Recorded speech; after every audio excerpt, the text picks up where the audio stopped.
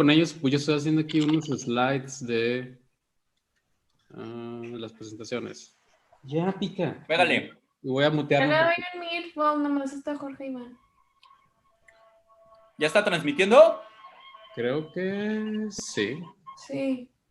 Bueno, ya le voy a dar admit. Sí. ¿Ya está transmitiendo? Yes. Creo que...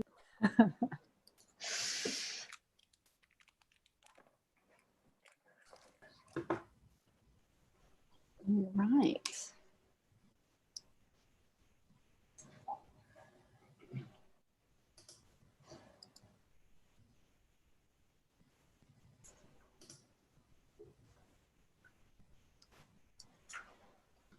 Okay, I'm gonna finish my breakfast too.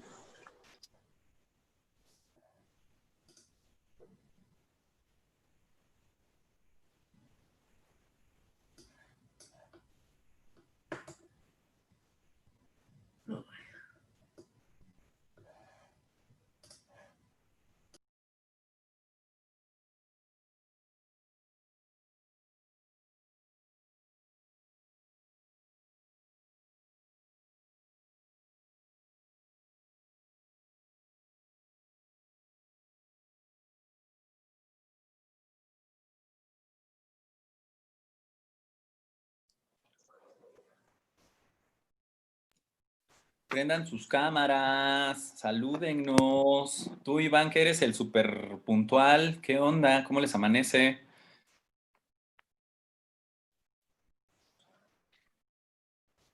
¿Cómo va todo, Federico? Buenas, buenas, ¿cómo andan? De Argentina. ¿Todo bien por allá? Amanece con un poco de frío, pero sí. Bien, bien, bien. Acá ya llegó el verano. Felicidades, disfruten el sol. Oh, Sí, también ahí en sí. las terrazas, ¿no? Sí, sí, sí, sí. Acá, bueno, yo estoy en el interior del país, estoy en Rosario, no estoy en Buenos Aires, pero sí, el clima acá, tenemos río, entonces la gente se va a la playa y disfruta. Así que sí, ya empieza a haber movimiento de playa. Oye, Iván, ¿y tú estás en dónde? ¿En Jalapa o dónde? En Boca del Río, Veracruz. Ya, no, La pues playa. sí. Pero es que más hacia la montaña, pues sí hace un chorro de frío, ¿no? Sí, es que en Veracruz hay como 8 climas distintos, ¿no? Entonces no podría hablar por ellos, pero sí. Solo de la costa. Sí, hay otros lugares con niebla, sí, hasta granizo, nieve, pero aquí nunca, no lo conocemos, más que las del güero güero, de limón, de guanábana, de nanche.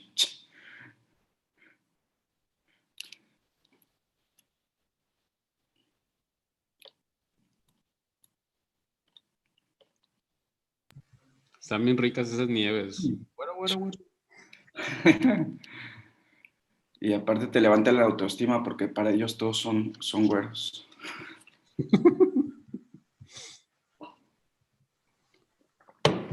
Me encanta. El café de Veracruz. No le digan a... Pero el café de Veracruz se me hace mejor que el de Chiapas. Neta. El de Coatepec. Y, Sí. pero ya generaste polémica, ¿no? Porque ¿en qué? En la mezcla, en el tueste, en la cepa. ¿En qué parte del proceso? ¿En la molienda? Digo, yo la verdad es que honestamente desconozco mucho de la cultura del café, pero poco a poco he podido aprender de un sabor como más ácido, más profundo, más ligero, ¿no? Pero sí creo que no sé mucho de café, la verdad.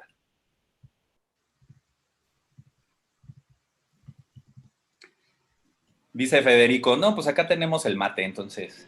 Yo he visto que tienen las mezclas de horas, También, pero creo que también. por productor independiente, algunas.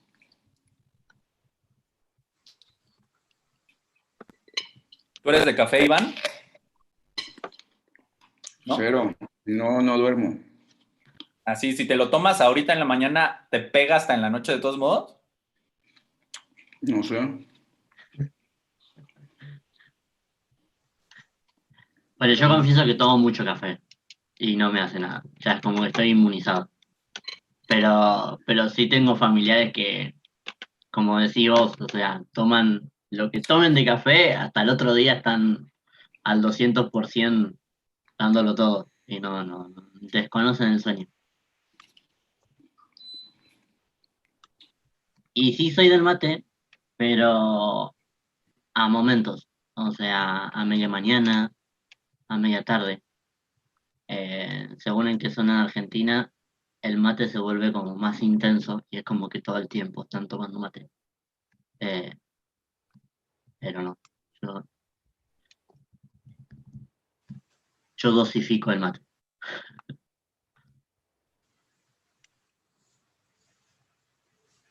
Sí, también dicen que es muy peligroso, ¿no? O sea que, bueno, yo la otra vez estaba leyendo como la composición molecular de este rollo, de la cafeína, de la teína y de la mateína, y al final es el mismo tipo de molécula, pero en distintas concentraciones, ¿no? Entonces, el nivel de moléculas por mililitro en el mate, pues es muchísimo más concentrado, por eso te pone más. Pero justo estaba hablando con un... Lo que pasa es que el mate, según en qué persona, funciona como laxante. Yo lo dejo ahí, no quiero entrar en ese terreno. Oh, wow, eso no lo sabía. No, Pero no, justo estaba con un amigo que es de Buenos Aires y bueno, ajá. como todo capitalino, me dijo, no tiene cafeína, es mateína, por favor. Entonces reparemos en aseverar que son cosas distintas. Y yo dije, no, a ver, yo había escuchado otra cosa, me fui y es exactamente la misma sustancia química, ¿no? Solo en distintas concentraciones. En distintas concentraciones, yo no soy no soy un matero profesional, igual que tampoco soy un cafeinómeno ahí experto. Pero, pero sí, es como la Coca-Cola, o sea, es como que tenés como 10.000 millones de sabores según el país a donde vayas, y acá según en qué provincia estés, le ponen cualquier cantidad de cosas o lo toman así solo. Eh, hay un gran cambio, ocurre un gran cambio de cómo tomar el mate cuando estás en la familia a cuando pasas a la universidad. El gaucho por ley lo toma amargo, es decir, no le pone azúcar, es solamente la yerba y el agua, y el agua tiene que estar a la temperatura tal. Eh, pero bueno, en la ciudad, que no somos tan gauchos y que no somos tan valientes, en familia, según quién, hay quien lo prefiere con azúcar, quien lo prefiere con edulcorante, pero todo se termina cuando entras a la universidad y sabemos que el presupuesto es justo, entonces vuelven al mate amargo directamente a pelo, digamos, y la calidad de la yerba pues no es la misma, ¿no? Van a una segunda o tercera marca que prácticamente, para que se entienda, se termina gastando muy pronto el mate, y cuando se gasta se dice que está lavado, porque el propio producto queda como flotando en el agua, ¿no? Es como que ahí se junta mucho barro y la misma tierra queda por encima. Es una cosa fea. Turbio. Turbio, turbio. Y en verano tenemos el tereré, que el tereré es como el mate, puede ser de yerba, pero, o sea, puede ser yerba y agua, pero el tereré es frío, se le pone hielo, y se han incursionado en jugos, en zumos. Entonces a lo mejor te haces un mate de pomelo rosado. Y entonces es la misma yerba que queda, que es el mismo mate con la yerba que queda saborizada del jugo, y además es frío. Entonces te da como sensación de frescor y eh, de saciedad, digamos. Eh, por ejemplo, en España, con el tema del café, eh, yo tenía un amigo allá en España que, por ejemplo, en el verano lo que hacían, se tomaban igual el café, pero le echaban hielo y le pedían al mozo café con hielo, que a mí me parecía como totalmente extraño. Eh, Era como cafeína y además le ponemos unos hielitos ahí para que esté fresco.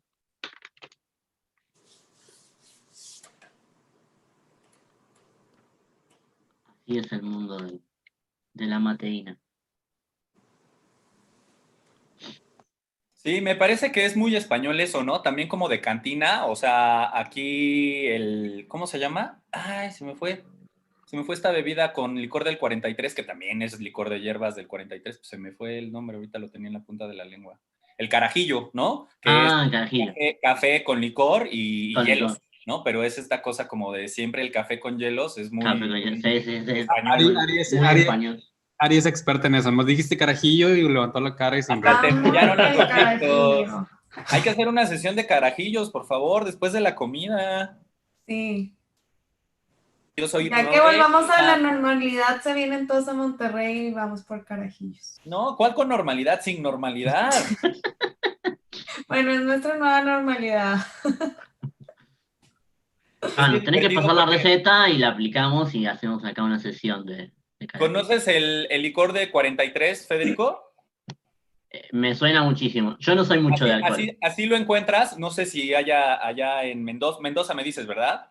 Rosario, Rosario, Santa perdón. Fe. Así se llama, es un licor como dorado, Ujú. se llama licor de 43 porque son 43 tipos de hierbas ahí entre naranja y muchas otras cosas, y es Ajá. muy dulce, es muy espeso y muy aceitoso. Y Acá estoy entonces viendo la botella. Sí, te sí, armas la un conozco. expreso, te armas un expreso, Ajá, le pones 2 onzas de licor de 43, ajá. hielos, lo shakeas y sale Y- espumado y te lo sabroseas después de la comida. Es muy buen digestivo, muy Ajá. recomendable. Y el asunto está en que cuando ya vas por la segunda ronda, ya sientes cómo te pega. Ya hablas otro idioma, O ya dibujas lo mejor las entiendes, al letras, menos. Sí, sí, dibujas. sí, ya estoy familiarizado con el ruso. Muy bien, muy bien. Lo trataré de poner en práctica. Qué locura, sí, sí. No, bueno, allá yo viví muchos años en España y tienen una cultura alcohólica que, como dicen ellos, da calambre, ¿no? Eh, pasé mis estudios universitarios allá y la cantidad de alcohol que beben es importante, digamos. Eh, Bueno, yo creo que cada país tiene lo suyo, ¿no? No es una cuestión particular de ellos. A mí me sorprendió porque yo no estoy acostumbrado, digamos, a tomar grandes cantidades de alcohol. eh, y la movida que yo vi era muy llamativa, ¿no? Esta cuestión del botellón, de juntarse, hacer la previa en los campus universitarios, los días jueves, sobre todo, y porque, claro, hacen la movida los jueves porque los viernes se vuelven a sus pueblos, eh, tienen esa cultura. Y no sé, lo que acá sería pleno junio, en invierno, tomando alcohol en la calle o en el campus, allá sería pleno diciembre con Papá Noel español tomando, bueno, un montón de tragos blancos a los pies de las universidades. Es como muy surrealista también al mismo tiempo. Pero bueno, no sé cómo estará ahora. Yo hace mucho que no voy por allá, pero viví eso y me parecía muy, muy loco. Acá también hay, ¿eh? Acá en Argentina, cuando yo volví hace unos 8 o 9 años, la movida acá, calculo que será por una cuestión de inseguridad, se trasladaba a los domicilios. Entonces, hacían la movida en los domicilios y después se iban a bailar. También lo mismo, hasta las 3 de la mañana. Pero reconozco sí que acá, por ejemplo, lo que más pega es el Fernet con cola. eh, y, a- y allá en España era como más variado. A lo mejor era una gaseosa con alguna bebida blanca y tenías como variedad. O sea, y era muy pintoresco. La verdad que era muy pintoresco eso de verla, qué sé yo, una Fanta, una naranja algún licor o algún bifitter o algo de eso, o el ron con cola o el gin tonic, como si te tomaras un café, vamos. Sí, el Fernet con Coca-Cola, justo ese Ajá. lo conocí en una borrachera. Yo estaba en una cantina a un par de kilómetros por acá en la Condesa. No sé si conozcas el Felina, Santiago, o tú, Iván. Me encanta ese lugar que es como de cócteles. Te lo recomiendo mucho, Ari, cuando vengas con o sin normalidad. También a ti, Claire. Pero entonces yo estaba, o sea, llegué ahí a chupar a las 8 de la noche y a las 2 de la mañana ya estaba así como sparkling boy, ¿no? Y me puse a cotorrear con la bartender, que era en ese momento una escocesa. Entonces me acuerdo que me le pegué porque a mí las escocesas me prenden, bueno, como las británicas en particular, es como me vuelven loco, ¿no? Entonces era Pepper, ¿no? Como no sé, me cayó muy bien, estuvimos platicando de tragos, yo ya me sabía la carta de ida y vuelta, ¿no? Claro. Pero me dijo, voy, ya no puedes más, ya, o sea, ya no me pidas más porque el pedo no es que me lo pagues, el asunto está en que ya no puedes beber más, o sea, todo bien, pero uno más y ya esto se va a salir de control. Y me dijo, te disparo lo que te va a regresar a la vida. Me preparó un Fernet con Coca-Cola y ¡pup! ¿No? O sea, reviví y seguí tomando. El famoso resucita muertos de Marty McFly, ¿no? Sí, sí, sí. Sí, o sea, Bueno, vamos, no estaba babeando, pero sí, ya arrastraba mi español, ¿no? O más bien mi escocés, yo creo. Yo creo que le quería hablar en escocés, en este coso de que ya no se entiende nada. bien de pueblo, ¿no? Bien interno, bien con papa en la boca. No, o sea, acá el tema con el Fernet, nada, lo toman casi como si fuera la cerveza. O sea, llega a ese extremo. A mí particularmente no me gusta porque es muy fuerte y es muy amargo, sobre todo es muy amargo. Es lo que tiene. Pero sí, o sea, y jarras, o sea, la medida es la jarra es litro y medio, eh, y ahí van, ¿no? Eh, yo soy más tranquilito, a lo mejor puedo experimentar con alguna cerveza que tenga alguna cuestión más rara, pero digamos que ya la etapa heavy del alcoholismo ya lo viví. Es como que, bueno, cerré una etapa, dije, bueno, llegué ahí, toqué fondo, ahora probemos otras cosas. Eh, Me interesa mucho el tema de la cafeína y el café y el mundo del café. eh, Así que voy a seguir por ese lado, que creo que es menos nocivo, por más nervioso que me pongo. Acá, bueno, depende de la familia, pero nosotros, por ejemplo, acá en la familia, terminamos de almorzar y un cafecito chiquitito, pequeño, eh, va, es como terminar de coronar el almuerzo, la cena y demás.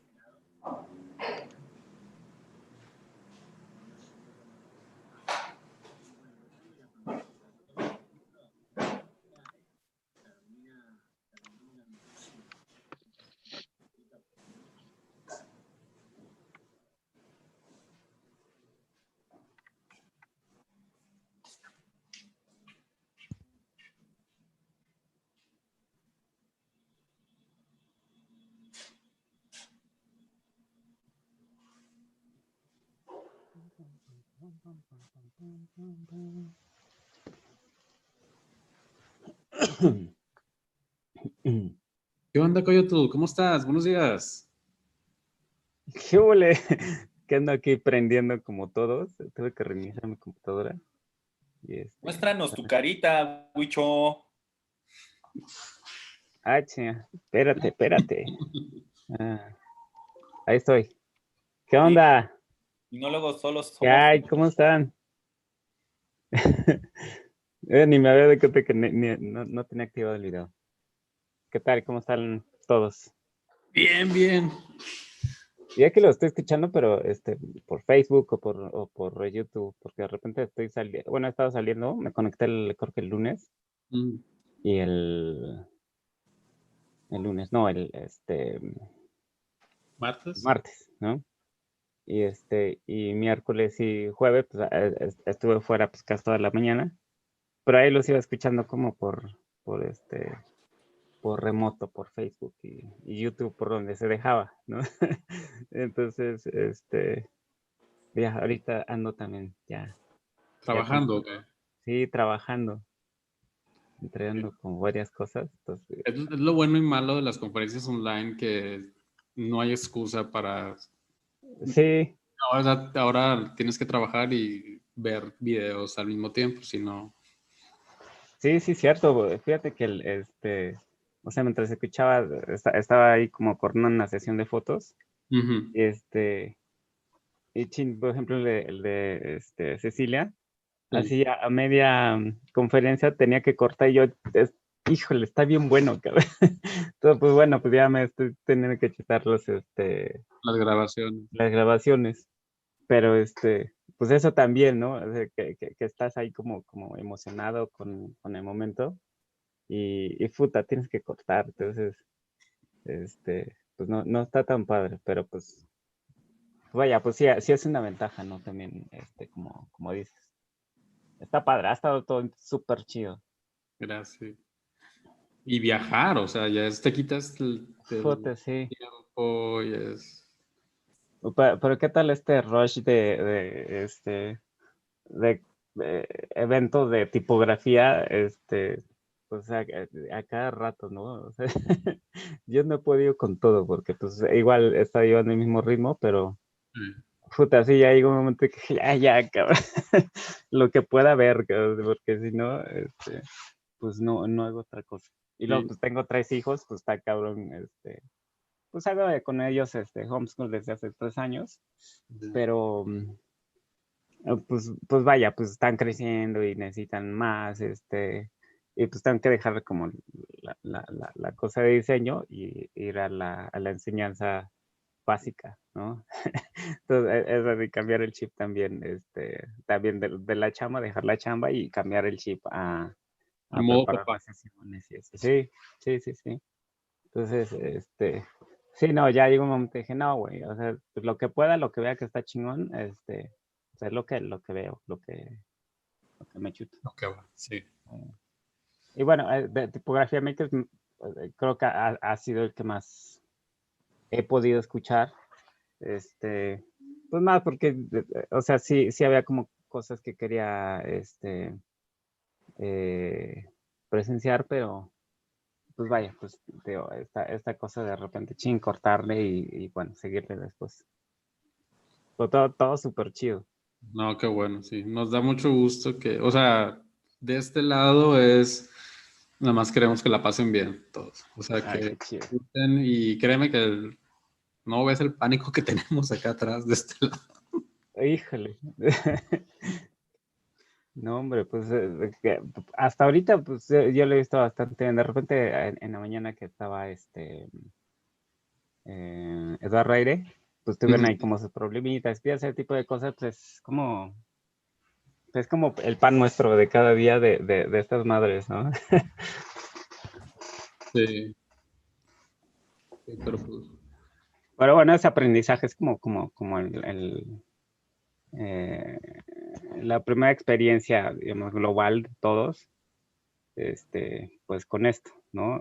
O sea, tanto la industria como los usuarios iremos enganchándonos y aprendiendo un poco más, ¿no? pero pues que ya vuelva a la normalidad mejor. Sí, Sí, ojalá y güey. no nos acostumbremos mucho, ¿no?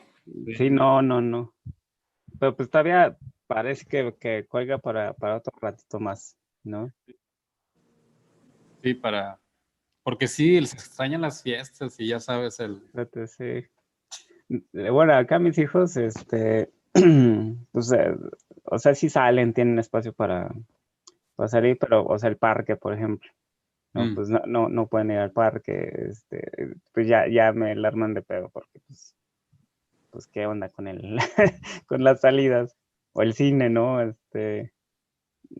Pues pues sí, hay como muchas cosas. Creo que ese placer no se reemplaza con nada. Digo, aunque ahorita podemos disfrutar muchas cosas a la distancia, pues sí, pues esta cosa de saludarse, abrazarse, platicar. O estaban hablando de repente de los chupes, ¿no? O sea, pues, Sí. un chupe de casa no es lo mismo que un chupe en el antro, ¿no? Una Oye, peda en casa no es lo mismo que una peda en el antro, ¿no? oye, y luego son las 9 de la mañana y hablando de chupe aquí. Que nota la setcita, ¿verdad? Ya, Pero sí. es viernes Es que Sí. es Ya sé, viernes. y ya el sé, cuerpo justo lo estaba sabe. viendo que no ha llegado nadie, pero seguro porque todos se tronaron así en peda de tocador o algo así. Yo ayer, pues después de James, ya ves que nos echamos unos shots, y yo me seguí un poquito, nomás un poquito más. Iván fue el que empezó. ¿Quién fue? Ah, no, fue ¿quién empezó? Fue James el que empezó con su A tequila. James, sí, cierto. Fue su culpa. Pero ya venía como con 1 o 2 shots encima. Digo, sí, tiene como mood californiano. Sí, Muy entrón y aquí muy, ya andaba chapeadito. sí, se veía. Ya llegó Greg. Hey, good morning. ¿Qué How's onda, it Hello, going? Greg? Greg. Hey, how are y'all? What's up? Ugh. It's good to hear. Yeah, How's it going? doing all right. Not too bad. Everything that's happening, it's just trying to take it easy. Yeah. Are you in New York right now, Greg? I am, yeah, in Brooklyn. Nice. Yeah. So how's everyone? Good, good. Doing well. Doing well. We was talking about the thirst of the morning. Yeah, the morning thirst, to just Friday. We are still young in some ways. Okay. Yeah. Okay, I got you. This is my thirst, coffee. The cold brew, right? Mm-hmm. It's kind of warm in New York, so I gotta have the cold brew. So. Yeah, we just got some warm yesterday too. But what is warm for you? Okay, yeah. So like warm right now is around like high 50s to 60s Fahrenheit. I don't know what that is in Celsius. Maybe like I can tell you. I can't remember. I always forget how to convert, but it's like 15 degrees Celsius. 15 degrees Celsius. I was a little bit lower, but Yeah. So, 15.5. I'm sure y'all are like, that's not warm. That's not warm. That's like wintertime. Like up in Maine, so it feels like summertime right now. Oh, Or you're in that's Maine? it. Yeah. Yeah. Still northeast temperatures. Yeah, it gets really wild up there, further up there. It's weird. It was like 20 degrees last weekend. It was very strange. 20 degrees? Wow, Yeah. that's rough. Like too early. Yeah, it's way too early for that. Yeah.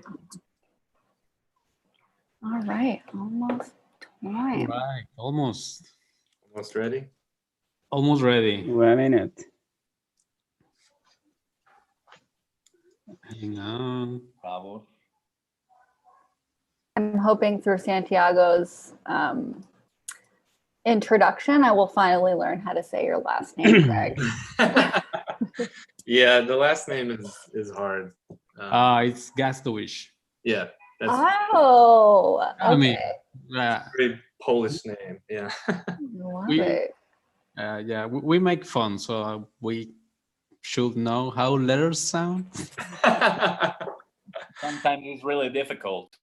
Yeah, sometimes it's really strange, especially with the Polish language. Like a W is a V and a V is a W. So I don't know.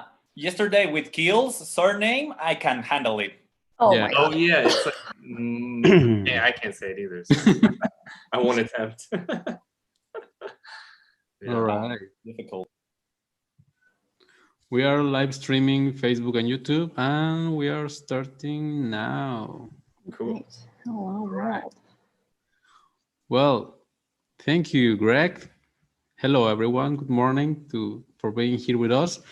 And first, I would like to thank our sponsors that without them, this could not be done. And hang on. Yes. TypeMate for organizing all this event. Fund Bureau, who's always supporting us since the beginning. Our friends from Adobe Funds, thank you, Dan. And our friends from Morisawa, that we love Japan, and we went to Etapai last year, and they were awesome. And you know who is also awesome? Greg. Oh, hang on. Back. Yeah. Greg, I'm going to introduce you in Spanish. Okay, cool. Okay. Greg es oriundo de los suburbios de Gettysburg, Maryland.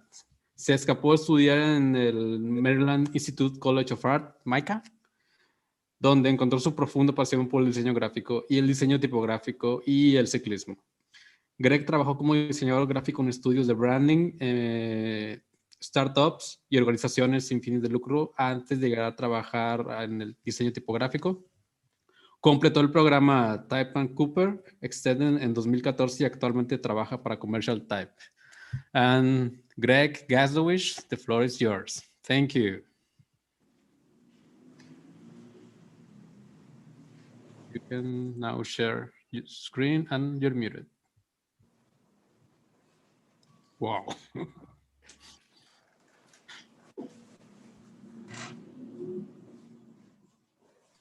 Yeah, everyone always talks about my desktop. Oh wait, I need to. This is the wrong slide. Okay, is that like a perfect circle for everybody? That's not weird or anything. Okay. Okay, so yeah, thank you for inviting me here. I'm excited to talk, and I'm so glad that this conference is still going on. Like I've known, there's always been great talks at this thing, so I'm happy to finally be a part of it. So thank you, Santiago, and everybody involved. But yeah, so I'm here to talk about a recent project that isn't really based on history per se, which is like kind of very unusual for like the kind of work that we do at Commercial Type, because you know, as a lot of what we're known for doing is kind of like using history as a base and then kind of like starting off from there, whether it's like Paul's Brunel or Chiswick typefaces or Christian's Graphic or Duplicate and Miguel's Canella and my typeface Robinson. They've all had like a historical starting point, but then kind of either veer off into different ways or different things, or they stay pretty close to the source. We all like to use history as a starting point. It's just kind of always fun to play this game of like, what can it be and what can it turn into? We just hope that it always like builds upon history instead of just kind of, you know, ruining it. And so this project I've been working on for the past 3 or 4 years now, I actually can't remember when it started, has been interesting because it wasn't really based on history, you know, how we usually do everything else. It was kind of mostly designed through experimentation. And so the typeface that I've been working on is called Roboto Serif. You can all see the animation, right? Is that the right thing? Cool. So this typeface was actually originally commissioned by Rob Giampetro while he was still working at Google. This is like a couple of years back now. The impetus for the project was that Google wanted like a new reading typeface that was native to the screen. And it had to be like a very comfortable reading experience while being completely functional and utilitarian. So just kind of like a very workhorse, like screen reading typeface. So, you know, as Christian and I like began the project, we were talking and thinking like, you know, maybe since this typeface should be native to the screen, it'd be very interesting to take it as approach in a very experimental way instead of just kind of starting with a historical source. You know, not looking directly at history, but kind of purely experimenting and what we see on screen and how we feel about that. But first, a little history. I just feel like it's kind of important to kind of talk about what the predecessors were. So the typeface Georgia, as we all know it, designed by Matthew Carter for Microsoft around 93, released in 96. It comes standard on pretty much every single computer like ever in existence. You've definitely seen it, whether you know it or not. It's like one of the most ubiquitous typefaces. And because of that, it's just a testament to how good it is. And I think what makes Georgia so interesting to me is that it was designed to bridge a gap between two different worlds, basically bridging the gap from reading on paper, like a very paper medium, heavy medium, to reading on screen, which was, at the time of like 96, the early 90s, that was such a new idea and such a new thing.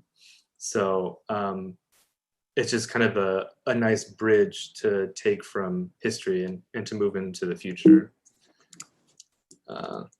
So yeah, you can still see it on a lot of websites. These are probably outdated by now, but the New York Times was using Georgia, I think, as body copy until like 2016, which is, fairly recent, So it still gets used a lot around the world and around the internet.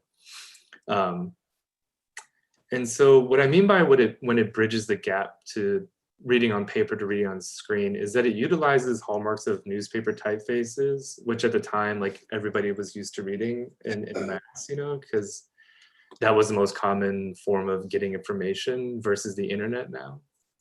Remember, this is like the 90s that I'm talking about.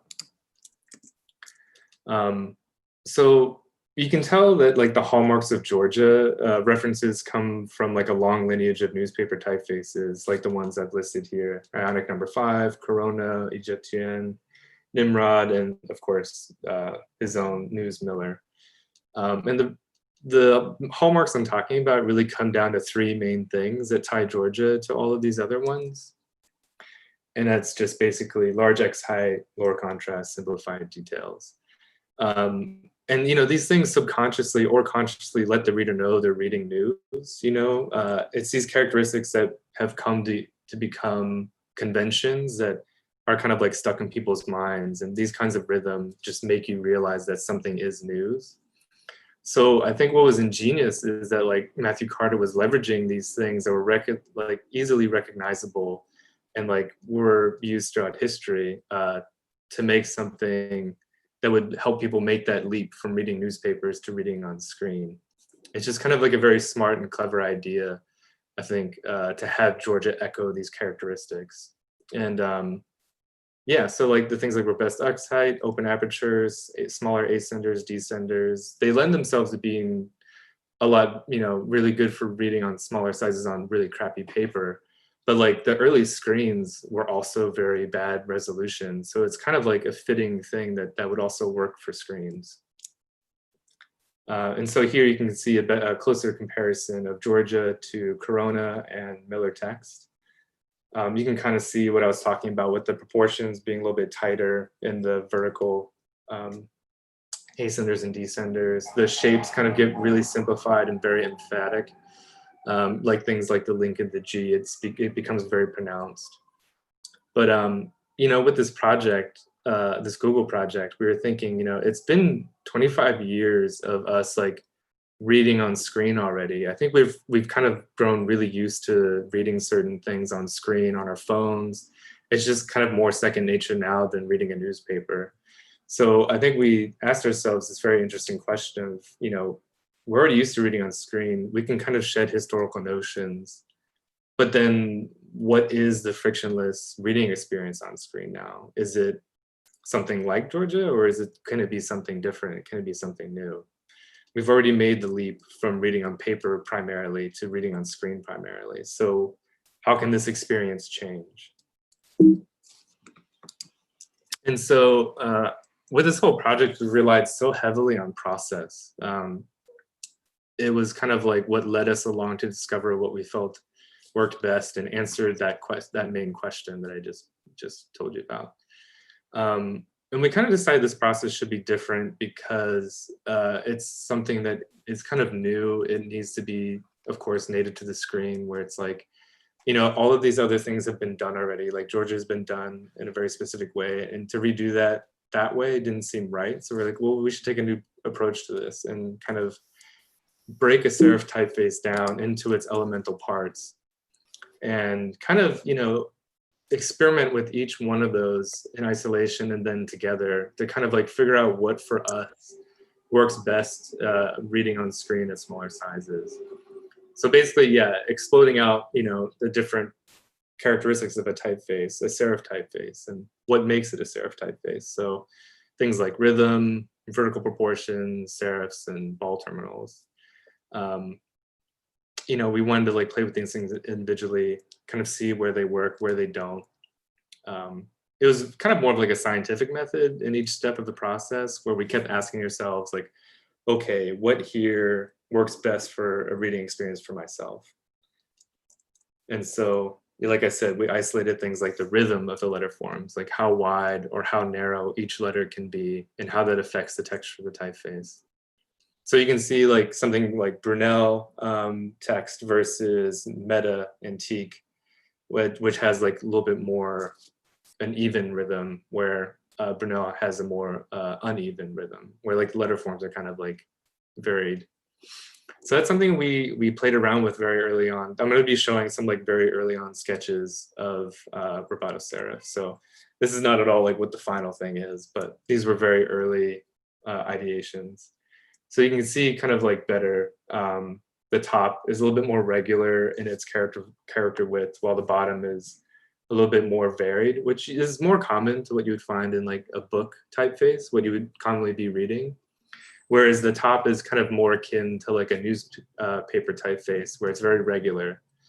But where we ended up was kind of somewhere in between the two, because when we were reading the very monotonous texture of the top, it just became hard to keep reading. It felt very tiring. Whereas in my opinion, where it was a little bit more varied, it felt more active, and I could like read more text in this typeface, because it didn't seem like every letter was like the same letter almost. And it kind of felt less cold in that way. It had like a warmth of texture on the page that I personally like. And when I say page, I mean web page. I don't mean like printed page. So yeah, the next thing we looked at were vertical proportions. And this was extremely important since it is rubato serif. It has to relate to rubato sans in a very meaningful way. You know, it is rubato serif after all. It can't just be some wild new thing. It has to relate in a very structural way. So as you can see, from the outset, we were designing so that the cap height and the X heights were matched. You know, because it has to share more than just a name, basically. And it's not just meant to be rubato sans with serifs attached. We want it to really be more of like a cousin that works well alongside with rubato sans, that helps add to like its flexibility, its depth, and sophistication as a whole. And you can tell that like the X heights don't actually fully line up, because when we were doing tests of it in text, it tended to like pop out too much when it was the exact same height. And I think that was because the horizontal serifs added a lot more horizontality to it. So it really emphasized that. So then it looked actually bigger when it was the same exact size. So it's just one of those like small optical things we had to adjust for when actually setting it in text like this, and then like seeing it, we're like, okay, yeah, we have to actually kind of fudge that a little bit so it actually works better. Not just mathematically, but like just visually, like as somebody would be reading this. And so the next thing we were looking at was the serifs themselves, which you know, is a very important part of the process, because again, it really affects the texture of it. And like we actually ended up somewhere more like traditional than we had thought. Because in my mind, initially, I was like, okay, I think the N on the furthest left, you know, with very like block, like serifs is going to work best because it's going to render so easily. But when actually setting large amounts of text in it, it looked very cold. It looked very digital. It just brought this this other kind of weird feeling to the typeface that didn't feel natural to read a lot of text in. So we decided, okay, let's try out some other ideas. Let's try something with a lot of bracketing. Let's try something with very tight bracketing. let's try something where the interior serifs are different from the exterior. And you can kind of see this more in detail here. And so we were playing with these different ideas, and we ended up somewhere more in the middle again of the last two of these two, because we liked having that kind of like swoopingness on the outside to give it more of that warmth, but then having those interior serifs a little bit tighter opened up the interior space and the shape, so it kind of gave it a little bit more breathing room. And it also, again, kind of gave a little bit more active texture to the typeface. It wasn't like just reading some very mechanical kind of typeface. You can kind of see the difference here, how it affects just in a word. Yeah, so I feel like, when the bracketing got too swoopy, it became a little bit too pronounced and a little bit too murky. It was very like kind of muddy and goopy. And I think that for us, that was, at least for me, it was personally like, I didn't want to read that. So we were kind of like interpolating between these things to try and find what felt most comfortable. Like a balance of crispness and not overly monotonous and cold. So I think we kind of found that with this interior exterior difference. And so one of the last things we were looking at was the ball terminals. And I had done like a lot of variations, a lot of like, so this is an exploration into different character widths with different ball terminals, with different contrast and different character widths. So it's kind of like we're looking at a lot of things at once, just to see like what felt more comfortable. And like certain things kind of worked with certain contrasts, and some things kind of worked with certain widths. But in the end, we were kind of thinking like we need something that's very versatile, because this family is probably going to grow to be very large and has to have shapes that can like work throughout all of that and not make it so sporadic and different. And this kind of goes back to that main idea of it being a very workhorse, very usable typeface, something that doesn't really jump out. It's something you just want to read and you don't notice it. And so I think that's how we were able to narrow it down, because like something like this, we started to ask ourselves, okay, like do ball terminals really need to be balls? Could they be square, technically be a ball, I guess, terminal shape or formulation, but be square instead? Because this to me has a lot more personality that jumps out and becomes almost like, oh, it's just like a fun, goofy kind of thing, where this is like something you just read and you don't even realize you're reading it. It needs to be a little bit more atmosphere agnostic, is something that I was kind of like telling myself a lot about, was that this typeface needs to just like be like the crystal goblet, basically. It needs to be very clear, very, very readable. Something you could read like long form journalism or a novel or like an email or, something in your Google Docs or something like that. So it's not supposed to carry like a specific tone. It can carry different tones, and depending on how you use it. And also, again, the square, it's very easy to render. It kind of like makes it easier in that sense. But it also just works well with the other, like with the contrast, with all the other forms that we were playing with, all the other elements. And so it's nice to have something that, these terminals can serve their purpose. They just do what they need to do. They don't really stand out. They don't call attention to itself like the ball terminals did. And it also just works on screen. So I think it was like the perfect combination of all those things that for us worked really well in small text. And you can see it kind of like going through all the different widths and contrasts and grades and all that kind of stuff here. And this is how I was like largely proofing these things. I was, running these proofs with a lot of text, various sizes, all these kinds of things. And I feel like I learned a lot from this, but in the end, I think what I learned more from is actually setting it as my default browser typeface. And, as I would try to read an article every day, I would kind of like pick out things like, oh, you know what, this comma is actually kind of too big. This N is weird. So like it really kind of got finessed through this later part of actually like putting it to use and actually seeing it every day. And at some point there was just a time where I was just reading it, and I kind of didn't even realize I was reading it. And I think that was when I kind of we kind of realized, like, okay, this is starting to work now, because there's nothing that's calling attention to itself in either a drawing way or like in a very like personality kind of way. It was just like doing its job, basically. And so this is also like how we were sending stuff to Google, like Dave and Rob. We were sending these web pages, since it is a variable typeface, I forgot to mention that, a very large variable typeface. We were sending these proofs like this so they could like actually see it in use, see the different sizes, see the different optical sizes, and like play with all the variables and what will be like the final typeface. And so this is the full range of weights. It's very simple in this term, like very simple amount of weights, very usable amount of weights. But you know, we initially started out with just the text family, but then that quickly grew to like, okay, we need a display and we need a micro size as poles for this like variable typeface. But then as time went on, we're also like, okay, I think we need a wide version of each optical size and for all of the italics, but then also, you know, there's also grades for all of these styles. So it's a very large family.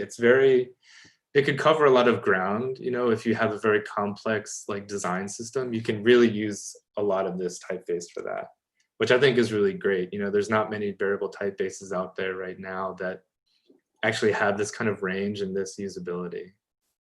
And this, I had to say that all this couldn't have been done without my colleagues that I've listed here. They've all helped out in a lot of ways doing the optical sizes and different widths. And also a big thanks to Mark Record, who is our font mastering font technician. He was like, you know, generating all the final variable fonts and like checking things, and he was a great help. And of course, a big thank you to Christian, who was leading and guiding me through this project. And yeah, so Roboto Serif is a variable typeface that is coming soon.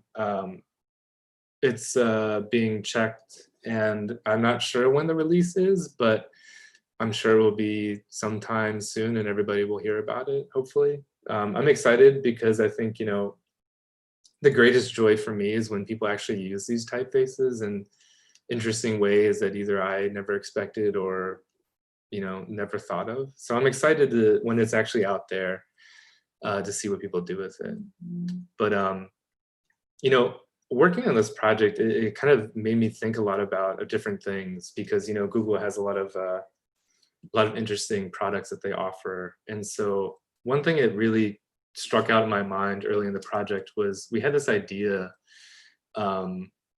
that actually got killed in the development of Roboto Serif. And I was like, okay, well, maybe I'll just like save this for later. And I ended up using it for my own personal project, which is called Terza. And, you know, while working on Roboto Serif, I was like, you know, there's different ways of like interacting with text, especially within like the Google realm of products and like even just in our digital world now today. And I think, you know, the most obvious one, of course, is reading. You know, that's the most common one that we all experience every day. You know, you read text, this is how you read it probably usually is like on the internet somewhere or possibly in a book. And it kind of, you know, is a very specific way of interacting with text that we all probably take for granted. But, you know, I was also thinking, you know, as we've become more digital, our lives, you know, there's this other way that we interact, which I would call like authoring or composing. You know, how you write an email, an article, you know, drafting a tweet. It's kind of like a work in progress stage, you know, it's like raw, but not data, basically.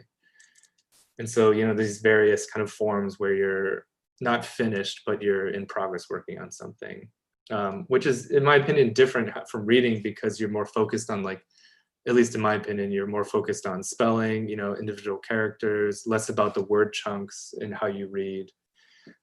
So why should this look the same as something you would be reading? It's kind of like a different way of interacting with text than reading, in my opinion. And a third way I was thinking was like annotations. You know, we interact with text in a third way as well. And I think it kind of gets split too, where it's like annotations and data. So usually you might be making like comments or something on your own or somebody else's unfinished text. And again, this interaction is different. It's like sometimes in shorter bursts, if you're just making small comments, you know, that are complementary to a larger piece of text, or like very long bursts in terms of data, where there's a need for order in terms of like character width and stuff like that. But I also like kind of envisioned, you know, this part of the family being used for captions and footnotes, things that are informational, just like kind of beyond data again. So I thought this was like a really interesting way to structure a serif family, like where you have different parts that are like specifically used for something different, a different way of interacting with text. So that became the basis for Terza. Was there's a reader subfamily, an author subfamily, and a typewriter family. So each of these kind of coincides with their name and how you interact. And you know, there's a very textural difference between all of them because of like what they're meant for. And I think that was kind of like an interesting idea conceptually, but also visually, that each you know, paragraph looks pretty different. And this kind of like further is exemplified in the italics. And so, as you can see, like the three settings of it in their regular weight, the reader has like more traditional forms and details and proportions that relate closely to the Aldine, like Venetian style, which was the basis of the structure. And you know, that Venetian style has been used to influence like many other book typefaces. So it kind of seemed conceptually fitting to use that as a basis for something that everybody's already used to. And so the author, as you can see in the middle, strays further away from that, from book proportions, and the emphasis on being wider, more airy, focused on like individual letter forms rather than like word chunks, like I said earlier. And this is just kind of like what I've noticed with myself and like typing up notes or comments and stuff like that. It has a very like unvarnished and like raw feeling to it. And again, like the typewriter, it strays even further from that traditional book proportion, but goes into the other kind of convention of typewriter typefaces and monospace typefaces. And so like what I did to kind of get the author family was I drew the reader family and I drew the typewriter family. And then I kind of added one extra family that had like longer serifs. And I basically just made a superpolator file and was just like interpolating around until I found something that felt a little kind of like what I was looking for in this author idea that I was thinking about. So it was kind of like interpolation is like a very nice tool for design, not just production. And I really appreciate that this tool still exists, that I can like quickly prototype these ideas into something new. But yeah, so the typeface actually has been used a little bit already. It was in use by Document Journal. This is a very early version of it. And again, it gave like an unvarnished immediacy to a special section of interviews. It was also used on the front cover on this like little sticker, which had info about the issue, which was really cool. Again, kind of like informational and like unfinished, but not pure data. And then the reader family was used in an issue of Brooklyn Rail, which is a newspaper magazine in New York. But it was like in use for a special booklet of essays by the author Nora N. Khan, who basically writes a lot of criticism about emerging issues with digital visual culture. They also used a little bit of the typewriter, which I thought was like a nice mix. You know, I want to see these families like mixed together, and it was kind of nice to see that. And then also the typewriter was used in a really glossy zine. I love this zine so much, made by Shauna Buckley and Simon Sweeney. And basically they asked a bunch of designers to make like imaginary games, video games, and then make like the logos for them. So it was very like a cool little prompt, but they were like, yeah, we want to use the typewriter and do like this cool ASCII art with it, because it had that kind of like techie game kind of vibe to it, which I thought was like perfect. I like really loved it. I love seeing that it used in this way. But yeah, I also wanted to give a shout out to Ro Hernandez, because she is also working on a typeface, or has worked on a typeface with writers in mind. And I think it was just interesting because it's like her typeface has a very similar idea, but it approaches it from a completely different angle. And I think that's cool because it's like, it shows that this might be more of a genre than something that's singular. So yeah, I thought I wanted to shout her out about that. And yeah, thanks. That's all I have for you. I don't know if there's questions or anything. That was great. Thank you so much, Greg. Yeah, no problem. Yeah, of course. Thank you, Greg. Gastovich. You're always, You guys you're are always so good now. enlightening. Yeah. Okay, so we are ready to the next. Estamos listas para lo que sigue, que es Iván.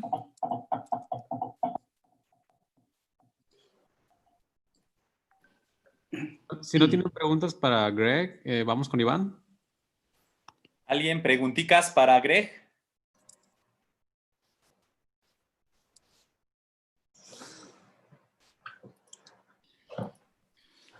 Definitely interesting seeing the approach to Roboto serif variable font as just from watching the Sans version be developed over the last couple of years. I imagine that was interesting for Santiago too. Yeah. Yes, I like how you make different variations of widths to see what was the right that didn't distract you too much. Yeah, I think that was a really interesting part of it. It was like this prototyping and testing very quickly, you know? Yeah. It did take a large portion of it, but I feel like, you know, because of that, we came up with something that was very like good, you know? And yeah, it's kind of like, it was really wild to work on something like this. I feel like I learned so much from this kind of process, you know? And I don't know, it's very nice. I want to use it for like other projects now, like going about it a very elemental way. Yeah. Well, I hope to see you. I hope to see it soon when it's released. Yeah, I think we sent final stuff to them. It's just like, you know, the final checking. So I don't know when it would all be like released. Well, awesome work. Thank you so much, Greg. I appreciate it. Thank Yeah. you. Thank you so much. Yeah. Let's go with our next speaker. Hang on.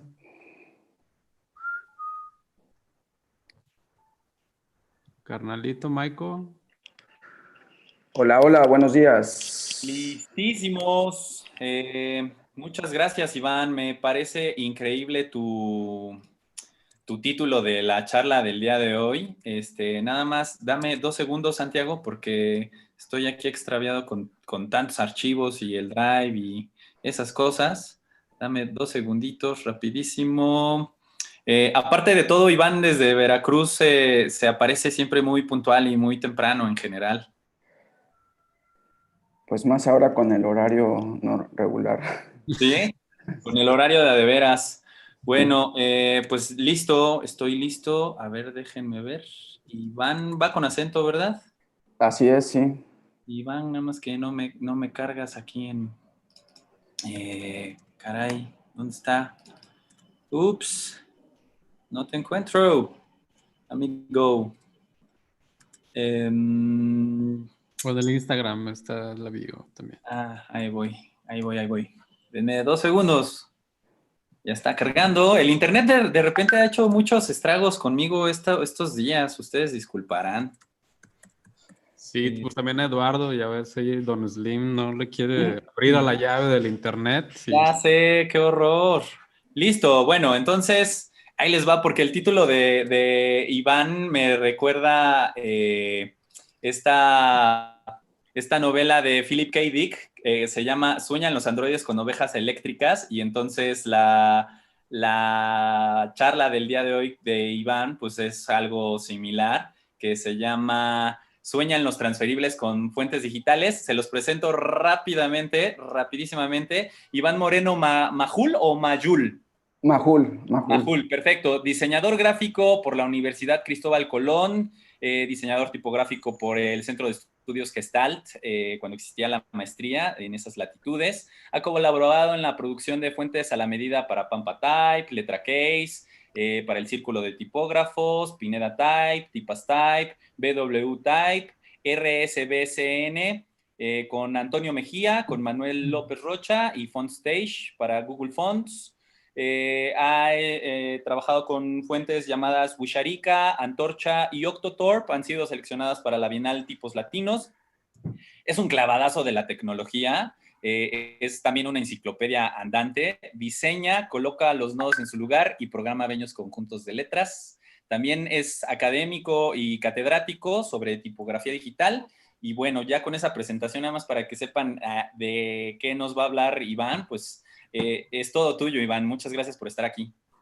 Gracias a ustedes, pues muchas gracias a todo el staff de TMX por la invitación, que pues no dudé de inmediato en aceptarla. Y bueno, arrancamos, ahora sí ya. Bueno, como bien dice el título de esta charla, no se preocupen, don't worry if you speak English or Spanish, the translation will be provided instantly. Do dry transfers dream of digital fonts?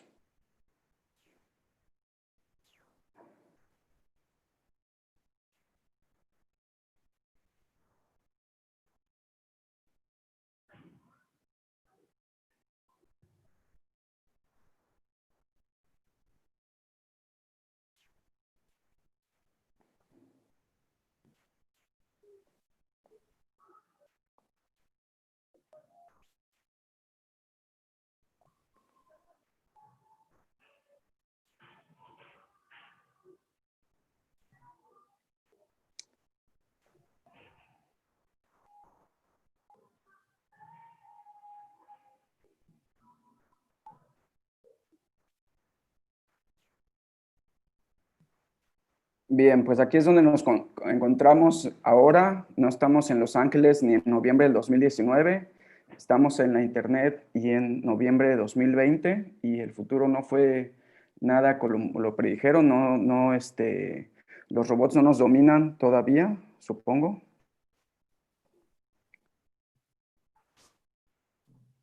Y bueno, voy a empezar con una incógnita sobre la tipografía de la que se rescata Octothorpe, que es la Stripes. Y bueno, antes que hablar de la tipografía, voy a hablar de su autor y lo que sabemos sobre Tony Wendman, or what we know about Tony Wendman. Bueno, pues Tony Wendman fue un diseñador del estudio de... ¿Perdón? ¿Escuché alguna duda? No sé. Bueno, Tony Wendman fue un diseñador para Letraset que en los años 1972 y 1973 produjo 4 tipografías a la edad de aproximadamente 25 años. Entonces, bueno, imagínense a esa edad ya estar produciendo para este medio y este formato. Se escucha un audio por ahí. Y bueno, esta es Camilia, una tipografía que él hizo. Yo creo que no estaba pensando en la tecnología variable, pero podemos ver que tiene 2 anchos que quizás no embonan perfectamente, pero la idea aquí la vemos en un álbum australiano, en donde se usan ambos anchos para esta imagen, ¿no? Esa es la característica que tenía Camilia. O Bottleneck, una tipografía que en el año 1973 diseñó y que nos remite pues a toda esta cosa del cartel psicodélico. Y bueno, aquí podemos ver el set de caracteres muy pesados por la parte de abajo y bueno, esa era una característica muy display de esta tipografía que fue muy popular en su momento. Aquí lo podemos ver, por ejemplo, en un álbum, un LP de Aretha Franklin. Y bueno, quedaba muy bien porque los patines se solían como unir y hacían como un juego muy interesante por ahí. Y su tercera tipografía fue Buster. Esta tipografía tenía una proyección isométrica, o bueno, más bien una perspectiva tridimensional, pero nada más se dibujaba el sombreado. Y aquí, bueno, podemos ver esta hoja transferible. Son esas láminas azules en este sitio que no sé si dejaron de avanzar en su proyecto de hacer una base de datos de todos los tipos instantáneos, pero bueno, es Instant Lettering Database, pero bueno, pueden consultarlo en línea y les voy a dar los enlaces al final. Y bueno, aquí podemos verla en un ejemplo para un libro reuniendo 100 años de calaveras de José Guadalupe Posadas. Y bueno, me parece interesante porque está aparte calado e impreso como una tinta metálica. Y bueno, aparte ilustrado con calaveras de Posada. Y también hay una traducción al inglés, A Century of Skeletons. Fue diseñada por José Luis Lugo de Galera en 2014. Bueno, yo no tuve nada que ver con esto, simplemente estoy mostrando un uso de ese otro tipo de Tony Wenman.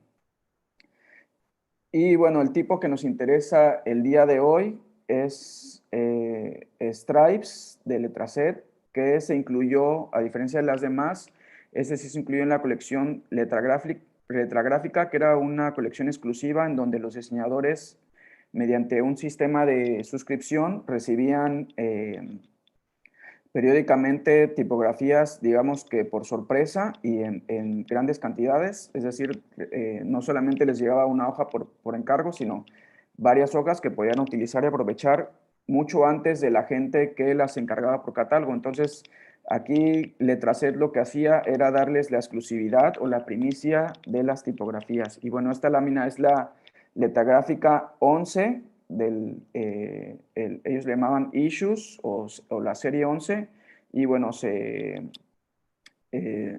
marcaba con el número 21. Entonces esta es la 1121, que es la stripe a 84 puntos, aparecen aquí en la lámina. Y bueno, curiosamente, una piececita muy importante que aparece 4 veces por ahí abajo es una pieza que servía para completar las uniones o los enlaces entre un carácter u otro cuando no existía la forma de unirlos naturalmente con las variables que había, ¿no? Pueden ver ahí, por ejemplo, que hay varias formas de la letra U, una que no conectaba a ningún lado, una que conectaba abajo a la izquierda, a la derecha, perdón, una que conectaba arriba a la izquierda y abajo a la derecha, y una que conectaba por arriba, tanto izquierda o derecha. Y bueno, por acá vemos una que supuestamente es una ligadura. Yo veo que no es una ligadura porque realmente no están uniéndose, simplemente están contextualizadas. Es la Q con la U, que hace como una especie de olita y llega a la mitad de la U. Bueno, eso es una de las uniones especiales que había en esta lámina. Y bueno, ¿cuál es el sueño de Tony Wenman? El sueño de Tony Wenman era tener un tipo de letra con enlaces completamente fluido. Y bueno, esto aquí, los enlaces entre líneas no son naturales, es nada más, aquí estoy estirando artificialmente ya las líneas. Y well, the dream of Tony Wenman was to have a completely flowing linking typeface. Y aquí, como podemos ver, el otro de los sueños de Tony Wenman era que su tipografía pudiera ser usada rellenando con tinta los espacios en blanco o omitiendo algunos cuando se fueran a transferir. Y bueno, aquí vemos una composición que le llama For Lovers of Type y que Type es un nuevo concepto en diseño tipográfico. Y aquí, bueno, yo hice esto no es Octotorp, esto es una simulación apenas de lo que podría pasar con esto que él pensó, que es hacer uso de varios grosores y de varias líneas o omitiendo también varias líneas. Para que aquí también simulando, esto todavía no es la fuente, es el uso en grosores distintos de línea juntando líneas u omitiéndolas y también haciendo cambios de color. Y no sé qué tan rápido vaya. Y bueno, finalmente no sé si ese carácter nos remite a las olas del mar y a un amanecer. Este es un amanecer real que tomé hace aproximadamente mes y medio. Y bueno, lo que sabemos de Tony Wenman es que después de trabajar varios años para Letraset, se cambió en la producción tipográfica y como diseñador se pasó al área de marketing, pero finalmente después de unos años lo abandonó para fundar una escuela de surf en Grecia. Entonces, bueno, pasar de ser un diseñador tipográfico a ser un maestro de surf, pues no está nada mal.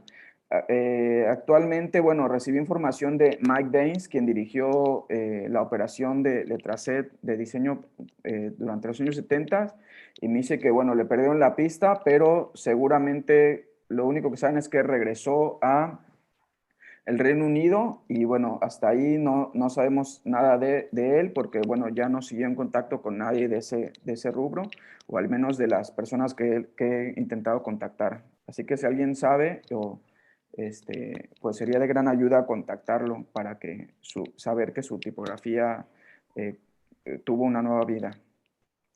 Entonces, bueno, como nos dijo el segundo día Francisca, catch the wave and go for it, and fue exactamente lo que él hizo, ¿no? Atrapó la ola y fue por ella. Y vamos a ver la siguiente. And well, what were my favorite Letraset typefaces? ¿Cuáles fueron mis tipografías favoritas de Letraset? Bueno, pues básicamente todo el rango letagráfica son de mis tipografías favoritas. Aquí podemos ver una que se llama Magnificat. Se dice que tomaba hasta un día hacer estos cortes porque era un material especial llamada filme rubilito. Era un filme rojo que cortaban con cúter posteriormente a los bocetos o a los originales que hacían. Entonces, bueno, había gente ayudando en este tipo de producción, pero estas eran de las tipografías más complejas de hacer. Y bueno, otras más aparecen aquí: Stripes, Oxford, ahí en el texto Intercity, Optex, Stop. No era una tipografía que nació para este formato, pero se retomó para esto. Y bueno, por ahí Neon y Stack también son mis favoritas. Stack, podemos ver versiones similares a esto en el Centro Joyero de la Ciudad de México. Y bueno, por ahí también algunas composiciones. Esta página me le hizo favor de mandar Eli Castellanos en un viaje, bueno, él estando allá en la librería, perdón, la biblioteca Sunbright Library. Entonces por ahí aparecen en un catálogo y de un texto de Tony Wenman. Algunas otras favoritas, bueno, Piccadilly de Christopher Matthews o Jogline y Tanguy, y por ahí podemos ver nombres que ya nos hacen más familiares, como el de Gabriel Fumanal Martínez o Gustavo Pardo Sarmiento. Bueno, nos son familiares porque son nombres en español.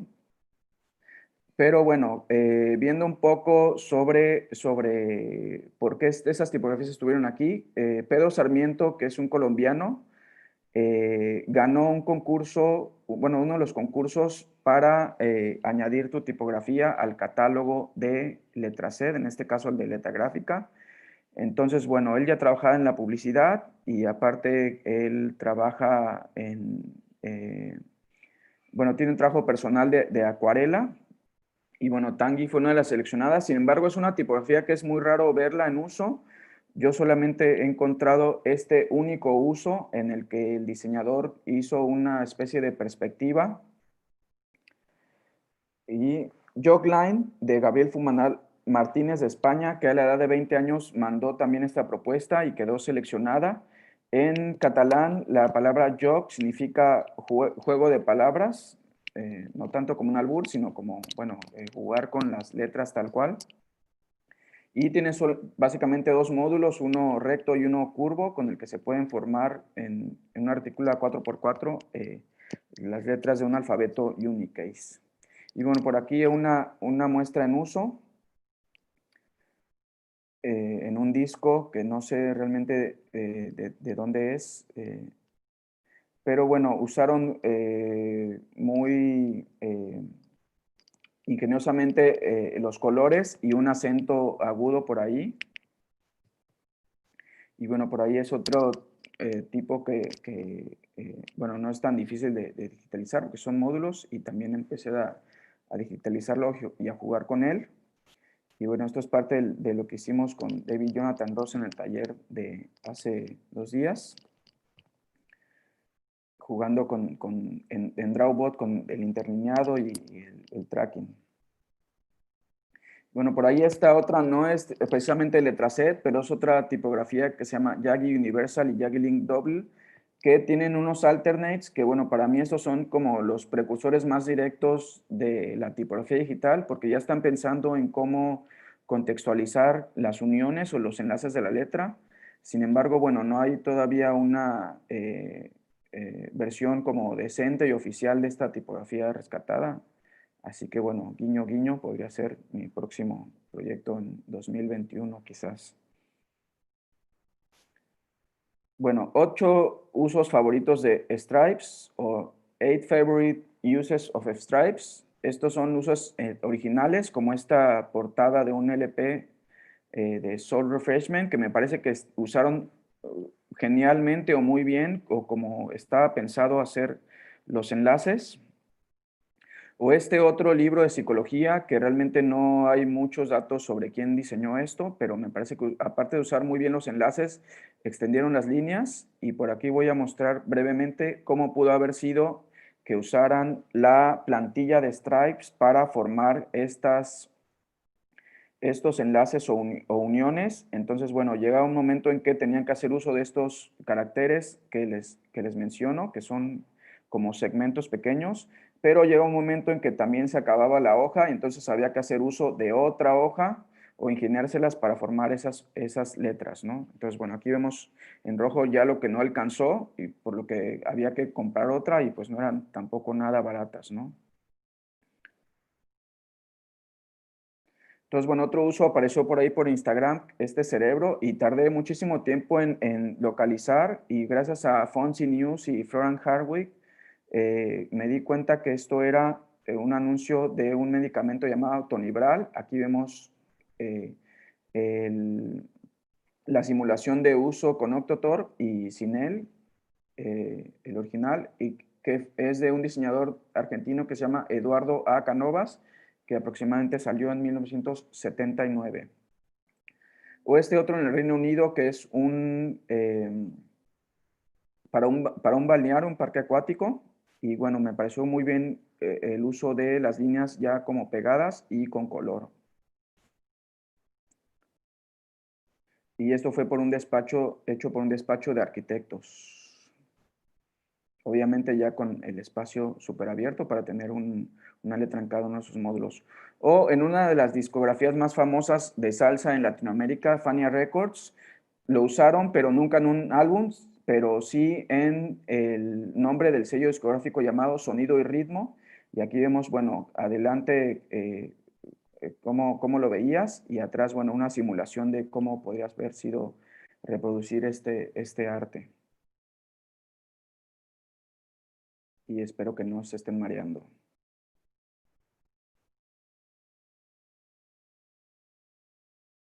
O este otro en una peluquería en Sevilla, España, a esto a través de una cuenta de Twitter que sigo, se llama Sevilla Tipo, y también muy ingenioso cómo juntaron todos los grosores de la letra. O este otro por Zaragoza Deluxe, que también es una gran cuenta para seguir también de España. Y bueno, cómo lo usaron también a distintos grosores de línea y con un, pues como degradado de color.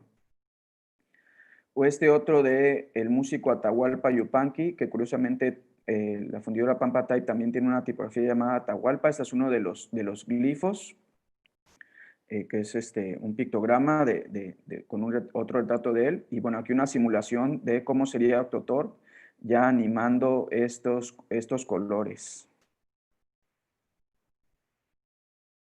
Y bueno, 8 cosas que sabemos de Iván Moreno, rápidamente. 8 things we know about Iván Moreno. Pues esta es mi primera tipografía, sin ninguna ayuda académica. Este es como mi segundo experimento ya con un poco más de ayuda, un poco en el plano de la animación. Y este es otro proyecto que hice, que bueno, también me tomaría otra media hora hablarles de él, pero bueno, Antorcha es una reproducción de la tipografía que se hizo para los Juegos Olímpicos de México en 1968. Por aquí un poco el detrás, todavía trabajando ahí en ese momento en PhoneLab Studio 5, ahora ya combino con el 7, con Glyphs y con RoboPhone. Y bueno, hay un poco cómo obtener a partir de los nombres las uniones. Y bueno, muestro esto porque esto me dio experiencia para pensar en cómo solucionar también stripes, aquí un poco con los números, pares de números y tríos de números. Y luego también con todas las letras, pero esta animación me parece que no va a cargar. Y bueno, por ahí hay algunas animaciones experimentales. Y bueno, también pensando en cómo sería hacer un uso con multicolor, multicapas y multiestilos. Y bueno, me torturo cada vez que veo otra tipografía también muy famosa, que no voy a decir su nombre, que empieza con M y termina con Excellent, pero me torturo pensando en cómo pues podrían usar mejor esto para este tipo de cosas. Esto es para un título en Netflix, ¿no? Entonces imagínense que no le meten tanto al diseño, ¿no? Otro rescate que hice con líneas y geometría es este de AlphaBlock, que en realidad, bueno, surge realmente de otro proyecto que se llama Nepo, pero bueno, yo aquí tomé esta serie de módulos y los convertí, no tal cual los usé como módulos, pero sí los usé como para reproducir un único estilo de letra, que es este que aparece aquí, que dice National Radio. Entonces, bueno, me llamó la atención cómo hacer esto igual contextual, con signos de inicio, mitad, final de palabra y aislados. Y bueno, finalmente en etapa experimental es esto lo que tengo, son bloques. También hay otras versiones digitales por ahí, pero bueno, esta es la mía y lo que yo hice con ella. Y bueno, aquí vemos un poco estos módulos en positivo y negativo. Originalmente Nepo era por ello, porque se llamaban Negative, Positive. Y bueno, yo curiosamente lo bauticé Pone, nada más para invertir ese nombre, ¿no? Aquí vemos como más sobre cómo la misma publicidad te decía cómo lo podías usar, el Alpha Blocks del American Typefounders. Y bueno, pasos para hacer Octotor, steps to make Octotor. Pues conocer muy bien el formato, aquí yo estaba conociéndolo, pero no era letra set, era logotip. Esto no es una 4T, no se preocupen. Y bueno, ya conocía también Mecanorma y había hecho algunos ejercicios en la universidad con algunas de las letras. Y en 2015 tuve la oportunidad de hacer un logotipo junto a Mariam Carbasi, que hizo la ilustración. Entonces tomé esta fuente que me gustaba y quise hacer metaforizar pues las tuberías para un servicio de plomería. Hice esta primera versión de 2 líneas sin espacios. Pero bueno, también tienes que notar usos de la época para rescatarlo. Y bueno, esos son algunos de los usos que yo tomé en cuenta en ese momento, porque todavía no había tomado en cuenta otros.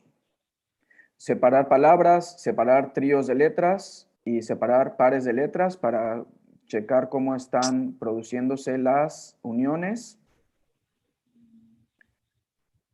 Y bueno, por ahí también me llegó un catálogo o un manual de caligrafía, también venía ahí reproducido. Y bueno, eso fue alrededor de 2017. Pues bueno, también hacer todas las uniones, incluyendo el ampersand. hacer todos los caracteres que me encanta pasar más tiempo diseñándolos, sin embargo son los que menos se utilizan.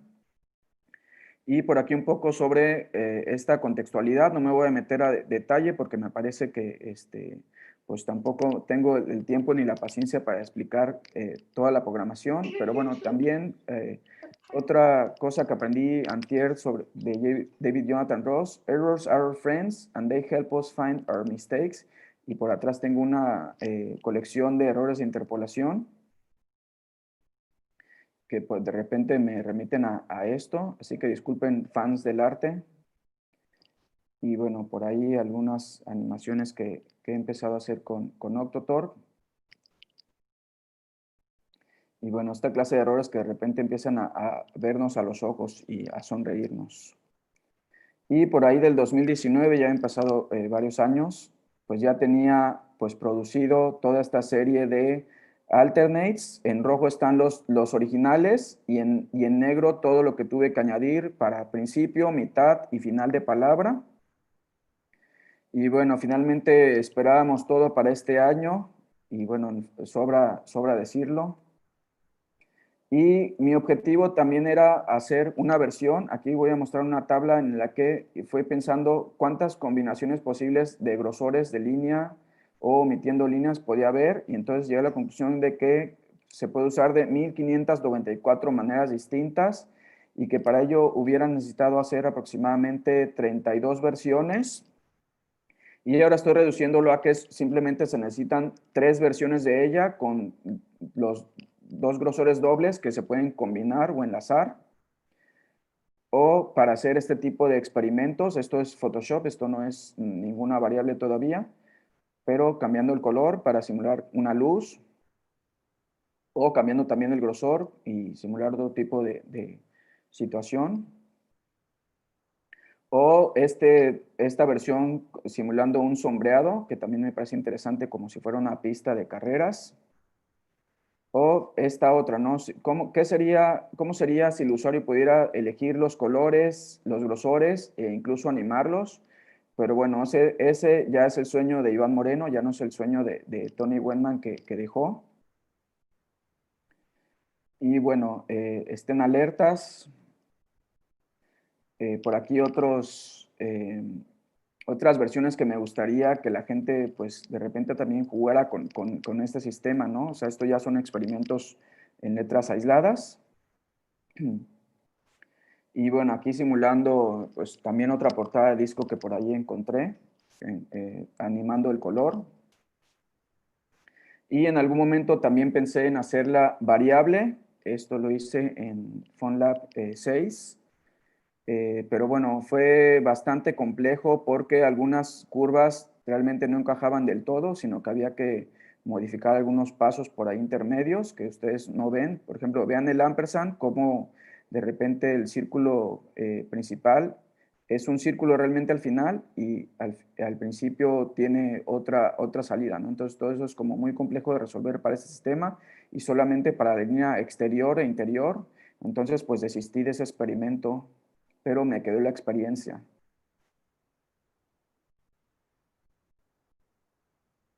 Y bueno, por ahí también pasé muchas tardes y noches buscando en Discogs a partir del año 73, discos que tuvieran stripes. Y bueno, por ahí al final les dejo el enlace o se los copio en el chat. Y encontré hasta 75 usos en portadas y en algunas otras series. Y bueno, 8 usos de Octothorpe rápidamente, 8 uses of Octothorpe. Por ahí salió en la tele cuando fue la muestra de tipos latinos 2018. También apareció en esta revista alemana Page. Ya me voy rapidísimo porque creo que ya vamos de tiempo, no sé a qué hora empecé. Por ahí, bueno, salió reseñada y con un par de imágenes. Y bueno, si alguien sabe alemán o reconoce algunos de los falsos cognados, pues por ahí puede ver que dice que el diseñador de tipos mexicano estuvo al punto del colapso nervioso por ver tantos nodos. Y bueno, por ahí dice revival, multilínea, y bueno, es apenas lo que entiendo, Contextual Alternates. Por ahí también me invitaron para una entrevista los de Letter Inc., entonces también respondí con dos letreros.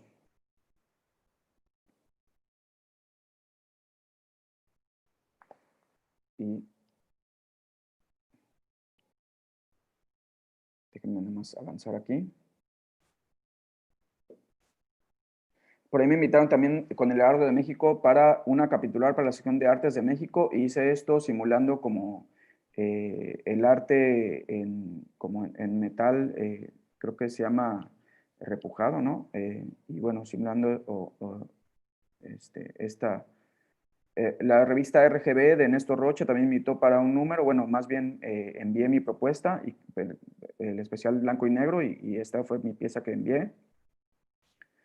Shows Your Type, y a través de Gabriel Pulpo me invitó también a esta muestra en línea sobre lettering de tu ciudad. Entonces también hice esta versión pensando un poco en la Ciudad de México y en las líneas del metro. Y bueno, por ahí un poco en trampa, el octavo uso fue en varios congresos en los que estuve participando a lo largo de estos meses. En FES Acatlán, ayer, hoy y siempre fue el título. Otro en el diplomado en diseño y producción tipográfica, también otro título, alucinantemente impráctica y hipnóticamente ilegible, Octotorp. Y otro en Type Weekend, Octotorp, a Dry Transfer Revival, también con este efecto moiré de animación que los puede hipnotizar o marear. Y finalmente el uso que ya podemos mostrarles, que está en una revista en línea canadiense llamada RACAR, que es como de difusión y divulgación de textos de carácter científico e histórico y de interés general. Y pues me pareció muy interesante cómo resolvieron esta portada con una pieza aquí arqueológica. Y bueno, como ya la tipografía es textura y no nada más es texto, o sea, es imagen, es ornamento también. Y me parece que este equilibrio es muy importante acá, independientemente de su baja legibilidad y lo que... y bueno, esto fue Sueñan los transferibles con fuentes digitales, o Sueñan los transferibles con fuentes digitales, a partir de Stripes de Anthony Wenman y Jogline de Gabriel Fumanal Martínez. Y bueno, por ahí también, si quieren, les paso los enlaces de unas listas que hice de reproducción en YouTube a partir de estas mismas portadas que descubrí, con las que descubrí música muy interesante y que me volví también fan inmediatamente de varios géneros. Y también una en Spotify. Y bueno, por aquí un poco los enlaces, esos se los puedo copiar en un ratito en el chat, no se preocupen, o los podemos capturar. Y thanks a lot, muchísimas gracias a los que estuvieron al pendiente. Muchísimas gracias a TMX y a todo el staff. Y a toda persona que permanezca viendo atentamente esta robótica y tangible presentación. A Cas, toda mi familia, a Pampa Type, amistades y colegas que amablemente brindaron su apoyo y opiniones a lo largo del largo proceso de diseño. Y bueno, en esta presentación estamos utilizando Octotorp en títulos y Amster de Francisco Gálvez en texto, ambos disponibles en Pampa Type. Y para todos, mis mejores vibras para lo que resta del año. Y do you have any questions? Thank you so much, Ivan. As always, a lot of amazing open type features with you, animations and stripes. Thank you so much. Thank you, thank you, thank you. That was very cool and very complicated looking. Have to play with them. Y escupe a links al por mayor. Club de fans presente. Preguntas para Iván. Dice que nuevos pesos variantes vienen en camino. Fabuloso, nice. ¿Quieren que pregunten acá? Saludos. Oye, Iván, yo sí tengo una pequeña pregunta, pero no ¿Sí? sé si tiene que ver más con cómo ves tú el diseño o cómo percibo, cómo proyectas tu trabajo. Ajá. Pero solo me dejas pensando en cuán importante es hacer historia, ¿no? Y revisar la historia y utilizar el archivo como una herramienta más, ¿no? Creo que perfectamente se entiende tu fascinación por el archivo, por esta cuestión de tecnologías, pues en este momento obsoletas, pero no sé si nos compartieras un poquito más a profundidad cuál es tu apreciación al respecto. Claro, pues yo pienso que estos tipos realmente, pues vaya, quedaron como en el olvido, ¿no? Y prácticamente, bueno, lo que pienso yo ahora, ya viéndolo en una perspectiva ya en lo digital, 47 años después de que se publicó Octotorpe en particular, pues bueno, obviamente pues no estaban pensando en qué iba a pasar con esta fuente a futuro. Sin embargo, pues los mismos usuarios pues hacían uso de su ingenio y de herramientas o de una visión muy personal o muy individual de lo que podían hacer con este estilo de letra. Y me parece muy rescatable que, pues bueno, podamos a su vez, pues también sumar hacia la historia del diseño, al archivo de estos diseñadores también un poco anónimos para publicaciones autogestionadas o do it yourself, para discos, como vemos, para publicaciones un poco más serias, incluso universidades sé que llegaron a utilizarlas, logotipos. Entonces todo esto queda realmente a veces luego en el desconocimiento de las nuevas generaciones. Y pues también a mí o sea, yo pues emprendí un camino hacia el pues descubrimiento de todas estas, todos estos usos que estaban, digamos, como aislados o desconectados unos de otros. Y bueno, yo siento que pues nadie se da la tarea hasta que uno se lo autoimpone, ¿no? O sea, no va a llegar nadie y decirte, ah, mira, aquí están todos los usos de Stripe para que la rescates. Entonces, pues bueno, eso fue un camino arduo y tedioso en el que pues tuve que irme a todos esos archivos, ¿no? Fonzie News, a Discogs, a un montón de blogs, a un montón de gente bueno, sí tiene como fans aislados, pero bueno, es también como juntarlos. Bueno, no eres el único que le gusta este tipo o que lo ha vuelto a utilizar, pero bueno, aquí está esto y tener una visión como panorámica, les comento, ¿no? 48 años de su publicación, que pueda, pues brindar una nueva vida, ¿no? A este tipo que quiere simular ser el transferible, pero bueno, ya es digital. Ok, muchas gracias, Iván. Aquí Lawrence Penny nos acaba de dar una idea que vamos a intentar. Voy a poner un mute a todos y luego aplaudimos y luego ya nos ponemos mute. Ahí va, de una vez. Muchas gracias, Iván. A ver si ya les llegó notificación. Gracias. Muchas gracias. Ok. Dice Adriana, ¿qué consejo le darías al Iván que iba empezando Octotorpe? Pues piénsalo 8 veces. O sea, si no hay un solo camino para haber hecho esto, cualquier otra persona que se hubiera propuesto esto pues, con tiempo, recursos, lo hubiera hecho completamente diferente, ¿no? O sea, es el aprendizaje, o sea, el camino también es pues una meta, ¿no? O sea, pues muchas gracias y pues bueno, ya para no tomar más tiempo, les agradezco mucho y los dejo con el siguiente ponente. Muchas Leo gracias. sus comentarios y respondo a la brevedad en privado. Muchas gracias, Iván. Pues bueno, ahora déjeme presento a un muy buen amigo mío, a very good friends. Javi, how are you?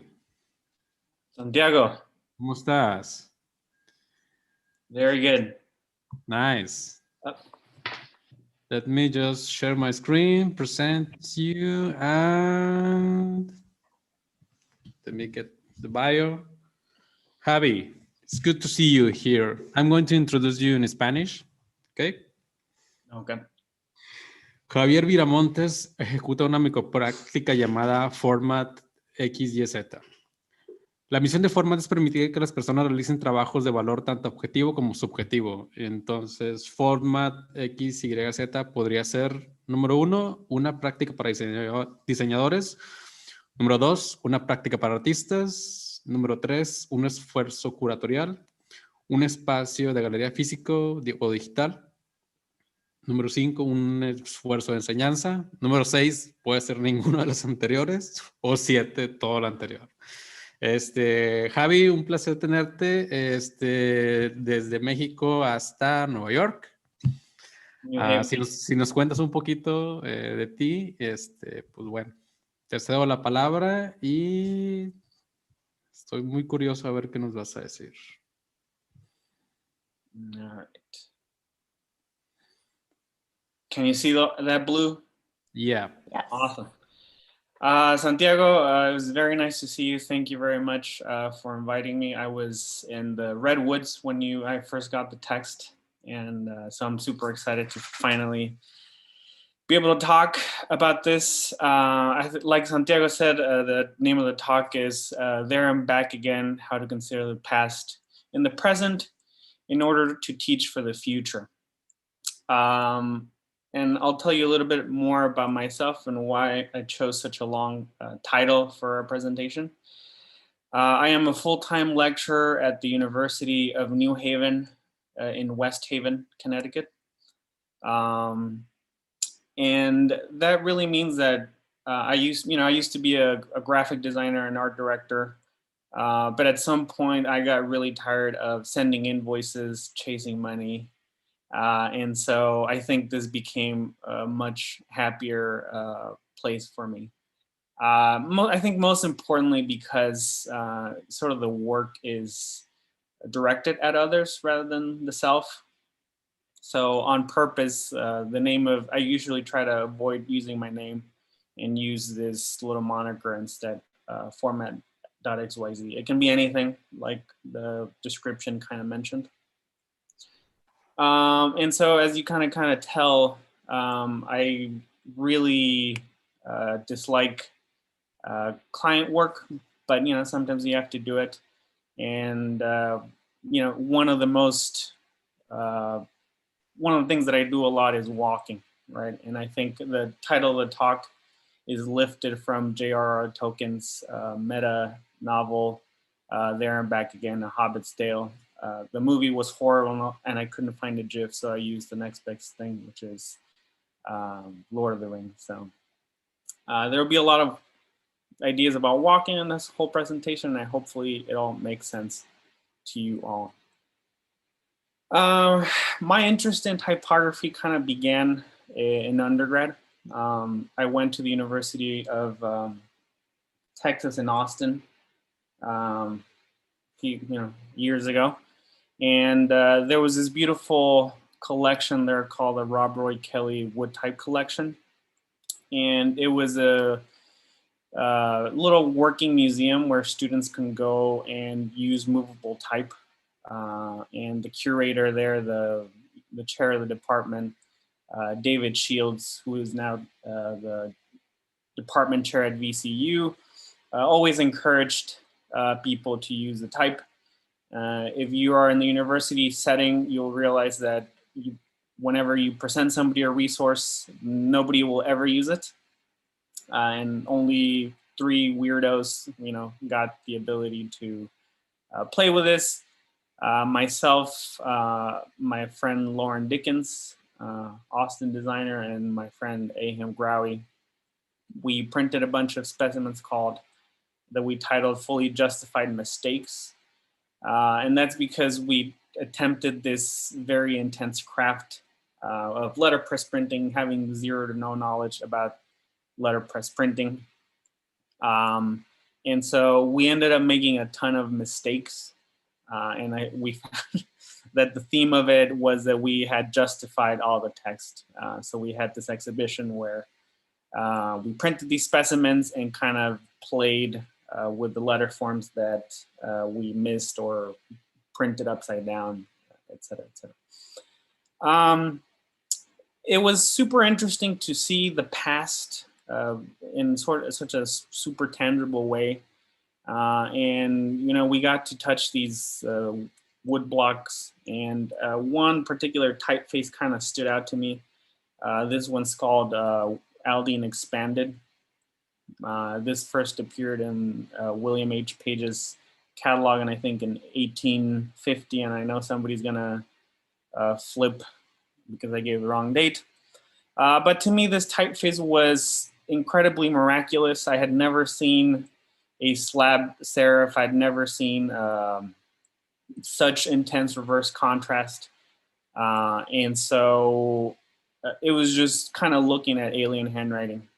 In a way, I know this is the sort of what we think of a old Western typeface, cowboys, Indians, and guns, John Wayne, and all that. But to me, it seemed extremely futuristic. So I think I decided to kind of play with this a little bit more. And then you can see some of the sort of the subtleties of the forms. Super bizarre. You know, to this day, I still kind of takes me a few seconds to appreciate the beauty of this font. Unfortunately, I had applied to go to a study abroad program as an undergrad. I didn't have the money, so I went back home to El Paso, Texas, and I did a lot of walking. There you go. I was super depressed. I had really, you know, I was dreaming myself going to the Vatican, going to, you know, eating pasta, you know, all that kind of fun stuff. But instead, I was home, right? So I remembered that one of the computers at work at school had a pirated copy of Font Lab. And so I went onto Kazaa at the time, I think, or LimeWire, one of these things, you know, don't sue me. So I downloaded this copy of Font Lab, I forget what version, but it worked. And I was able to digitize this old thing. And, you know, my intention for this was super naive. It was horribly drawn. And at that time, Lost Type Co-op kind of had first emerged into the scene. And this to me is kind of like, I'm not a celebrity, nor do I watch porn, but this is my celebrity porn video. Because it's a horribly drawn typeface, it's horribly spaced out, and you know, I'm kind of ashamed to talk about it right now, but whatever.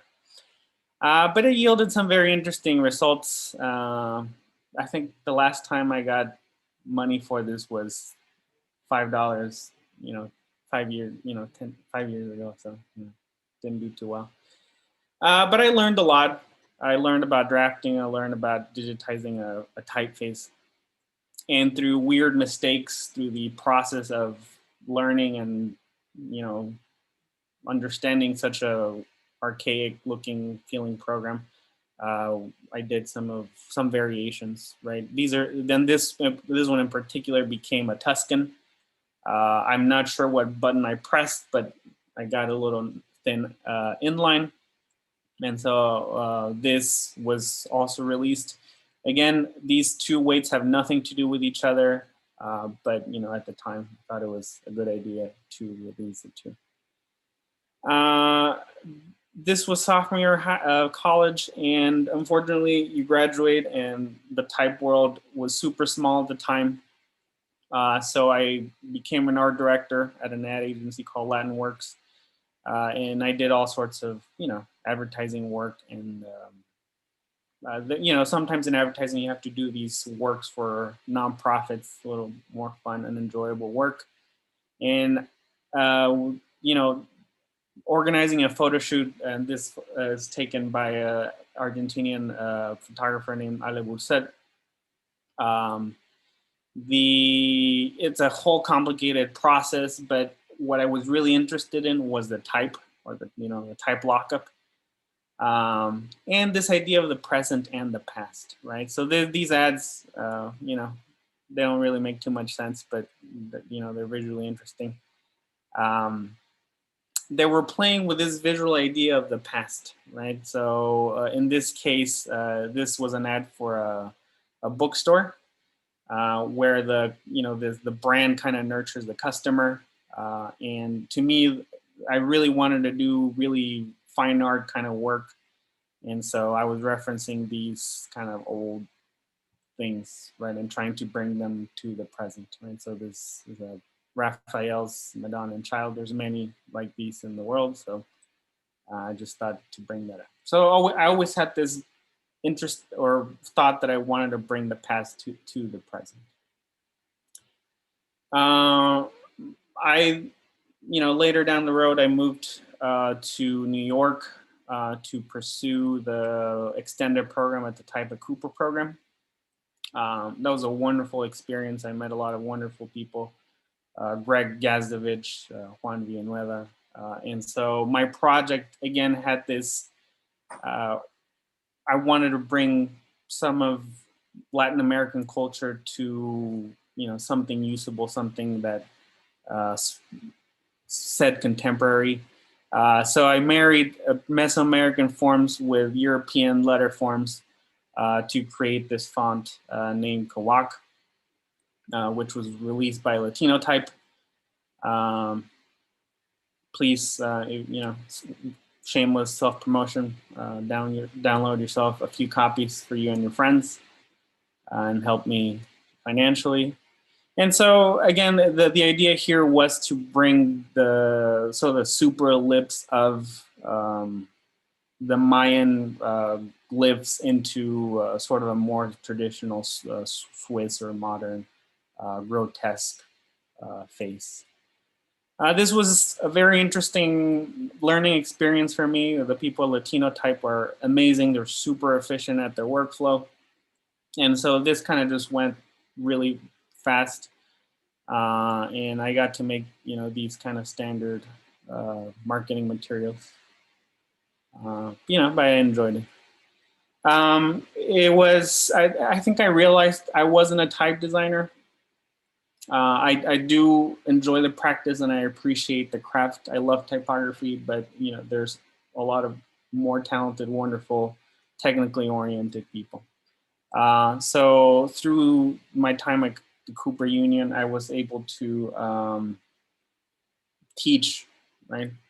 And so from then on, I left advertising, thank the Lord, and now I dedicated to something more meaningful. So now, I teach, right? So, I have all these weird experiences and I think a teacher is kind of like a parent. You look at your past and you try to clean it up for your kids, for your students. So I feel like that's sort of the attempt that I've always tried to do for my students. One particular project that stands out to me is this project called Construction Deconstruction. And like I mentioned before, I went to the University of Texas at Austin for undergrad. And it's it used to be a bastion of postmodern designers from Cranbrook. And I always saw myself as the rebel. However, rebel meant modernism at this postmodern university. But one of the assignments, everything had to do with deconstruction, right? But the genius of people like David Shields and Riley Triggs, the professors there, they always, said that in taking things apart, you should put them back together, right? So this particular assignment was not designed by them, but by a gentleman named Martin Vinesky. And he has this wonderful quote that in life and in design, we should have the ability to break down the act of seeing into smaller units as sort of a starting point.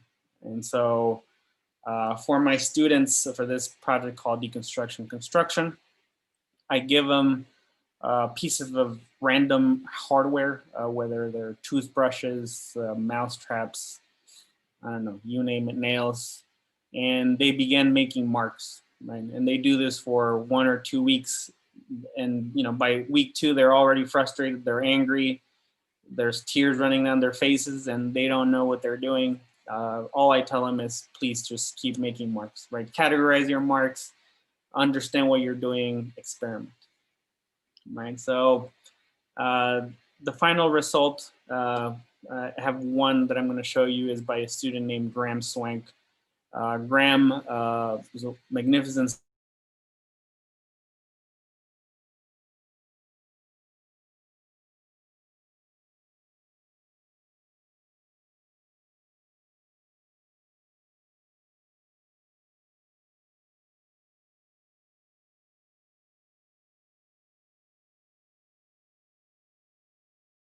to typeface with all our marks, inspired by our marks.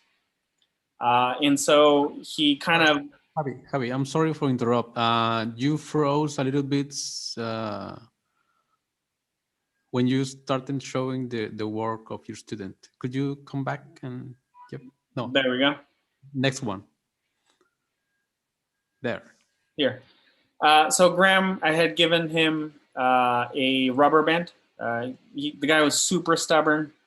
He didn't want to show me any of the work, but I revealed to them that with our marks, with sort of the visual language of what these objects would produce, they would be making a typeface, and then he kind of just really understood the assignment, or it made sense for him. And so he designed this really beautiful typeface,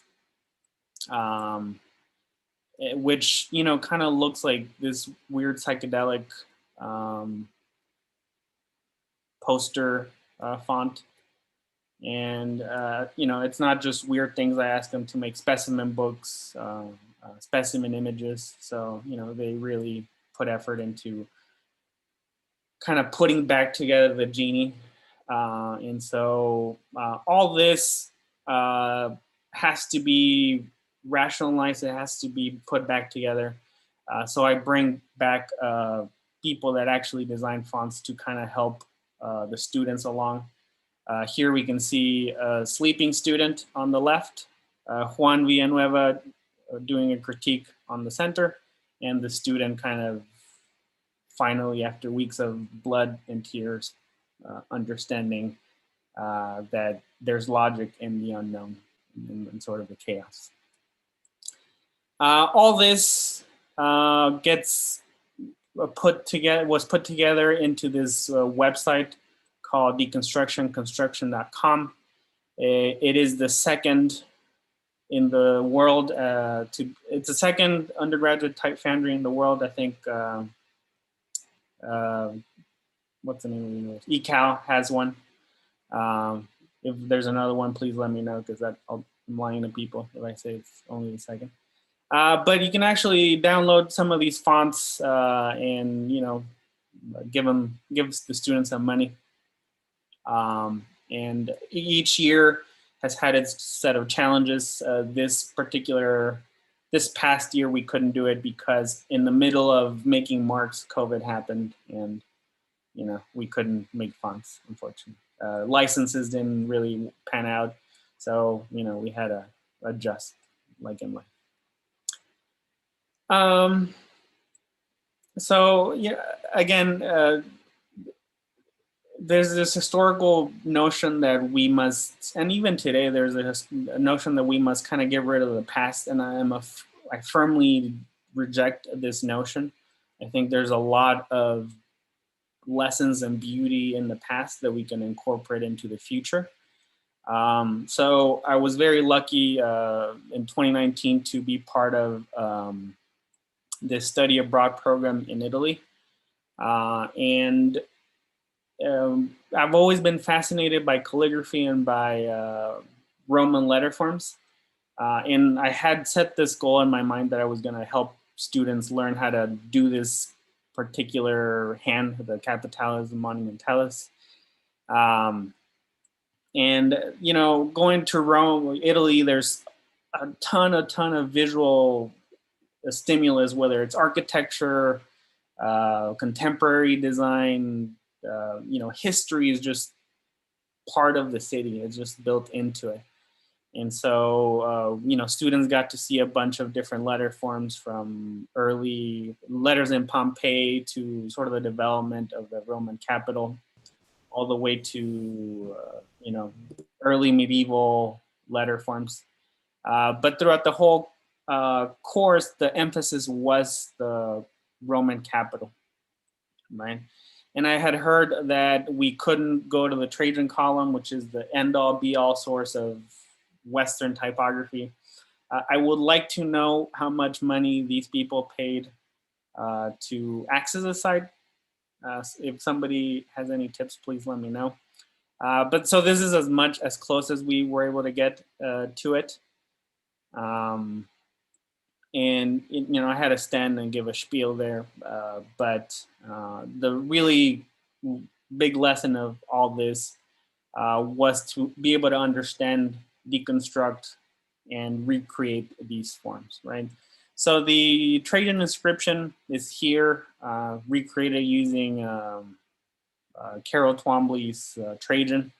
It was a huge challenge finding the right image and trying to make this happen. So, this is my effort. I'm sure there are other better ones. And, for such an important item of visual culture is a super mundane message, as some of you might know, but for those who don't, the inscription there basically says this was made by the Emperor Trajan, and he gives himself several titles, very important ones, and it's this column is there as a monument to commemorate the defeat of the Romanian people, the Dacians, and the last line says, "We moved a mountain to make this monument happen." Not important at all, but that's what it was, and that's where everybody kind of got obsessed with this particular inscription. And so for me to teach I had a group of graphic designers and non-graphic designers, and to be able to teach them such a complex typographic structure, I had to, I picked up smoking and try to figure out a way to simplify this for them. And so in doing research, you go back to things like Father Edward Caddage's works. He was the one who kind of made people realize that these letter forms were not designed using compasses, these very strict geometric models, but through just, using brushes. And so I also looked at this wonderful thesis by a British stone carver named Tom Perkins, where he kind of takes a middle approach to this theory of geometry. I think it's, and I'll explain what it is. So he kind of analyzed all the letters and find out that there are indeed some ratios within the letters that are kind of common themes through them. And these are ratios that you find in Roman architecture, so they're not foreign to the concept. Just, I think people in the Renaissance kind of got super obsessed with it and fetishized it too much. But this is a little more just purely geometric in a sort of Pythagorean sort of way. And so there are these ratios, this particular form called the root 5 square, which can get you at many different proportions, right? We'll move this a little bit there, it looks better. With that root 5 square, you can make a bigger square, which again, based on, is what you see in Rome a lot. From here, you can get a golden rectangle, right? Everybody's obsessed with that. Everybody knows what that is. If you put two golden rectangles together in a square, you can make 2 golden rectangles. If you intersect point G to E, draw a diagonal through those 2 points, you get what is called a 3/4 width rectangle, right? So there's a root 5 rectangle, which kind of fits the proportions of letters E, F, L, P, R, and S. That double root rectangle fits the proportions of letters A, C, D, G, N, and V. And the 3/4 width rectangle fits the proportions of T and H. Right, so, you know, luckily for me, there was a PDF of this. I didn't have to dig too much around. And he had all these beautiful diagrams that got, you know, deconstructed and put together into this little stencil. This stencil got laser cut into a little calligraphic stencil, you know, students can easily use. And I'll show you how this works.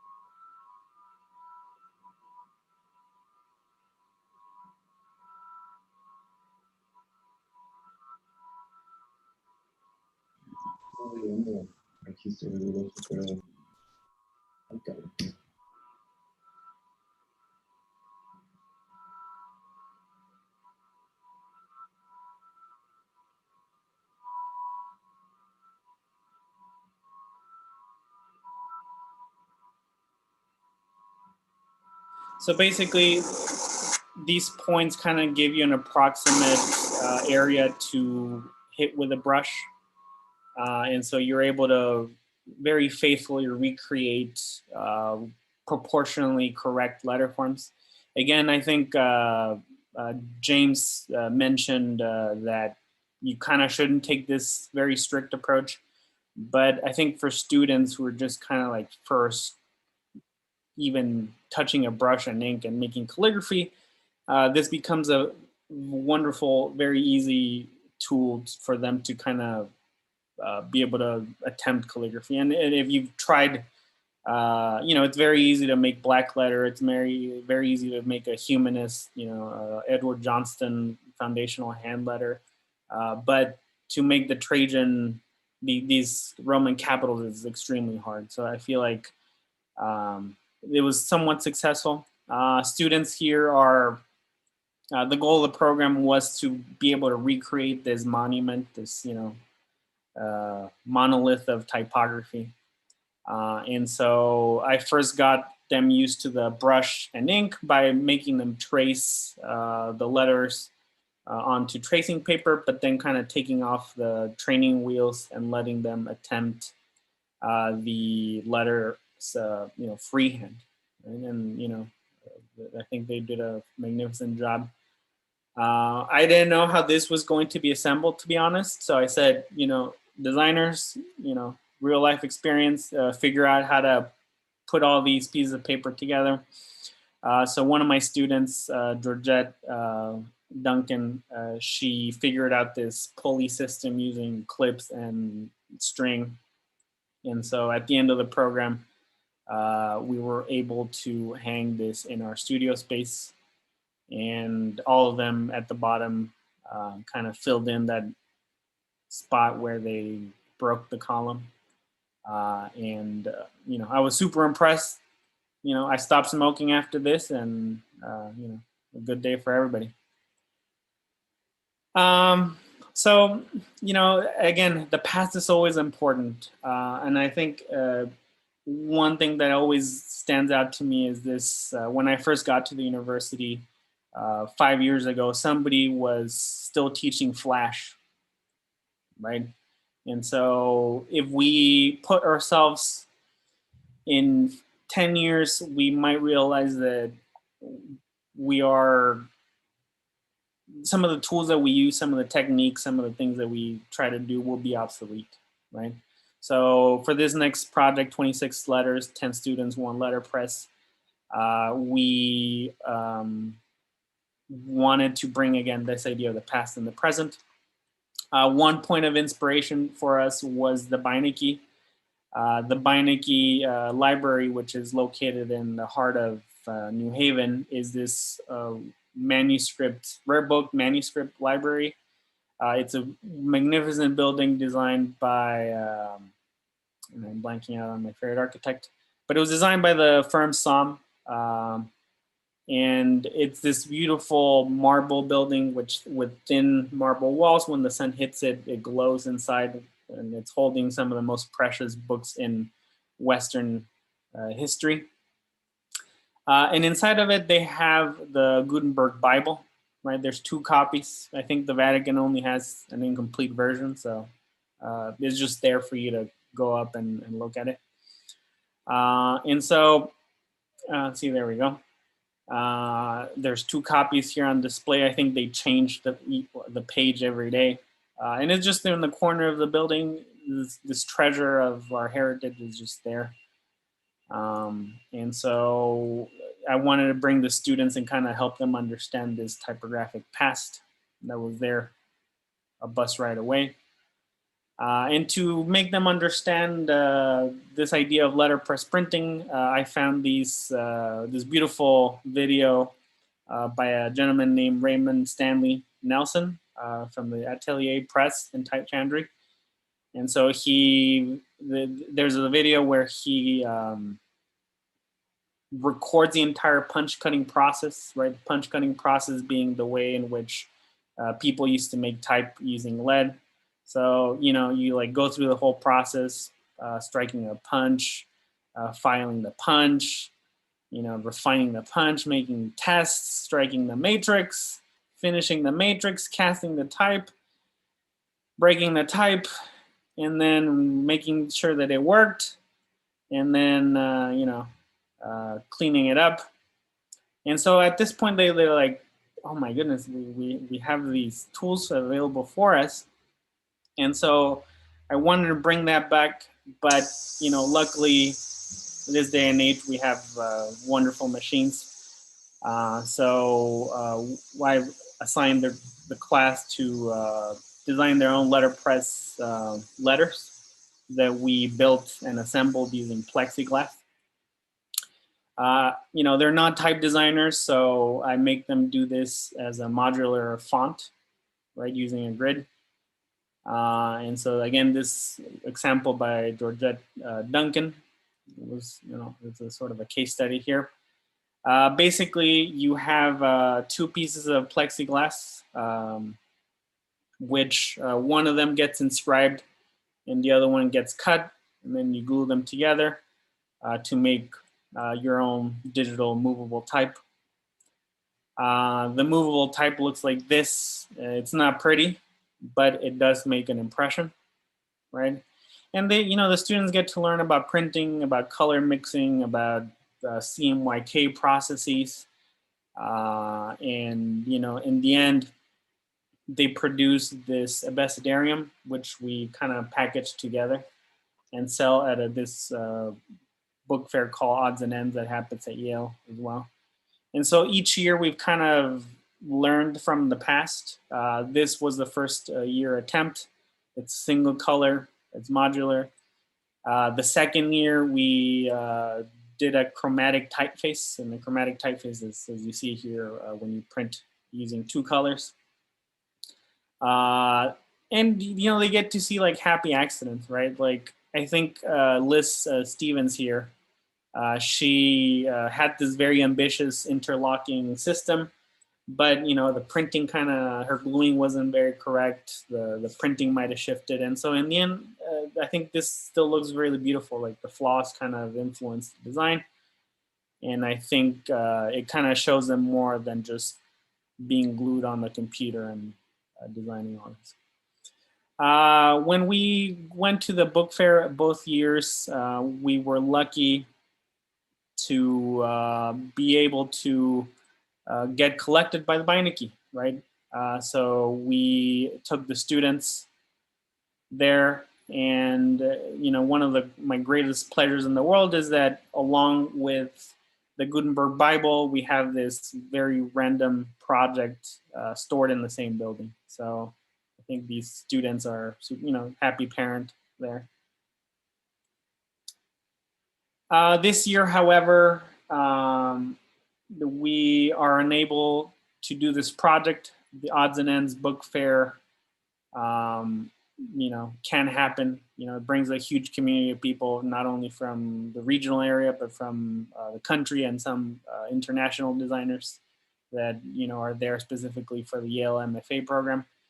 Also, to letterpress print entails students to touch things and get dirty.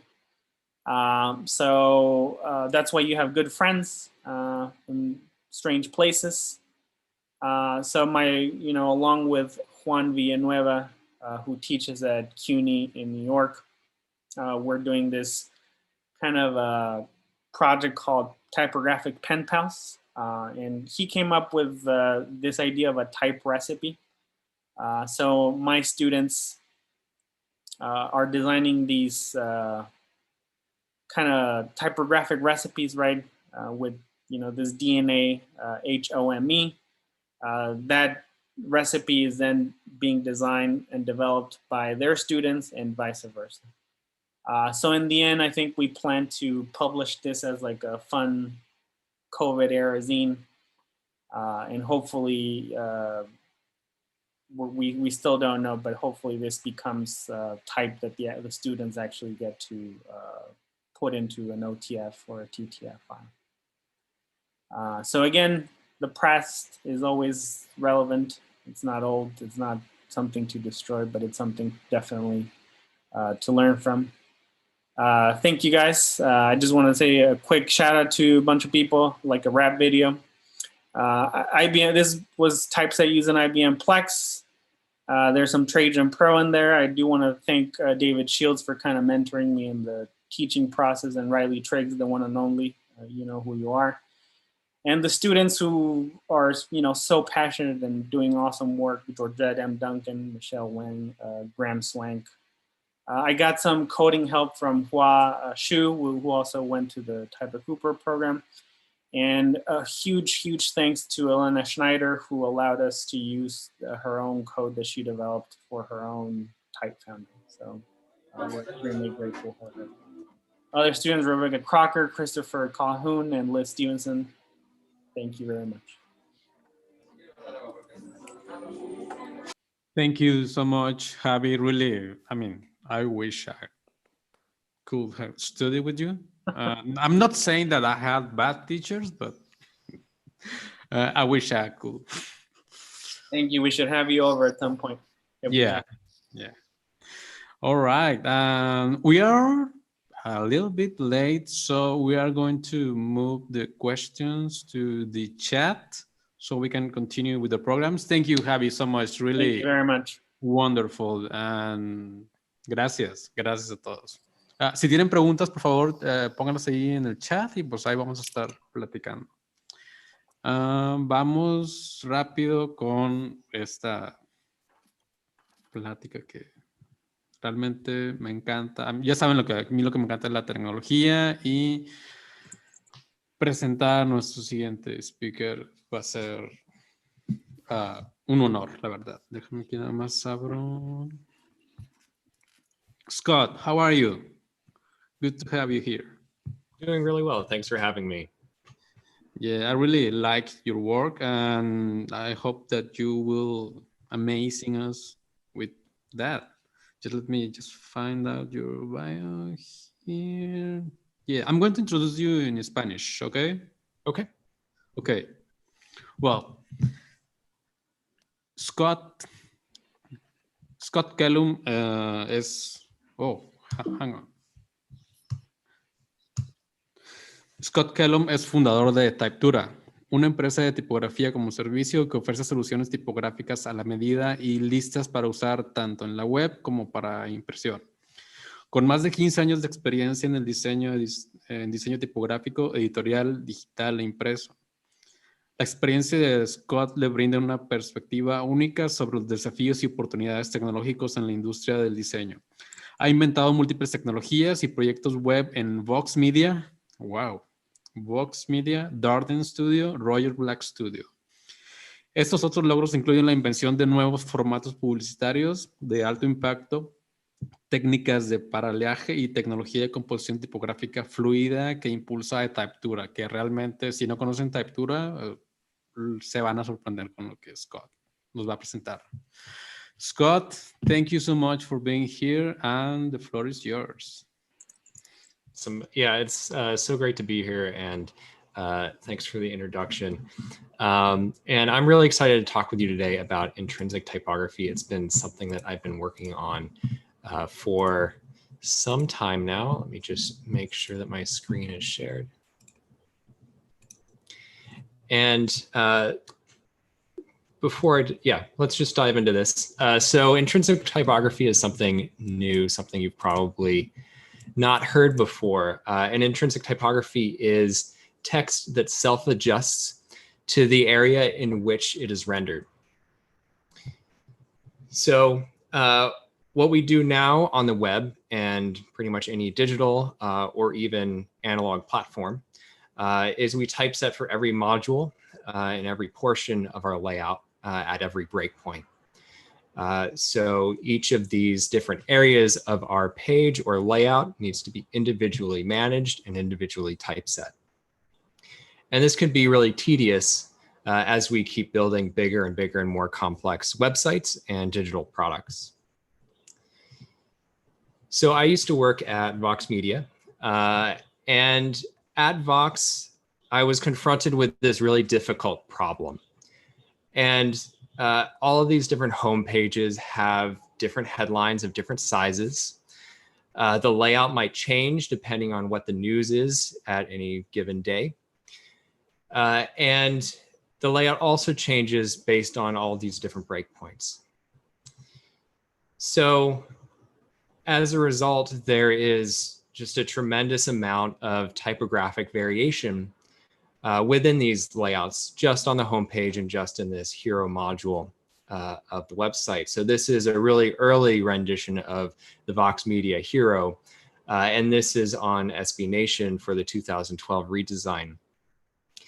And as you could see, that this just really starts to snowball and break out and become really big. And how that happens is we have multiple different entry types. So we have articles, features, story streams, groups, and fan shots, and videos as well.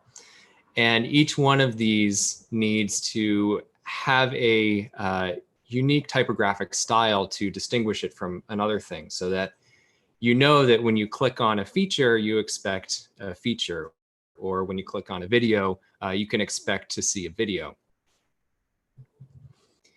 Each one of these different entries, possible entries, needs to go into various set layouts. So on a big news day, say there is something really big that just happened, you might see an entry fill up, this entry number 3. Or on a smaller news day, say there is a technology event going on with lots of different little news items and lots of different new products being released, you might see lots of these smaller entry modules being filled up because there are lots more little stories going on. And the typographic needs for each one of these different areas is different. Additionally to that, we have to figure out how all of these are going to work across all of the different devices that they might be rendered on. So that just adds another layer of complexity. And each one of these layers of complexity multiplies the number of styles that you need to create. So adding up all of those styles that we just went through, that is 78 unique typographic styles for everything on the page here. And that is really difficult to manage. Something's got to give somewhere, either in the design of the page or in terms of development. The developers might need to write more code, or the designers might need to consolidate and reduce the number of styles. And I got to thinking there has to be a better way to do this. It seems like, all right, if I have a feature, I want that to look like a feature everywhere. I should just have my feature headline respond and adapt to all of these various contexts that it might be placed in. So that's where we get into intrinsic typography and the benefit of that. And we would just need our 6 intrinsic headline styles for each one of the different entry types that we have. So one style for features, one style for videos, one style for articles, just one style for each individual typographic component. And this isn't just useful at Vox Media. This kind of approach can be useful across the web, anywhere where we have fluid media, and we need our typography to respond and adapt to all of these different contexts that we put it in. So lots of larger homepages, news sites rely heavily on different typographic styles to convey a different hierarchy and communicate that information. So this would dramatically simplify the development time to create a much richer typographic experience. The web is also getting a lot more flexible. Here's what Wix is doing, and they're creating these very fluid layouts, very responsive layouts. But if you look at this, the typography isn't really changing or adapting to the different layout changes that are happening. It seems to sort of snap in one place or stay the same size. So there seems to be a need for typography that then responds to the layout itself.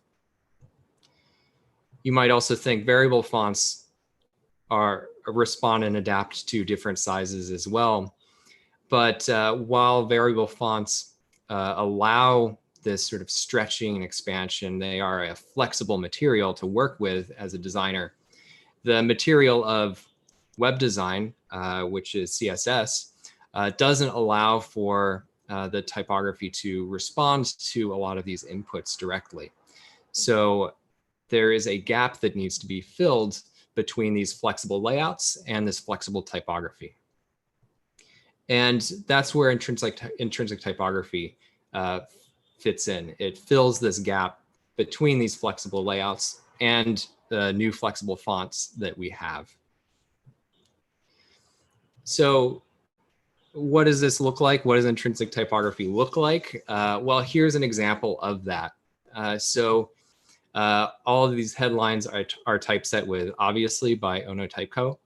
And they all look a little bit different. The headlines that occupy the smaller amount of space are displayed a little bit smaller. They are narrower, they are lighter in weight, while the larger headlines are wider, bolder, much bigger. So they all use the same font, but they are displayed in a very different way. They are typeset differently depending on how they are being presented in the layout itself. Now, this might not look like it's one particular intrinsic headline style driving all of this, but if we start to animate, we can see the relationship across different scales. So let's just animate this and see how this typography adapts as it is in motion to the different containers that it is occupying.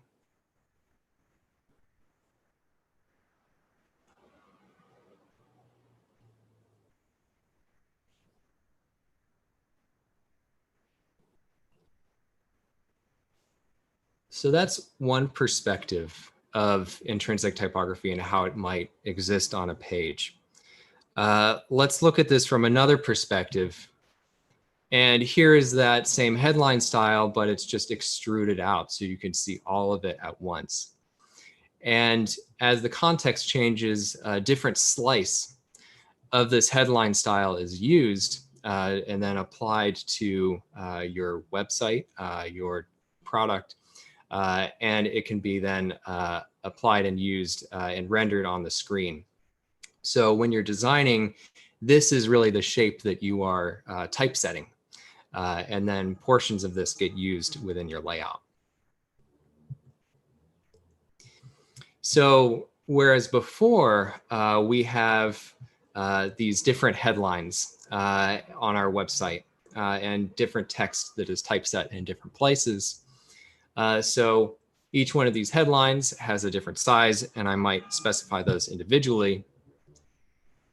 I can now consolidate all of these into using one specific headline style. So each one of these is using the exact same style sheet, is using the exact same CSS. So you start to think about typography in a completely different way. You start to think about what your text communicates as opposed to how it needs to look in each individual module. What does a headline look like? What does a deck look like? What does a paragraph look like, or a caption or a pull quote? And then that itself can respond to all of the different contexts in which it is rendered.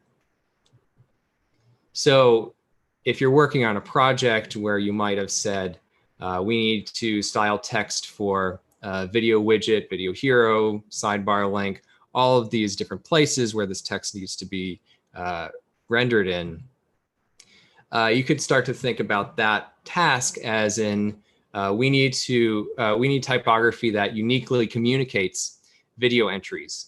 Let's identify what that means everywhere.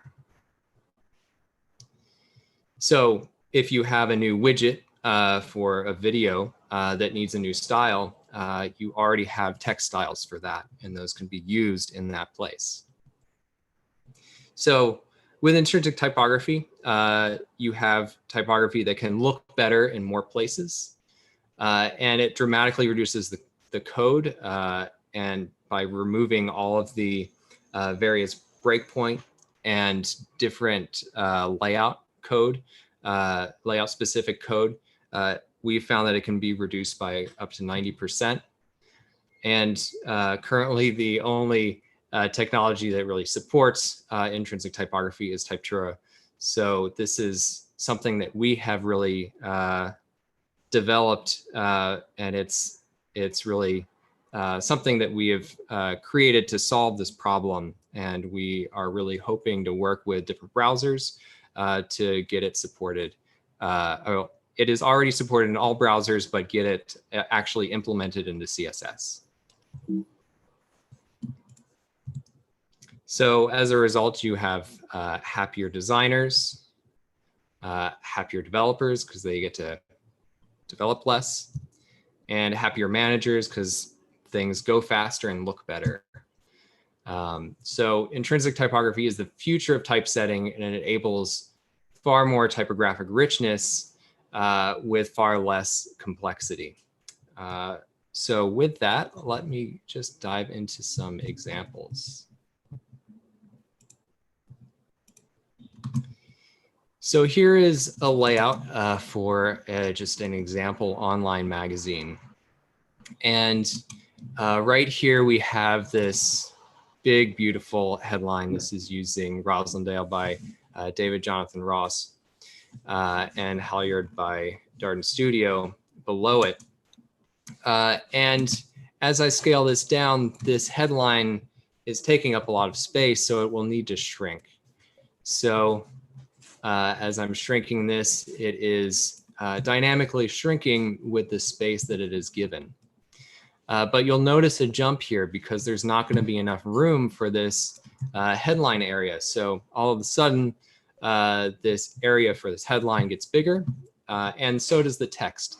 There is not a breakpoint to define different typographic styles here.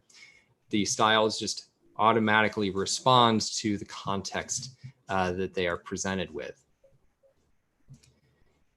This isn't just affecting headlines here. As I get really small, so I just open the inspector so I can get it as small as possible. You can get down to the size of, say, a watch, and all of the typography responds to this new context that it is in, including the text below, allowing you to get significantly smaller than with other responsive typography techniques. And I'll dig into a little bit more about how that specifically gets done to a high degree of precision. So these intrinsic typographic styles allow for all of this variation within a lot less code, but a lot of control over how your typography scales. So when looking at other websites, you could see where there might be advantages as well. So this is an e-commerce site for a community called Girls Night In. And these modules look the same. There's a product name, so classic leather shoes. And as I scroll down, there are these modules that, again, look somewhat familiar. They have a similar hierarchy, although they are displayed in a much bigger fashion. So as you can clearly see this parallel between these two, what if we created an intrinsic typographic style that tied these two together? So here is an example of that being done. And you could see that there is one style driving both of these different modules. As I shrink this page down, the typography shrinks accordingly. As I scale it up, it scales up to be much bigger. So this is both a reduction in code and far more flexibility of what we could do with our typography. Moving on to some more editorial picks, here's the outline. They do a fantastic job with their typography. And as we get bigger, you could see that it doesn't always fill the space. But as we get smaller, we can clearly see where these breakpoints are. And they are working really hard to maintain a typographic consistency here by creating new breakpoints so that their text can be restyled.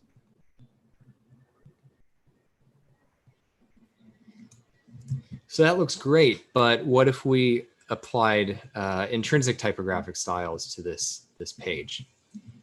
As you could see, we can get a lot bigger with our styles. And as we shrink it down,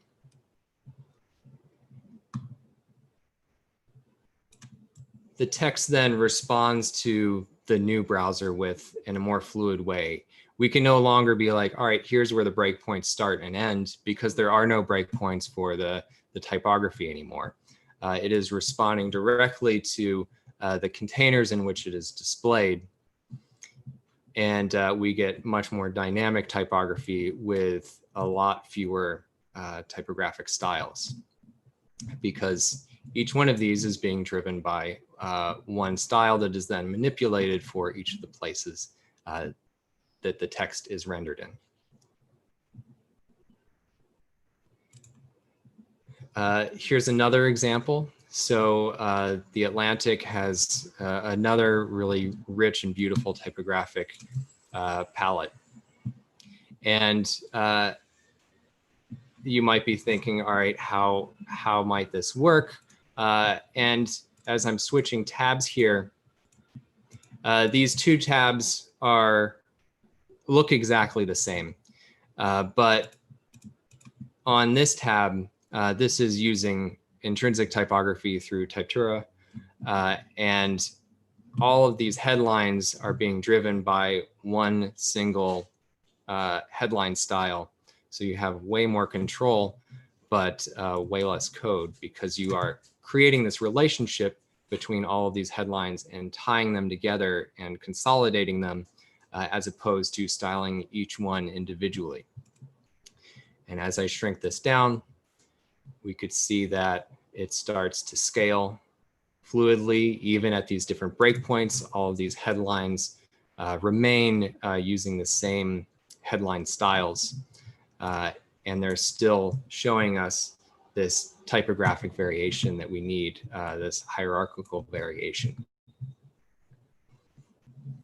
Now, one thing that's really cool about this that I didn't realize when first developing an intrinsic typography and Typtura was that if the text can respond to the layout, then that means that this is the first time when we can distribute typography itself without understanding what the layout is that we are rendering things on. So we are creating typographic packages that can then be delivered like Typekit and Google Fonts deliver fonts.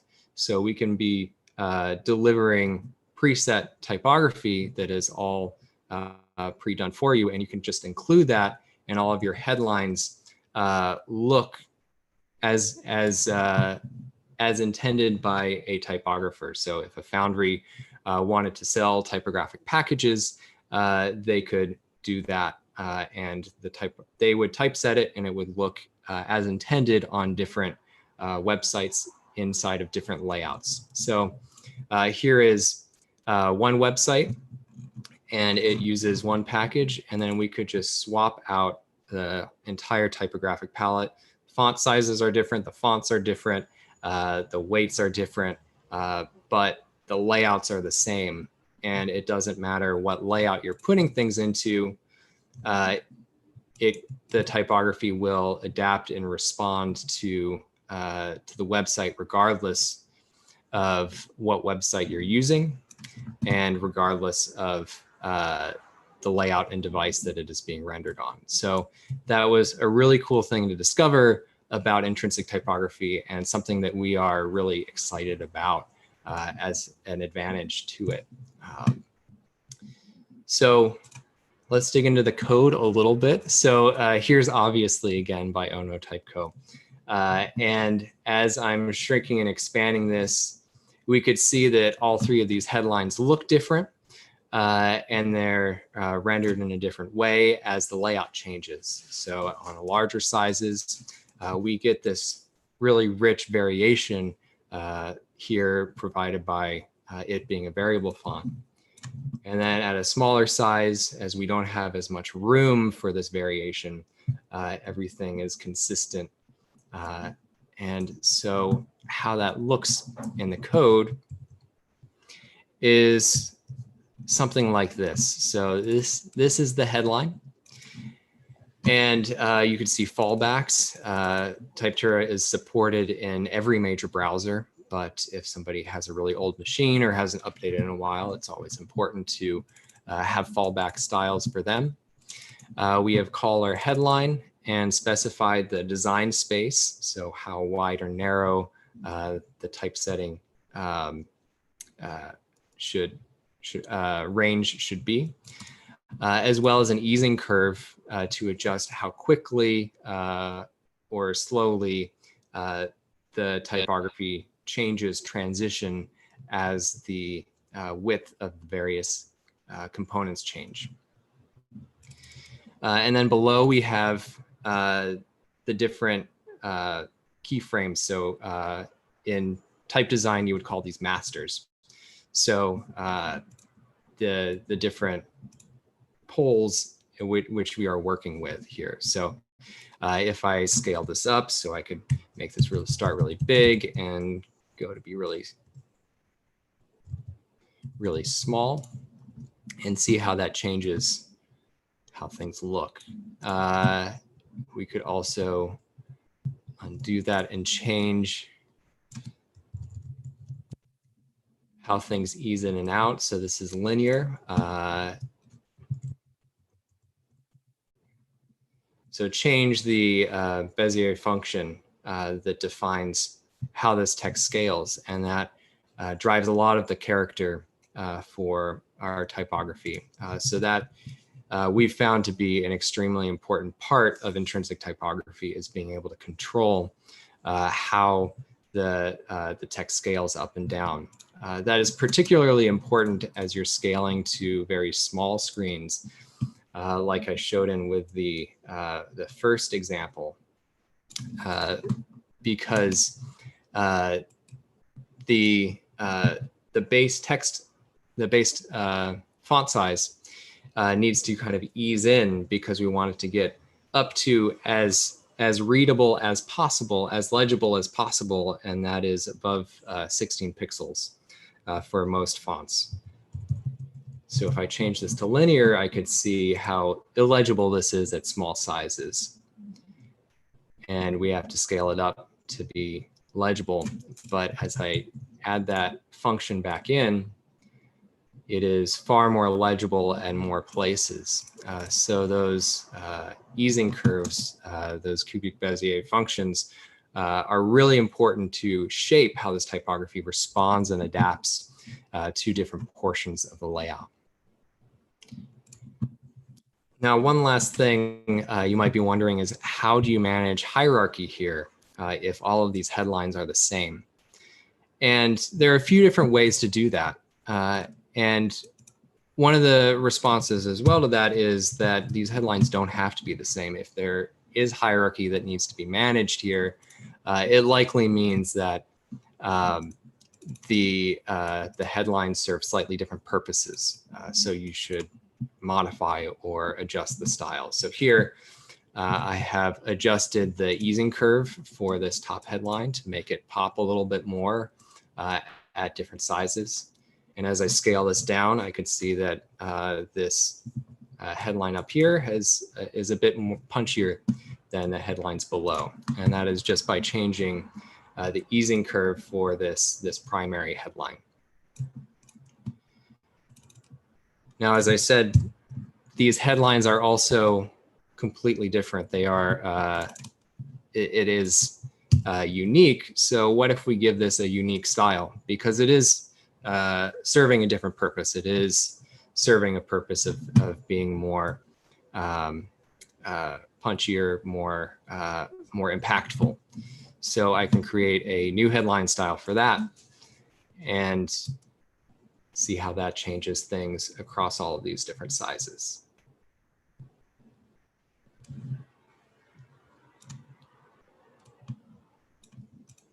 So the point is that we're not locked into things, and this approach of intrinsic typography provides much more fluidity, much more control than there's ever been over digital typography before, and a lot of new opportunities.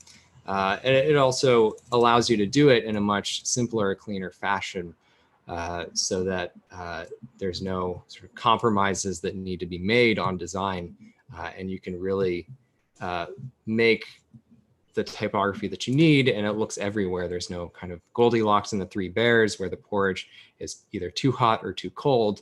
It can always be just right, and this is the sort of dream of the application of variable fonts. So it's something that I'm super, super excited about. And thank you so much for having me on to share this. I'm going to stop my screen share if you all have any questions. Thank you so much, Scott. This cool. When I was designing websites like 10 years ago, this will be very helpful. And thank you for developing all this technology. Yeah. You guys have questions? We have a couple questions in the chat. The most recent is just asking about funding. So how do you fund these kinds of tools? Is it during pre-developing stage, or is it more with the future financial plan, or is it developed and improved during daily projects you have? Great question. It is funded by myself, and my wife supports me a lot. And the dream is to, I mean, we have a company around this. So we are looking for clients to implement this technology on, as well as work with foundries to help them deliver typography, not just fonts. Awesome. And one more, Ivan, feel free to come off mute in case I butcher this question. He's asking, is there a difference between the web by coders who design versus the web by designers who code?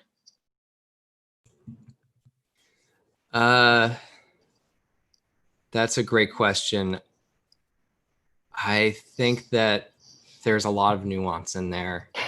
There are different facets of design that people come to this with. There are different facets of code that people come to this with. I've seen typographically minded developers, typographically minded designers, and anywhere in between. I don't. That's a big question. I'm really curious, kind of, a little bit more about the perspective of the question to answer it a little bit better. But no, I don't think that there's a really solid answer to that. Case by case, makes sense. All right, any other questions? I don't think that there's a really solid answer to that. Case by case, makes sense. Thank you. All right, any other questions? Sorry, I don't know what's happening there. Thank you. Thank you so much, Scott. Really wonderful technology, and we'll be looking forward to that. All right, if you guys have more questions, you can ask on the chat, and we are going shortly to a 5 minutes break, bathroom break, coffee break, and then we are going to movie time with Underwear. Bas and Hakeem are in the house. All right, 5 minute breaks, and we'll be back. All right, thank you, Scott. Thank you, Scott.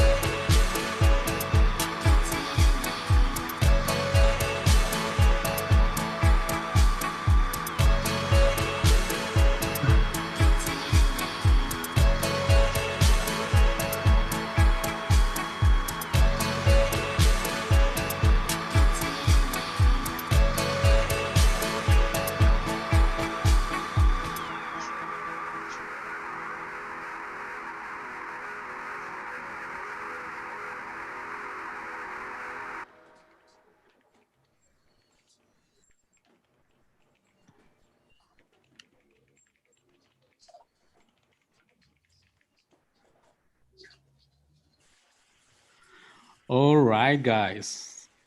Could you hear the music, right? ¿Tú usaste todas las hacerlas otra vez?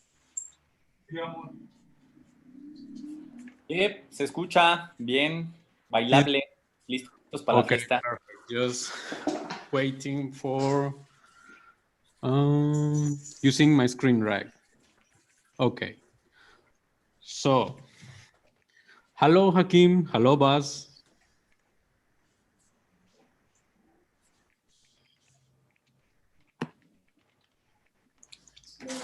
Hey, hello. Hey, hello, Buzz. Hi, Hey. Santiago. Do you hear me? Yes, I can hear you. Thank you so Okay, much. very good. Yes, Can you good. see me? I can see you. We can see you. Okay, very good. Wonderful. Yeah. I'm going to introduce you in Spanish. Okay, guys? And then we are going to start. Bueno, Well, I don't think I need to introduce underwear, but we are going to. Underwear. Fanatismo no sería un nombre fanatismo no sería un nombre apropiado para underwear. No solo diseñan tipos de letra, sino viven el tipo de letra, educan sobre el tipo de letra, publican sobre el tipo, hablan sobre el tipo, quieren y organizan que otros hablen sobre el tipo. Hay una honestidad inherente en su entusiasmo que no delata el snobismo.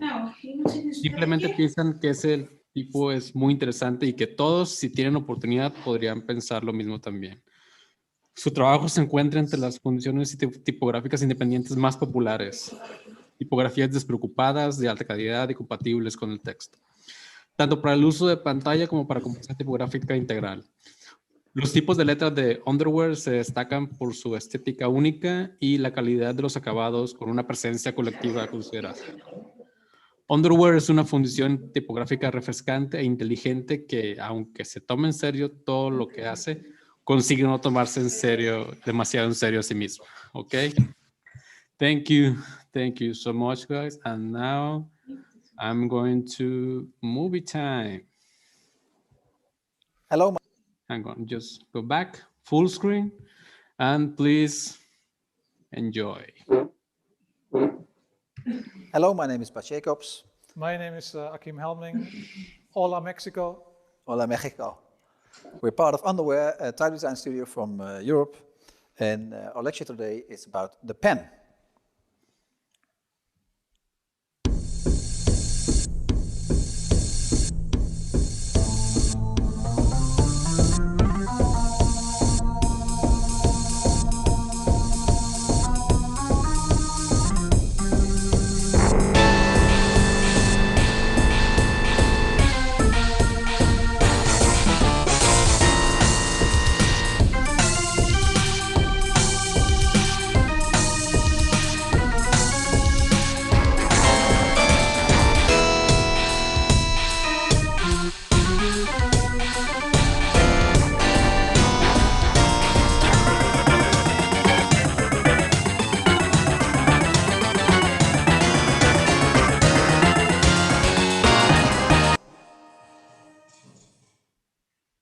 So what you just saw was actually somebody writing with a writing tool. And it's a Mayo. It's maybe hard to imagine how it works, but it's very simple. It works around your muscles. This was done live, and this is a result. Our type designer, David Jonathan Ross, once wrote a lettering, his high lettering with this pen.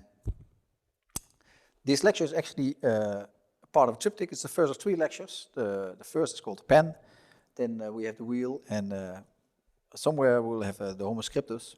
And we got this idea of making 3 lectures because we did a triptych before in Berlin, where once a year we gave a lecture in Berlin. And actually, slowly while doing these lectures, we found out that the one lecture continues where the other stops. And basically, we thought, like, yeah, those 3 lectures are together, they are one story. So the first part was called, if you want something new, you have to stop doing something old.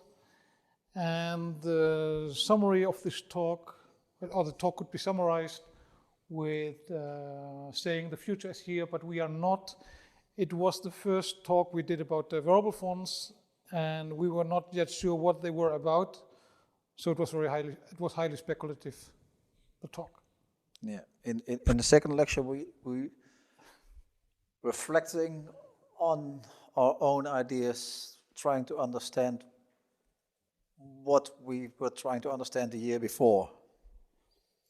And basically in the last lecture, everything came together, and it was summarized, and this triptych and other lectures as well in a website, which is the Tale of the Tale.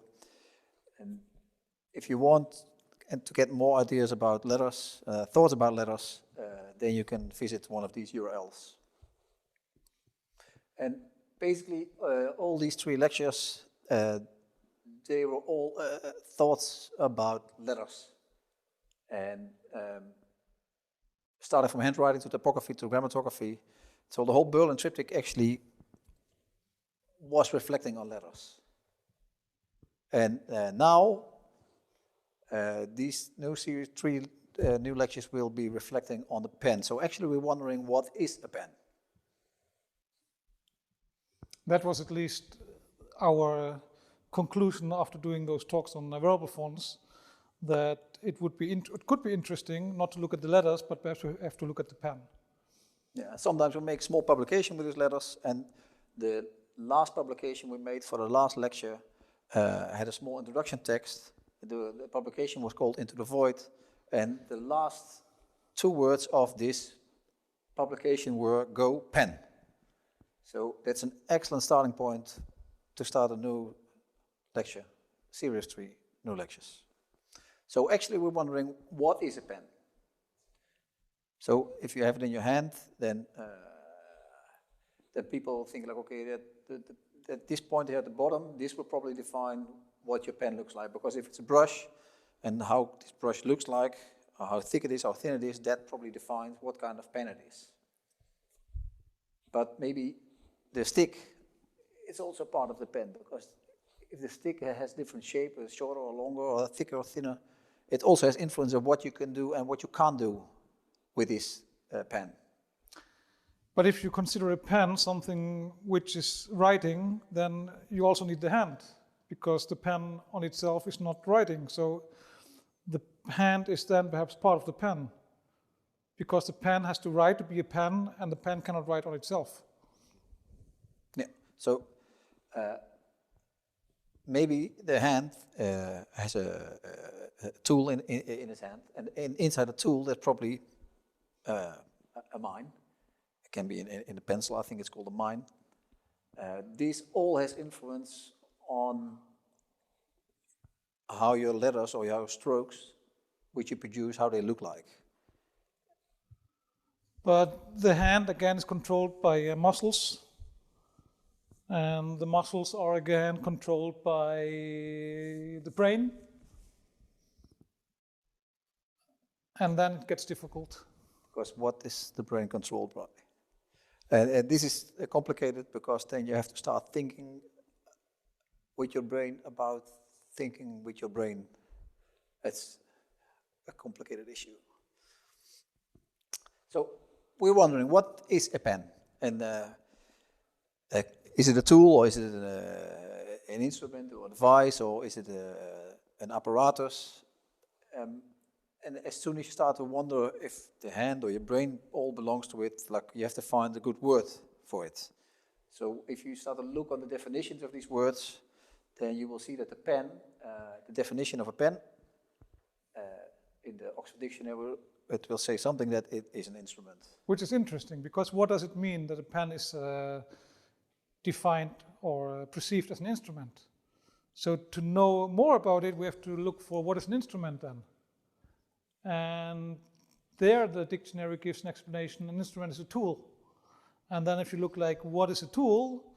It tells you like a tool is a device. And now we see that all the terms which we showed before are like returning in those explanations. But if you look at the device, it says it's a tool, and the device is a thing.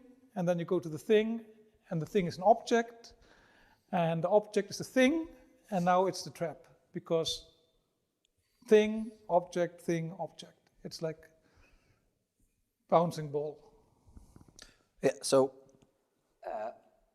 what we at least know at the moment is that the pen is at least, it's a thing. That's very safe to say, it's a thing.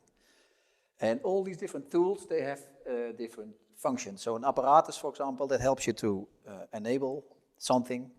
An instrument allows you to play. And a tool maybe helps you to achieve something. So, although these words are all related, they all might have different functions. And we could also say enable, express, and achieve. Because play is, at the end, I think, always a kind of expression. Yeah. So, what do we do with this pen, instrument, apparatus, tool, device, thingy, what we have here? And what we can at least say is that when we write with a pen, that we always express ourselves. We communicate something, we write something, and at the same moment we also express ourselves. So even if the writing is asemic, so it cannot, it's let's say illegible writing, then it's not only, it's still communicating something.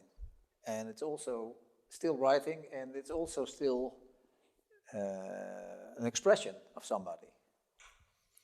And again, it's interesting if you look how you talk about it, because you talk about if the writing is legible or not, which implies that there is also writing which is illegible. Which is still writing.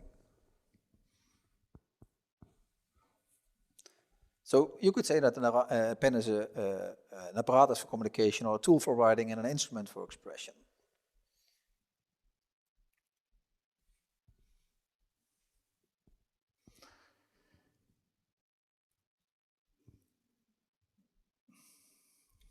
When you look deeper about, like, what does it mean to write?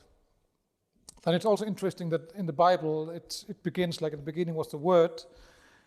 But from a very pragmatic point of view, like, words can only exist out of letters, and letters can only exist out of strokes, and strokes need a pen because they have to come from somewhere.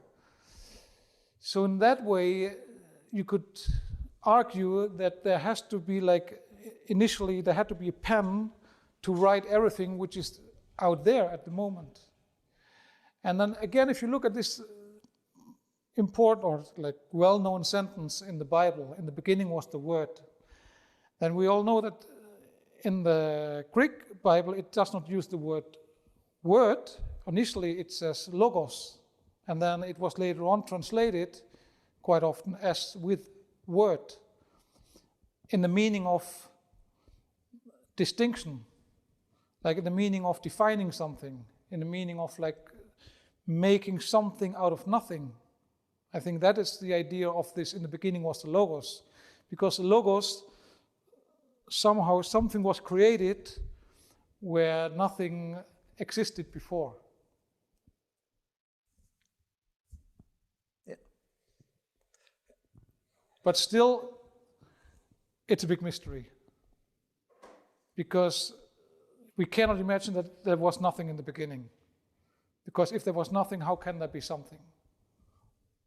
And then we're back to the same situation that we're thinking with our brains about the way we think with our brains. Basically, what Akim just said, when you make when you use a pen, you make a distinction between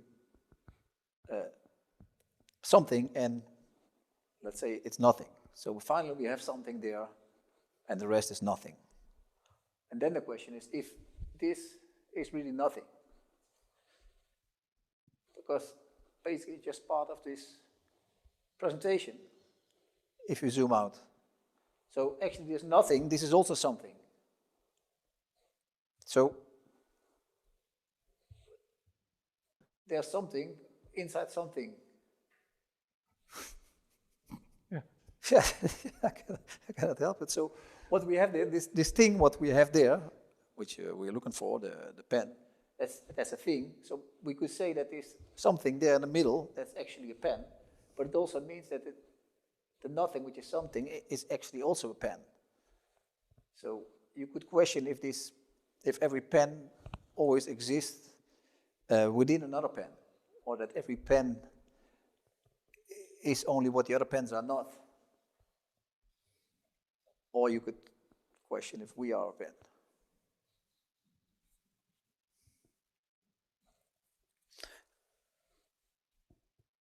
So if you think about it further, then it's, if you try to define what a pen is, then basically everything could be a pen.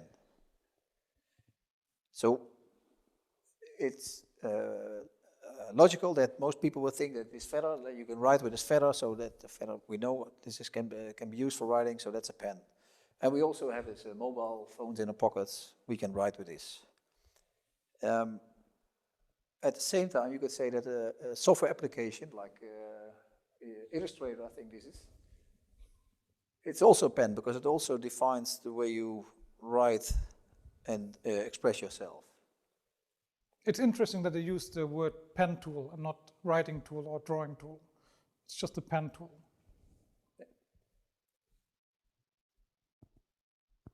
And you could also say that a font itself could also be a pen, because of the same way as you have a certain brush defines what you can, how it looks like what you write and how it can't look like what you write, the same goes for a typeface.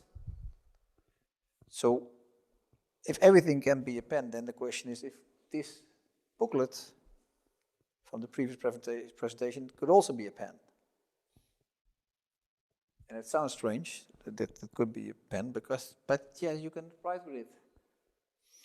And then again, it's a question of definition.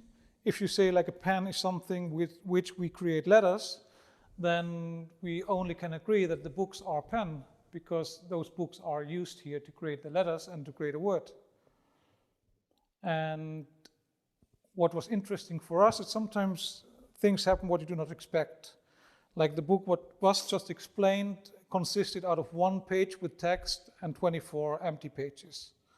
And the last page of the first page was like go pen. And then I gave the book to a Dutch painter and artist, Remco Koopman, and I just gave it to him as a present. But then 2 weeks later, I saw him again, and or 1 week later, I have to admit, 1 week later I saw him, and he's like, oh yeah, here's like, I did it what you asked me to do. I was like, I didn't ask you to do anything. He's like, I read the book, and there it says like, go pen. So what he did is he took his pen and he wrote a whole book. And that's like pages of his story.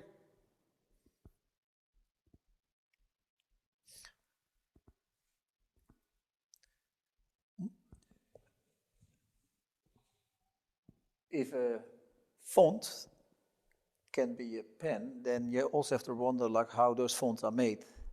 Because those fonts are made with other tools. It can be Illustrator or FontLab or RubberFont or anything.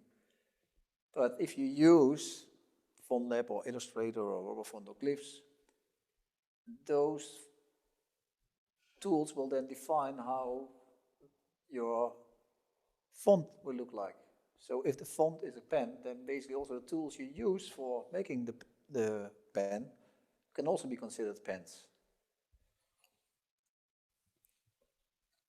But then again, those tools, they are also written on a computer digitally, and you also have to wonder like how those tools are being made. That's actually also a pen. And the keyboard is again made by humans. So then the hands are also the pen. We talked about that before. Yeah. So you could say that pens always create new pens. Pens make pens.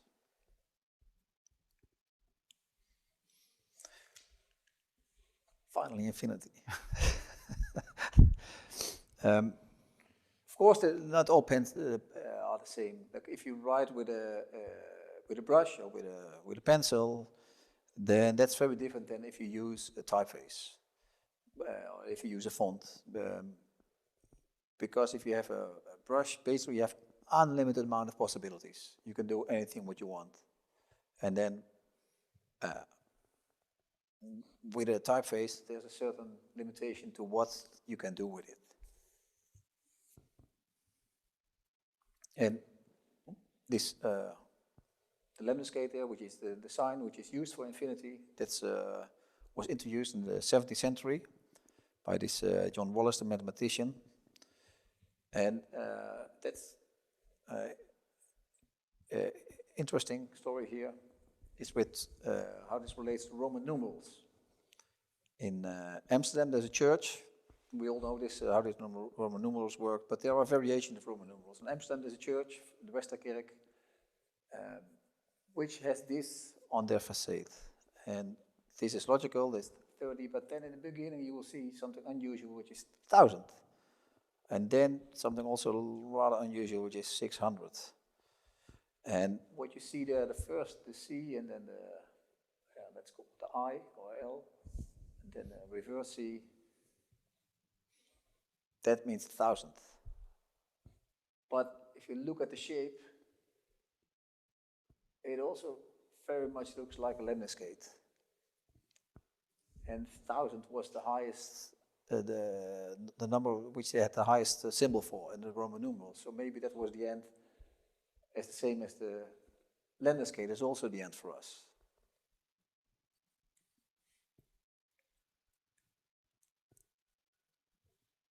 And yeah, it's still very difficult to imagine what is infinity. And it's interesting that Cantor, a German mathematician, before him, people said that there's only one truly infinite thing, and this is God.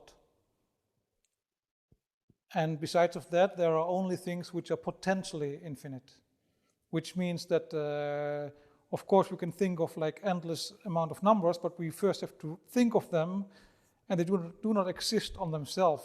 And then Cantor was the first to prove that there are human things which are infinite on themselves and which are not God. And this brought up, of course, a very big discussion, because before that, infinite was purely one thing, which was God. Meanwhile, we know there are different kinds of infinities. And what's interesting is that you can say there's an abstract infinity or absolute infinity. But now, since 2 years, we have a new definition of infinity. Gerard Unger, in his latest book, The Theory of Type Design, he made a description of ferrofonts where he said they are almost infinite. And that's interesting because something is infinite or not infinite, but almost infinite could be a new description of infinity, maybe. Because that's the highest we can imagine. We cannot really imagine something which is infinite. Or at least it's very, very difficult. Yeah, also pens themselves, they are not infinite, of course. Like a pen, if you make a choice for a certain pen, so if you have a brush, you can make certain calligraphic letters, but you also cannot make a broad nib lettering. It will look different than if we would use a metal pen. So if you have a pointed pen, you probably write different strokes, different letters than if you write with a broad nib pen. So also the choice for your kind of pen, it brings in a certain limitation. So in that way, I think we can assume that there are no pens which really have truly infinite possibilities. And in that way, even a pen allows us to do lots of different letters. It does not allow us to do any letter. And in that way, a pen differs from a font somehow only by the scale of possibilities it provides. Yeah. And for choosing a certain pen, it means also for choosing all the things you cannot do with this pen. So in that way, a pen is also always a filter.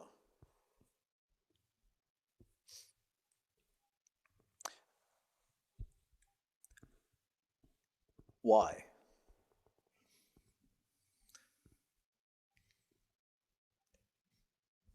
Should we explain the why? No.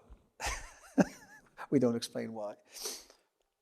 If you look at Y, you will see there are these three shapes which look a little bit like a fork in the road, but 3 is, of course, it's a magical number. It's Holy Spirit. It's the Father, the Son, and the Holy Spirit. And it's a kind of mystical number in the history of human mankind, I think. And this mystery, this magical number is in the letter Y, and actually the letter Y is also the name of this project. And with this project, we try to figure out if we can find 3 strokes which allow us to make any kind of letter. First of the Latin alphabet. First we start with A to Z.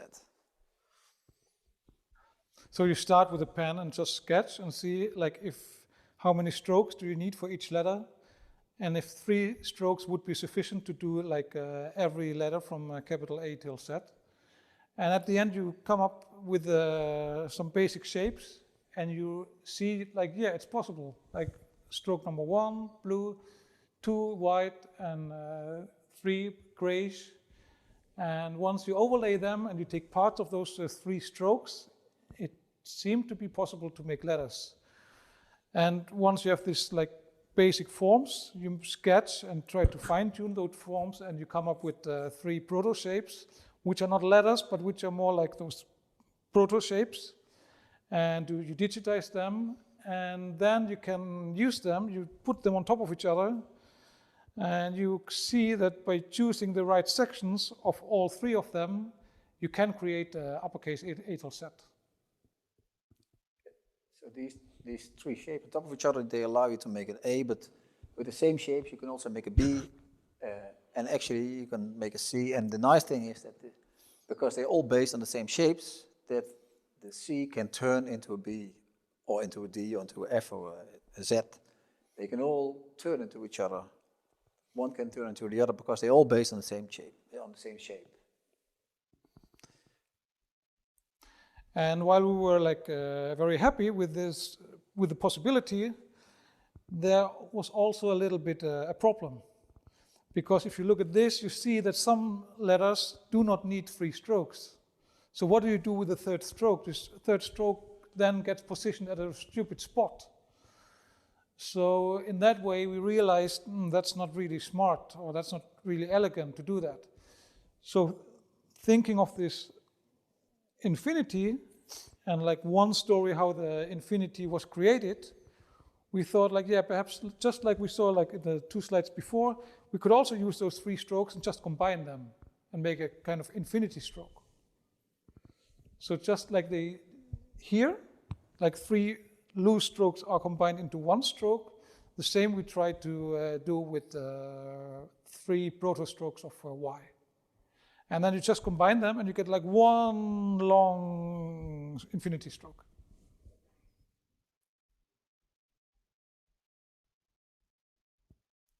And now we can solve this problem also with this like 3 strokes when some letters only need 2 strokes. So we can just put them on top of each other because every infinity stroke contains everything. So this was the beginning of Y. And these, when you have this proto shape, then finally you can make all your letters. So you have this one shape, and this allows you to make A, and this A can turn into a B, but as I said before, this B can turn into anything.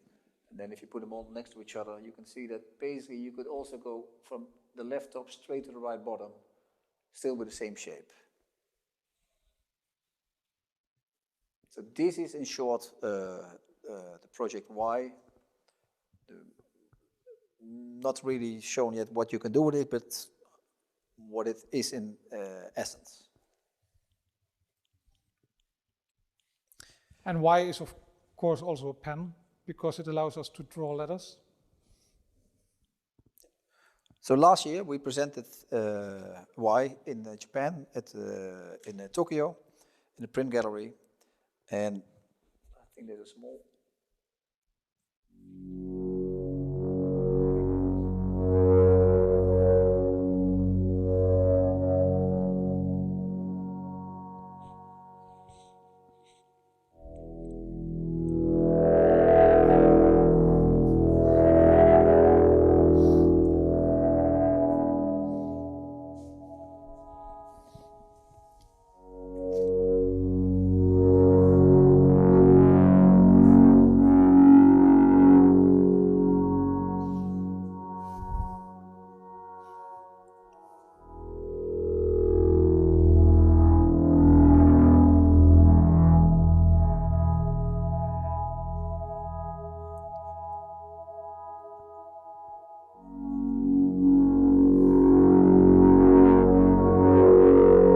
so what you can see now already in this movie is that it's not only Latin A to Z, but because we were in Japan, we also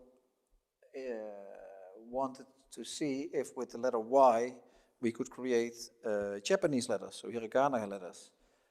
And we were first, of course, we were curious if it was possible at all, but second, afterwards, we wondered like how are we going to achieve that? So we needed kind of editor to work with these shapes and to see if we could change this shape into a this Latin shape to a Japanese shape. So what you see here is a part of an editor, and by changing the positions of the sliders, you control the positions of the length and the position of the strokes, and you directly see on the right hand what the consequences of your movements are of changing the sliders. So it's a very direct way to see if it really looks like a Japanese at all or not. And while making this editor, you always find out that you can make stuff which you didn't plan in advance with it.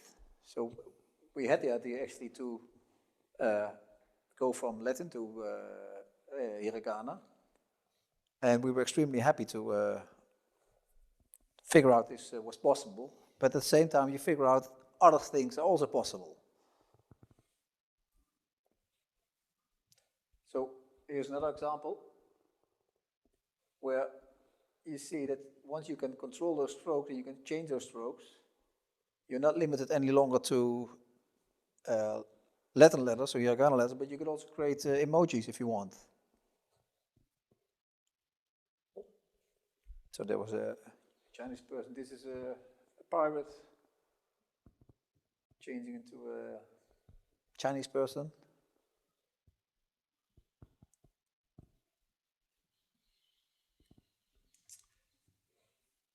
So this is one part. Like then the next part is like how do you play with this? How do you control this? How do you, once you have it and you give it to somebody, say, okay, here's why, good luck. How should he work with it?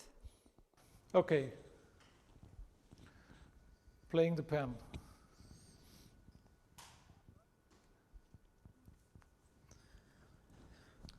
In the interface where we created all those variation, we saw lots of sliders there. And that's a typical problem. Like, how do you control multiple sliders at the same time? Because that's what you basically want to do. And when you look at Y, we see that we have 3 strokes. And all those 3 strokes has a beginning and an end. And in the interface, you also saw that we used those sliders, which have 2 knobs, handles. And with those handles, we can create a beginning and an end. And so what we can do with those 3 sliders is we can control all 3 strokes. But still, there's 3 sliders what we need to control, which is difficult. But once we look at it, there's like in total 6 values. Value 1 till value 6. And if we map those values then not only to one direction, like to an X dimension, but into 3 dimensions, where we have X, Y, Z, then we could perhaps get rid of 2 of them, because we have 3 dimensions, and we just have to map those 3 sliders into 3 dimensions. Yeah, so what you can do, if you take the position of every slider, V1, V3, and V5, and if you turn that into X, Y, Z, and take X, Y, Z as a position inside a 3-dimensional space, then that's the first path, and then if you take the right side of every slider, the ending position, V2, V4, V6, and you would also take that as X, Y, Z, and also put X, Y, Z as a location inside this 3-dimensional space, then you have all these sliders resume to only 2 spots inside a 3-dimensional space. And if you connect those two dots with each other, basically you have a stick. And then you have a stick inside a three-dimensional space, and with this stick, you can control all these three strokes just by moving the length and the position of this stick. Or you could also say you have a three-dimensional slider, which you can not only like scale, but you can also rotate in space. Yeah, and the same way is when you play a trumpet, you have three valves, and by controlling these three valves, you play the trumpet. The same way, this could be a drum pen, because it's a pen, but you don't control the valve, but you just control these three sliders. So, sounds very nice, but we're also very curious if it would be possible at all. So we made a version where it actually does exactly what we just explained. On the left, you will see a cube, and inside the cube, you have this, still called a stick. With drum pen, yeah, the whole thing itself is together as a drum pen. And by moving around the stick, you will see that the shapes on the right side are controlled and they are changing. So it's a three-dimensional slider which you can move within the cube, which you can rotate, but you can also make it like shorter or longer. So basically it's 2 points which you position in the space, and those 2 points are connected by a line. Yeah. And you also see immediately that all these shapes on the right, they are completely illegible for us, because we don't know if it's a letter or not. Basically, because this drum pen, it's a completely new tool for us. It's we don't know how to play with. We never touched it. It's the same as you never touched the piano the first time you sit behind the piano. You don't know how to play the piano. This is what happened here on the left. We start playing a new instrument. We don't have a clue how it works.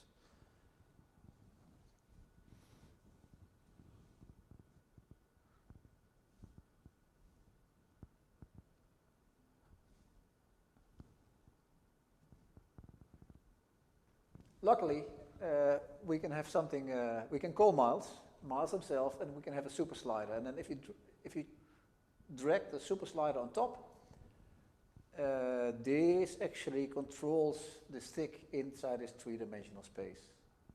So the super slider is a slider which is controlling the other sliders.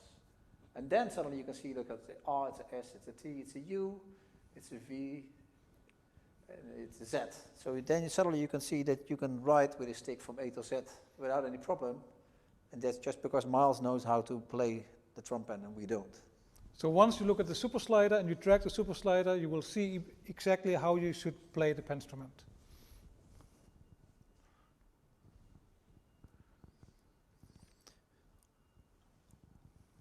And in that way, what we showed in the beginning, this movie, it was created by a device which is called the Mayo. It's put around your arm. Unfortunately, it's not produced anymore. But this device, it was reading out the position of your arm in the three-dimensional space. And then it would also read out your muscle activity. And by that, using this data, this writing tool on the left was created. And this drum pen and also this Mayo at a certain somehow it feels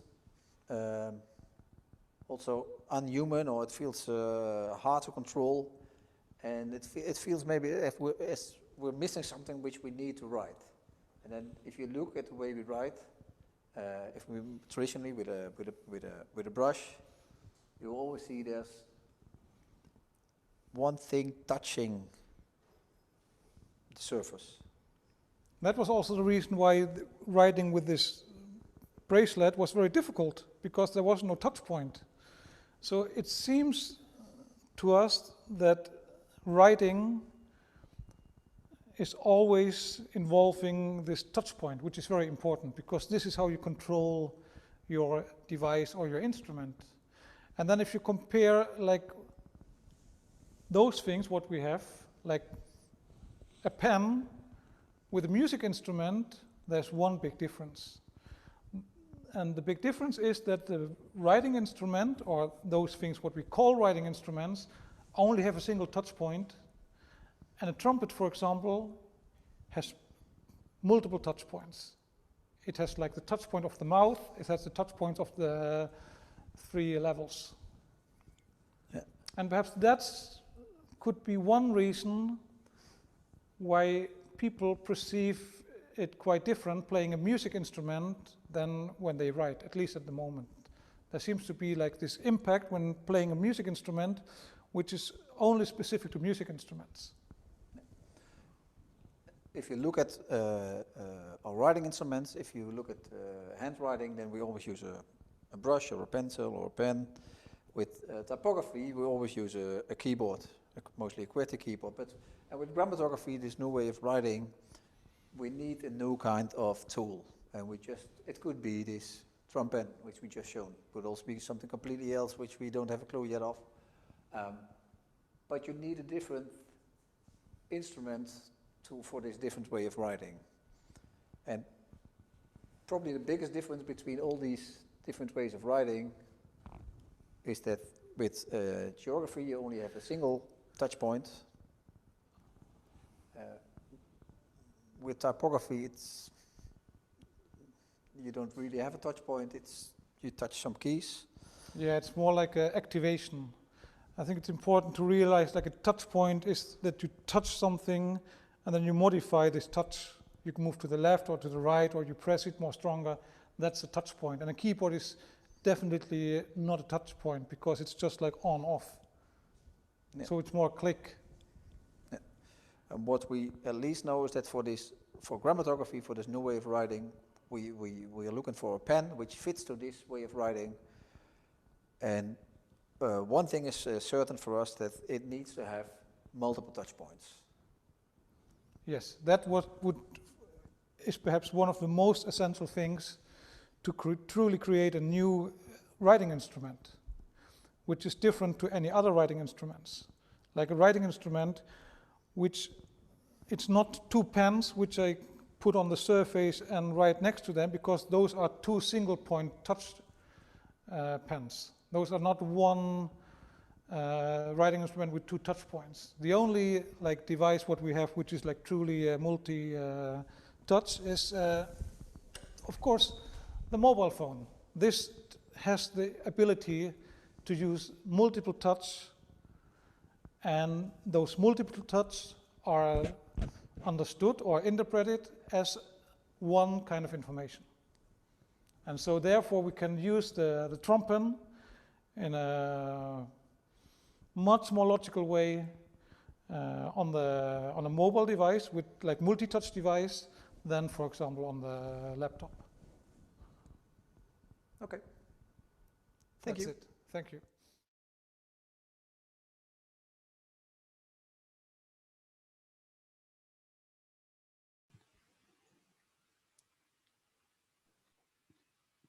Wowzer. So you have this new pen now?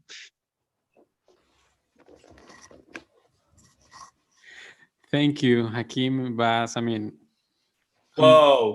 Sammy, hello. Thank you, guys. You were awesome as always. And if you guys have questions for the team, Well, thank you, first of all, for organizing this great event. Well, thank you for joining us, really.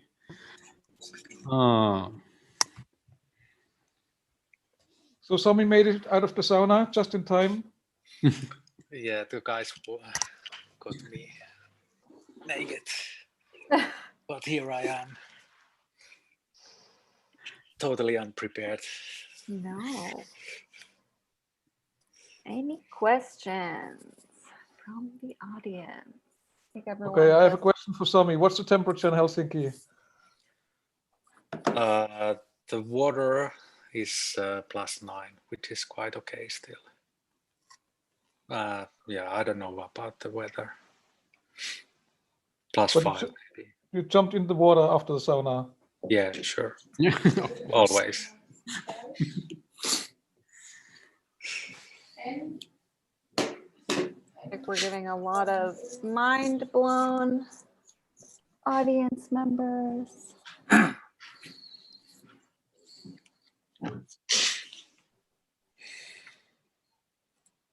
Amazing, multi-dimensional touch point. That is the future. And can you imagine that thing to be called as a pen? Is that a pen for you? Yeah, I believe. Or what is it? Do you have a better name for that? Not sure. Yeah. I mean, that could be just expression, because that you guys put it correctly that the brain controls the pen. So Claire just said that we are all pens. So the I brain have a is the question. pen. I have a question. Can I? Yes, please. What is the application of this technology thing? Can already be used where I can buy it, download it, or something?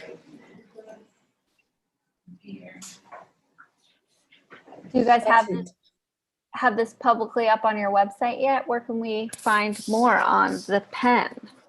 And how do you imagine it will be used in a practical setting? Just to summarize that.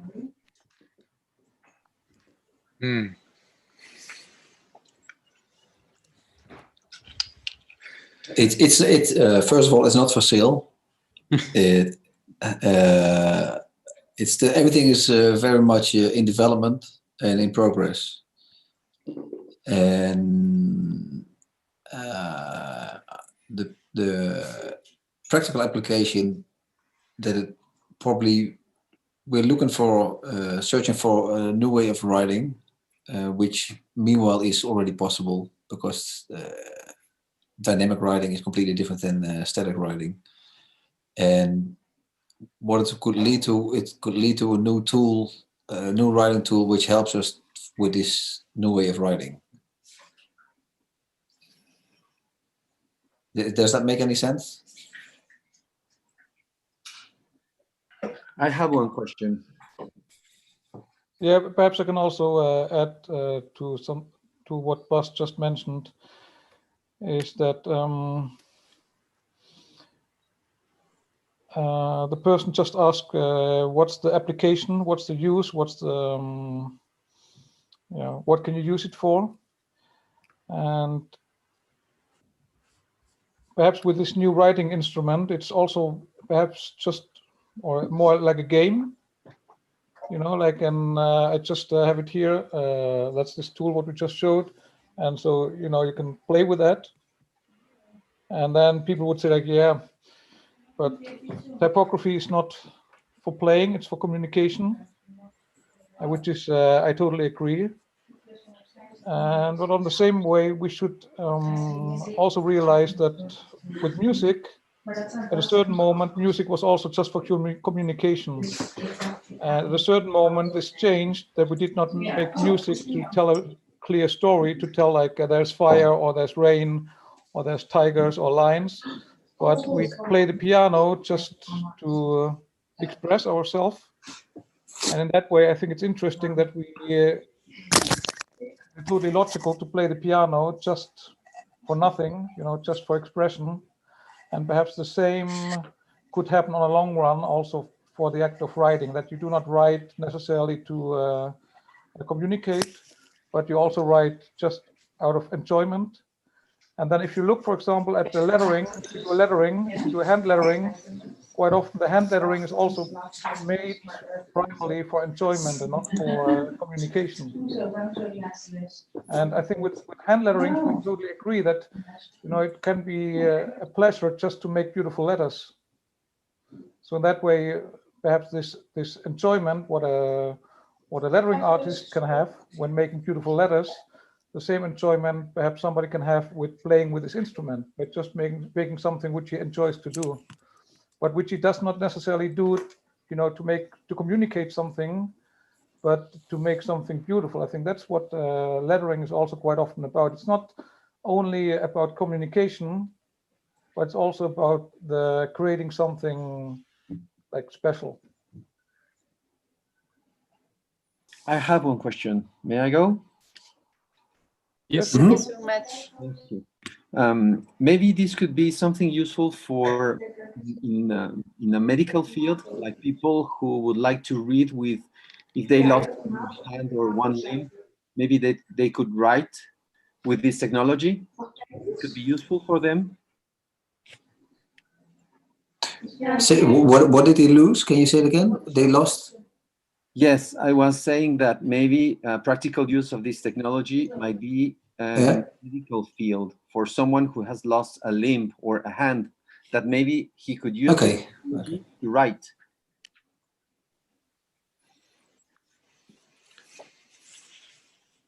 Yes.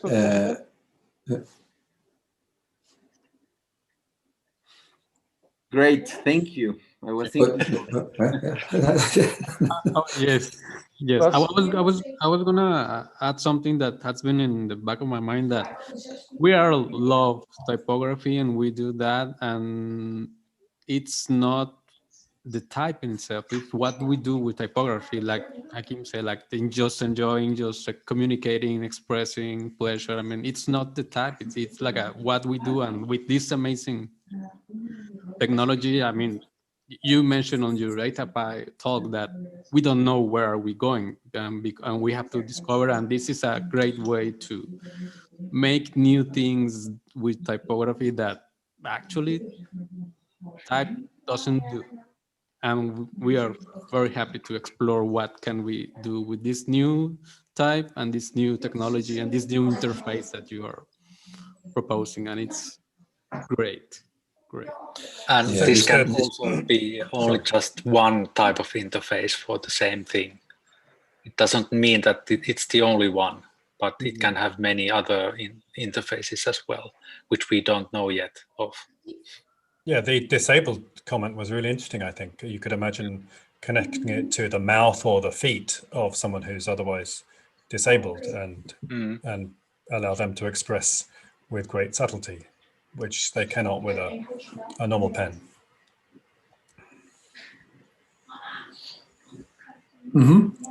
Yeah,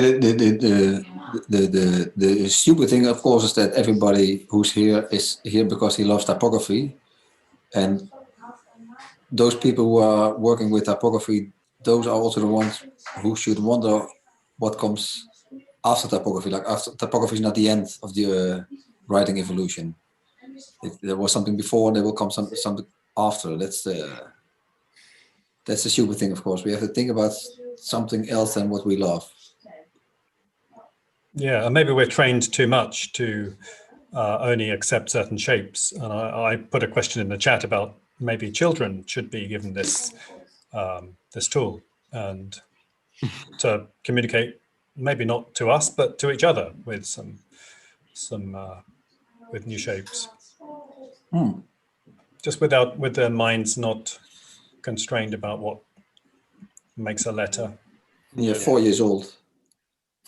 Who knows? I think what Bas just mentioned is interesting, and especially it's interesting because the invention of typography did not mean the end of calligraphy or the end of chirography, the end of writing with a hand. It was just like something additional. So in that way, in the same way as typography was not the end of handwriting, if there will come something new, it will not mean the end of typography. It's just like something additional. I think that's the most important thing. And perhaps that's also one of the biggest mistakes, what happened in the beginning of internet, that people were always afraid that the internet would mean the end of the book. But meanwhile, we realize it's not the end of the book, it's just something else. And those two things, they can add something, and they should not, they are not competing, but they are perhaps even making each element stronger. It's a choice what we have. And in that way, I think a choice is never bad. It's always good to have like the possibility to choose between different things. So in that way, a new technology, we should not be afraid of that. It's just like, it just means that we can choose between more different things.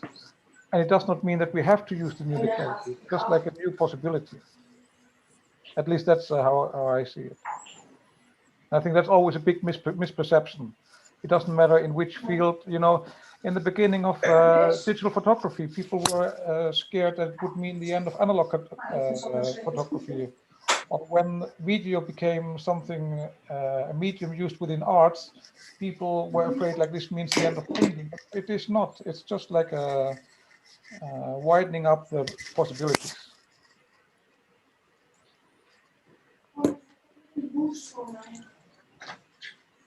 There is a question. When you mentioned that you were in Japan, is there any application for the Hansi alphabet? Kanji? Maybe I mispronounced that. Hansi? With chromatography, you mean? With our stuff, what we just presented? Is that was your question? If this thing could exist for kanji? Sure, like this pen instrument is now containing the Latin, but it can extend to other scripts as well. It's flexible. And perhaps even with the same stroke, we can make more than Latin. Yeah, what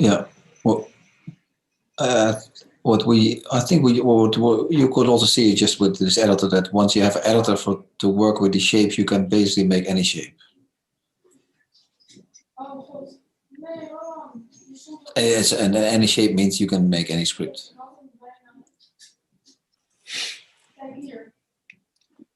So there's no limitation to a script.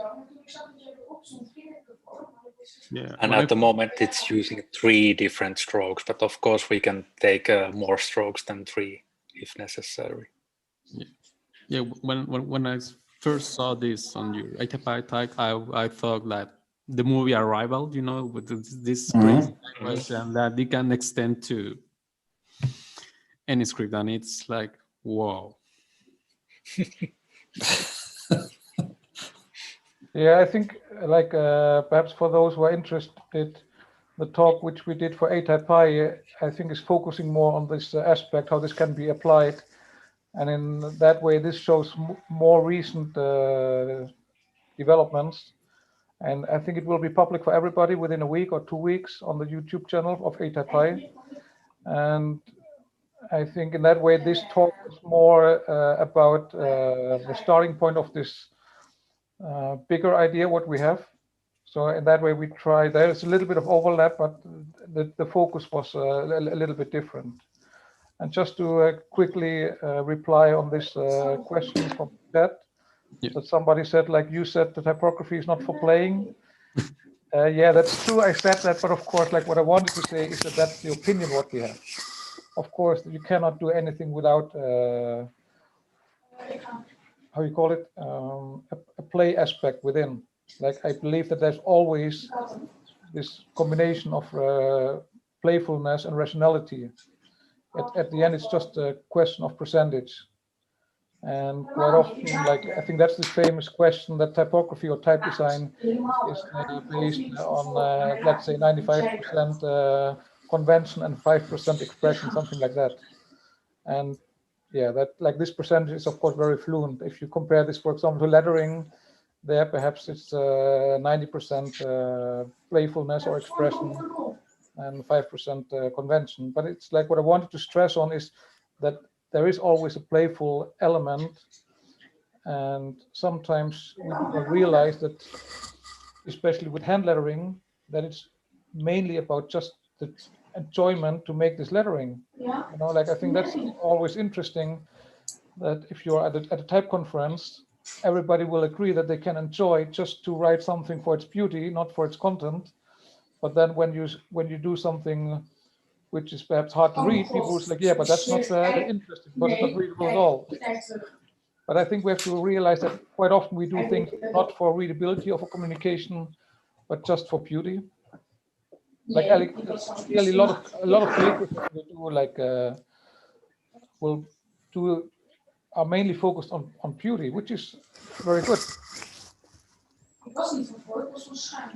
How far have you, I saw the emoji that you had done. How much have you explored images in themselves? Have you tried to draw ox, hawk, houses, trains, this kind of thing. Running hose. Yeah, of course. Because this reminds me that the playful aspect, people will try to draw pictures. Yeah, we skipped the running horse and went for a running cat, of course. Yeah, it's interesting, the question, because when the problem is how to draw with those strokes. You know, like we don't have tools which allows us to draw with strokes. We have tools which allows us to draw with a pen, where we can make strokes and that, but we do not yet have tools which allowed us to work with a stroke which is already defined, where we only can change the rotation and the part of the stroke. So this makes it a little bit difficult to have a very good drawing tool for that. And at a certain moment, I think we just stopped with that and had other priorities, because it's like a different way of drawing. You know, it's not like the normal way. So at the end, if you have this interface where you can rotate those shapes and select the stroke, that's very clumsy to do. It's very mechanical. But at the same way, it's very clumsy. But at the same way, it happened that we discovered those fun or this surprising forms, like what we also showed in the talk now. This pirate or the Chinese guy. It was not that we thought like, okay, I want to draw a Chinese guy, or I want to draw a pirate. It was just like playing with those forms at a certain moment, like, oh, like those pictures appeared out of like nothing, or which was funny. So that way we had like when you play a day, perhaps you find 4 or 5 nice images. But yeah, so we have around 20, I think, or 30 of those. But then we stopped. Yeah, we have another question. And how do you fund these projects? By yourself?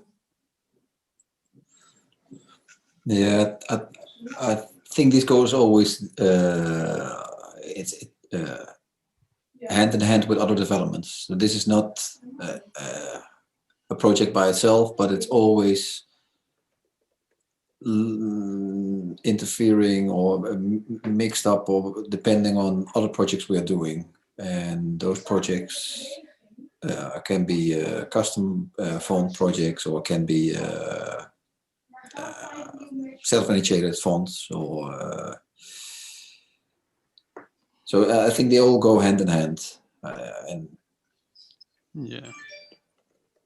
Okay. Yes, I always felt like you have like a many side projects, and this is just one of the many surprises that you probably have. And so, and yeah, you have to do paying jobs just to. And these kind of projects are just like you playfulness, like you mentioned that just to make something beauty and being playful with your and that.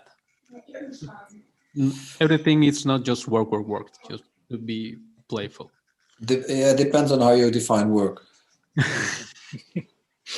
I mean, paying work. Okay. but then it also depends on how you define paying work. Well, I'm a paying. I don't know. No. One small request for everybody who's here, like, because Lawrence just asked like how many of those emojis did you draw. I just made a link on the chat where there's an online app where everybody can just play themselves, and you can also just submit, and then it's part of the collection, which is made with these icons. So it's called freeemoji.com. So everybody's welcome to check it out, do their creations, give it a name, and then just submit.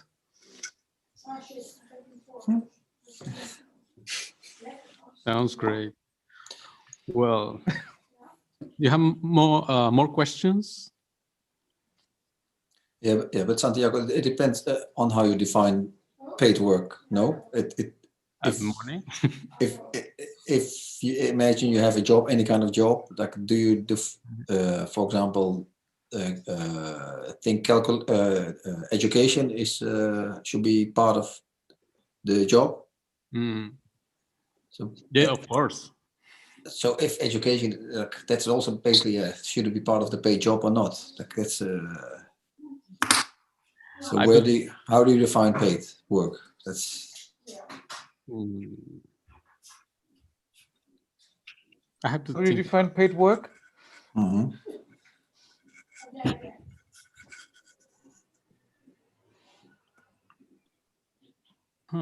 I think Lawrence, how do you define paid work? I believe that the trouble is with work, because I mean, when we do, it doesn't feel like a work when we do our stuff, you know. So I don't know. It's hard to define. Okay. No, yeah. One last thing about this, like I think you always have to develop new things, new skills, new capabilities. Because if you can only imagine you learned how to typeset letters in Quark Express 3.1, and that's the only thing you can do, then you don't have a job anymore. Mm-hmm. Or maybe still now, but probably not in 5 years or 10 years. Yeah. So I think that makes it very clear that you always have to educate yourself as part of your job. Agree. So perhaps Leo can just finish up with some ideas about paid work. He just put it something. Yeah. That would be great. Leo, I don't know how you pronounce it. Here I am. I was eating a bite. Yes, please go ahead. Yeah, please, you go ahead. You had a good remark there. Of course, this has to do with capital. Is the money that you receive for making intellectual or physical work. But in the time that Marx created this idea, well, he was not alone. There was a lot of work in how you say, in usines, in factories. So most of the work was physical. At the time, they realized that it was not very fair to what they paid to workers. So the complicated thing now, I think, is that paid work has to do with intellectual work. How do you pay people that think? I think that's one variable that we haven't thought sometimes in enterprises. So when you see this documentary about the social dilemma, well, people, they are in crisis, you know, because they are paid to in a way manipulate people. So I think that now we're living a change of paradigm about paid work. People through this crisis, we have learned that we can work from our homes, but we work more than we should work usually when we work in an office. You see what I mean? Yes, but probably it's also that we do paid work without getting paid and without realizing that we do the paid work, or we should get paid, like social media, like using Twitter or Instagram or Facebook. We should get paid for, no? Yeah, that's it. Now there are new ways. We will get paid when there's enough followers, Hakim. Not yet. No, but there are schools that apparently show you how to make money. Everybody wants to be an influencer, you know. So I think that we're living a change. But what I wanted to say is, whenever you do a posting, you should get money for it, no? Yeah, that's it. Because you create value. Well, yes. Still, this is another way of degrading the concept of working now, or maybe changing. I don't know. We have to think about it. But the most important thing, as I was thinking when I saw your presentation and what said, is that there is a adagio that says, try to find a work that you like, so you would never work any time in your life. So when you like what you do, it's not work. The problem is that you have to be paid for it. So there's still the money thing, you know? How to be paid for what we do if we are innovating. So that's the point.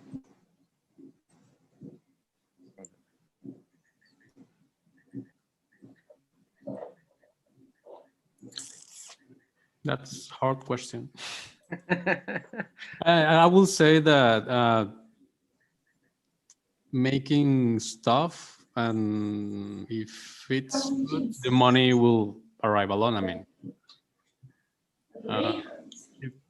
I have read, and many people say that if you think first in the money firsthand, then you probably will be just freeing yourself to do crazy stuff and to innovate, because you will be constrained by what is making money right now.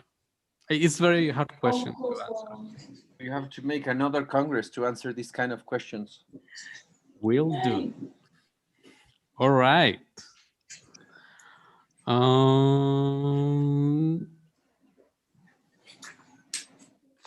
There's a question that does Y could have different designs?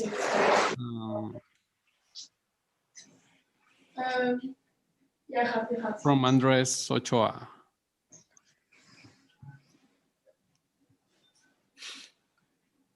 If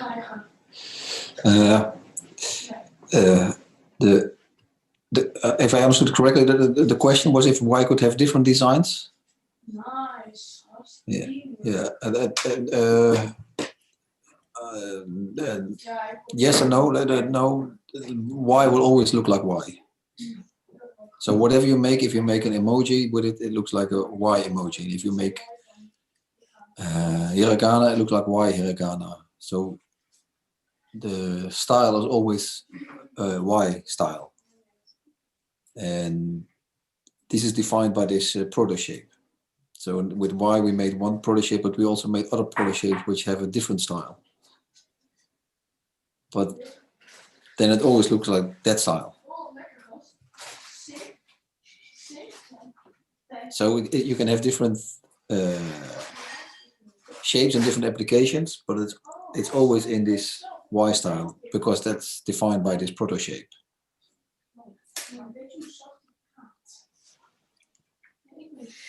Hope that's a clear enough answer. Yes. All right. Well, thank you guys so much for your time, and you're always amazing with your presentations. And thank you so much for your time. And if you guys have more questions, you can drop them in the chat, and so we can continue with our next program that I'm sure that it's awesome too. Thank you guys. Thank you, Hakeem. Thank you. Sammy, good to see you. Thank you for having us. Thanks a lot. All right. Very good. Thanks, guys. Yeah. Sure. Our next speaker is Eduardo Jiménez.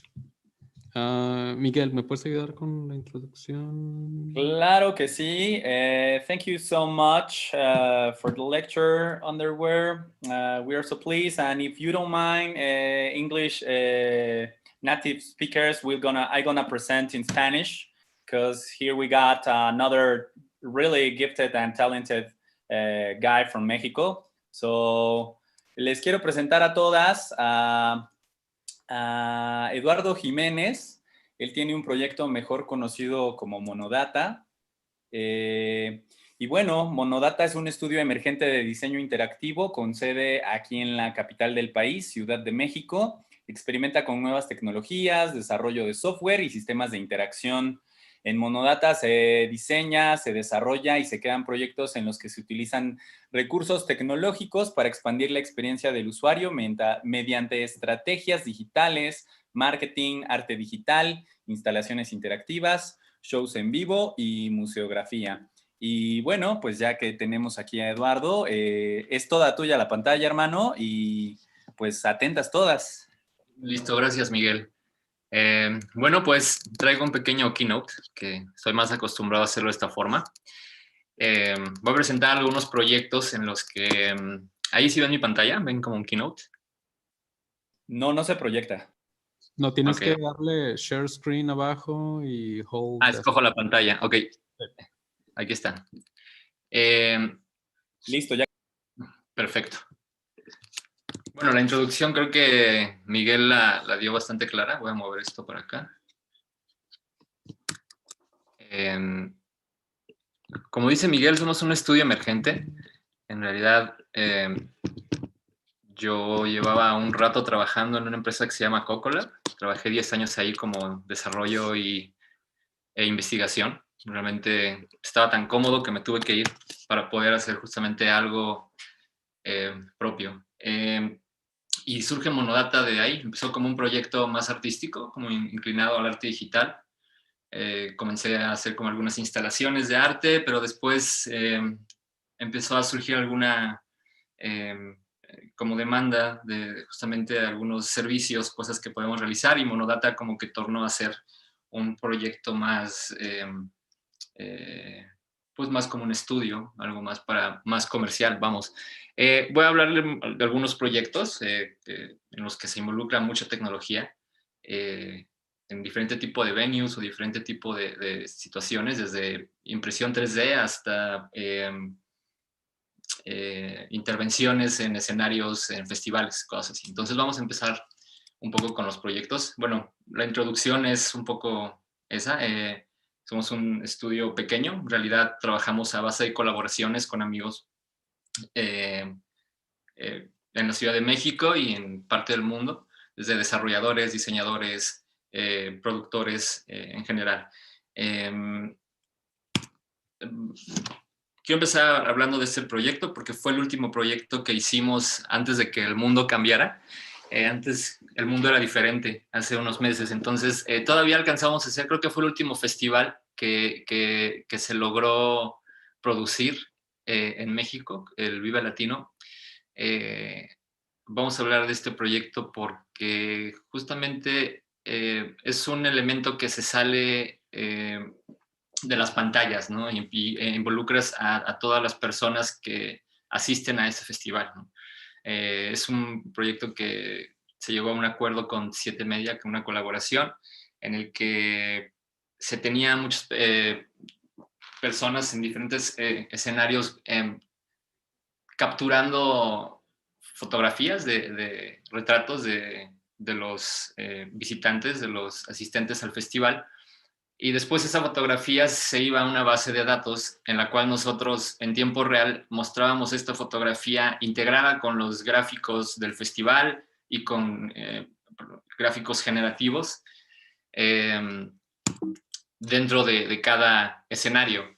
Entonces teníamos un despliegue de 6 escenarios, si no recuerdo mal, son 6 o 7 escenarios en los que hay en este festival, y cada uno de los escenarios mostraba en tiempo real la fotografía de uno de los asistentes con una superposición de elementos en animación y también en tiempo real, como elementos generativos, como sistemas de partículas y esas cosas como básicas de sistemas de código creativo. Y acá lo interesante era cómo podíamos operar todo esto desde un cuartito, ¿no? Cómo poder estar desde una computadora, estar solamente arrojando imágenes a una carpeta y poder estar compartiendo a los 7 escenarios en tiempo real lo que se estaba generando dentro de un programa que diseñamos en Touch Designer, que es una herramienta de programación a base de nodos. Ahí te permite hacer todo tipo de composición gráfica y cualquier tipo de llamadas a servidores o cualquier tipo de interacción que sea más allá de un teclado y un mouse, ¿no? Son unas interfaces para programar y diseñar tus propias interfaces y programas. Bueno, se mostraba de esta forma en todos los escenarios y bueno, a partir de eso estuvimos recibiendo como muchas propuestas y llamadas ya de empezar a hacer las cosas como de esta manera, ¿sabes? De cómo involucrar al usuario a partir de una experiencia más allá de solo su visita, ¿no? A un festival, porque pues ahora ya con las limitaciones que hay por ahora con COVID, la verdad es que también la parte del espectáculo está cambiando bastante y la parte en la que se desarrollan muchos sistemas de interacción están también cambiando. Por ejemplo, antes por requerimiento en algún sistema interactivo necesitabas pues necesariamente un área en el que una cámara pueda estar viendo en donde hay cierto número de usuarios. Son como ciertos espacios que estaban como limitados para la interacción. Pero ahora, en esos tiempos que hay como más control de personas, nuestros sistemas interactivos se adaptan un poco mejor a este tipo de creaciones digitales. Por eso es que me llamó la atención un poquito hablar un poco de este proyecto, porque en unos 3 a 4 meses cambió la forma en el que la industria ya empezó a proponer cómo cambiar las tecnologías y cómo proponer las nuevas experiencias, ¿no? Experiencias extendidas que ya van más allá de solamente ser un partícipe, un visitante, sino que te llevas más allá después de un evento, por decirlo, en un festival o un evento de música, ¿no? Y obviamente, pues aquí se involucra mucha tecnología, programación, cosas tan técnicas que no me quiero meter, porque sería como meterme en cosas de programación, y prefiero hablar como de diferentes proyectos y las tecnologías que atacamos. Bueno, esta es una instalación de arte que se llama Absence, es otro proyecto. Es un proyecto que inicié con mi amiga Mónica Ruiz, es una artista plástica. Ella lleva unos años ya trabajando el concepto de la ausencia en su obra. Y en este caso hicimos un proyecto colaboración en el que pues arribábamos desde sistemas de tracking, que es justamente detectar personas que estén cerca de nuestra pieza para poder detonar elementos en esta pantalla. Y si se dan cuenta, ahí al centro de la imagen hay una máquina de coser que pues también la controlamos en tiempo real con música. Ahorita les voy a explicar un poquito cómo funcionaba y por qué era esta pieza. Es una pieza que surge a partir de la necesidad de querer brindar un homenaje o querer poner de alguna forma la situación o el problema que sacudía el país desde el 2009, 2012, más o menos esa época había también una gran cantidad de feminicidios en el país, y a Mónica le surge la idea de crear una especie de pieza, protesta, homenaje, ¿no? a todas estas personas muertas, ¿no? Y es un problema que sigue vigente, y es una pieza que sigue vigente. Al final la hemos expuesto en 6 países más o menos, aproximadamente, y en México, porque lamentablemente la violencia migra, y es lo que hace que también esta pieza vaya como mostrando lo que pensamos que puede llegar a dar un pedazo de luz, ¿no? ¿Sabes? Es una pieza muy sobria. Estuvimos presentándola en un festival en el que se muestran proyecciones con miles de colores, con luces de miles de colores, y nosotros tratamos de hacerlo lo más sobrio, porque en sí era una pieza que fue concebida para una galería.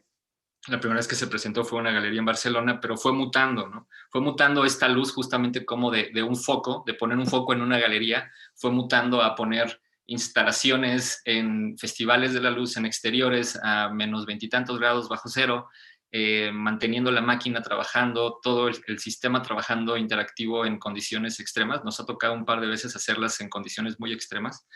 Y cómo también lo importante fue cómo fue mutando esta luz, desde el pequeño foquito con el que empezamos a trabajar, que era dentro de la máquina de coser, un foco muy pequeñito, hasta pues ya poderla mostrar en espacios muy grandes, como se muestra en esta imagen que estamos mostrando ahora, ¿no? Esto fue en Helsinki hace 3 años, perdón, ya, que fuimos a presentar esta pieza.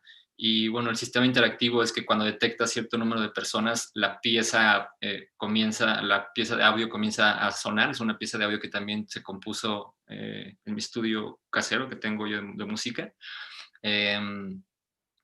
Y la máquina de coser empieza a coser patrones pues generativos de alguna forma. No cose ninguna tela, pero está generando como patrones con la música todo el tiempo.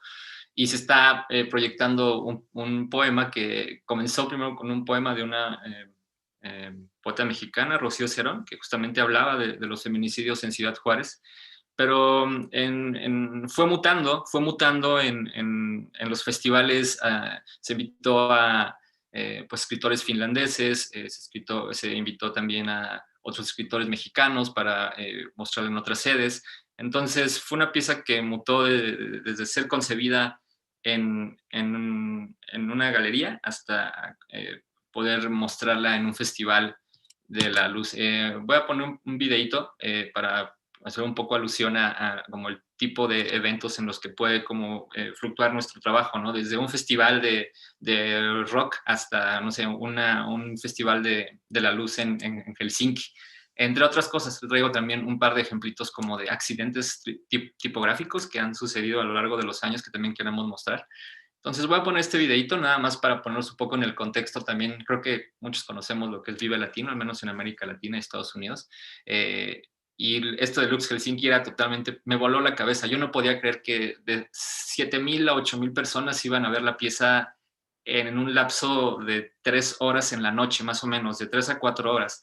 Pero es justamente en Helsinki se tiene una cultura de la luz inmersa desde hace siglos, ¿no? Porque suele ser un lugar muy oscuro. Entonces, ellos ven la luz de otra manera. Entonces, para ellos, ver esta pieza fue impresionante. Recibimos muy buenas críticas, tanto de los visitantes como de los directores y compañeros artistas.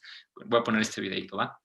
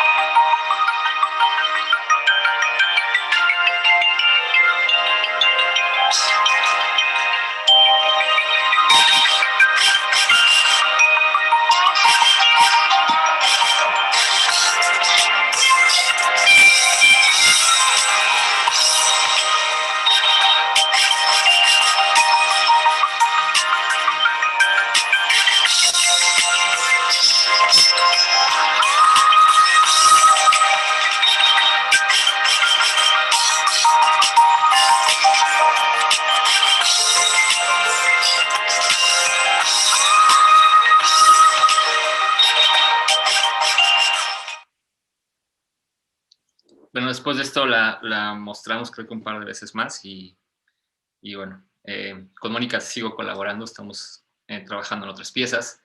Y bueno, pues aquí la tecnología pues eran el uso de cámaras de profundidad. Realmente se utilizan cámaras de videojuegos como Kinects para poder detectar el número de personas que hay presentes en la escena o a qué distancia están, y nosotros con eso sabemos en qué momento encender esta instalación, ¿no? Porque si no hay personas o el suficiente número de personas enfrente de esta exhibición, la máquina de coser está como en un lapso de que se encuentra como respirando y tenemos una pieza sonora que está como para este modo stand-by también. Entonces es una pieza que requiere tecnología para poder ser activada, ¿no? Y he hecho como 3 o 4 versiones de este software, lo he desde escrito hasta en Open Frameworks, hasta programarlo en Touch Designer con nodos. O sea, siempre hacemos una modificación cada vez que la mostramos, ya sea en las luces, ya sea en el contenido gráfico, ya sea con la iluminación, porque hay un set de luces que también programamos en tiempo, bueno, que se programa para que funcionen en tiempo real. Vamos a pasar yo creo a otro proyecto. Este es un proyecto que hicimos solo de juego.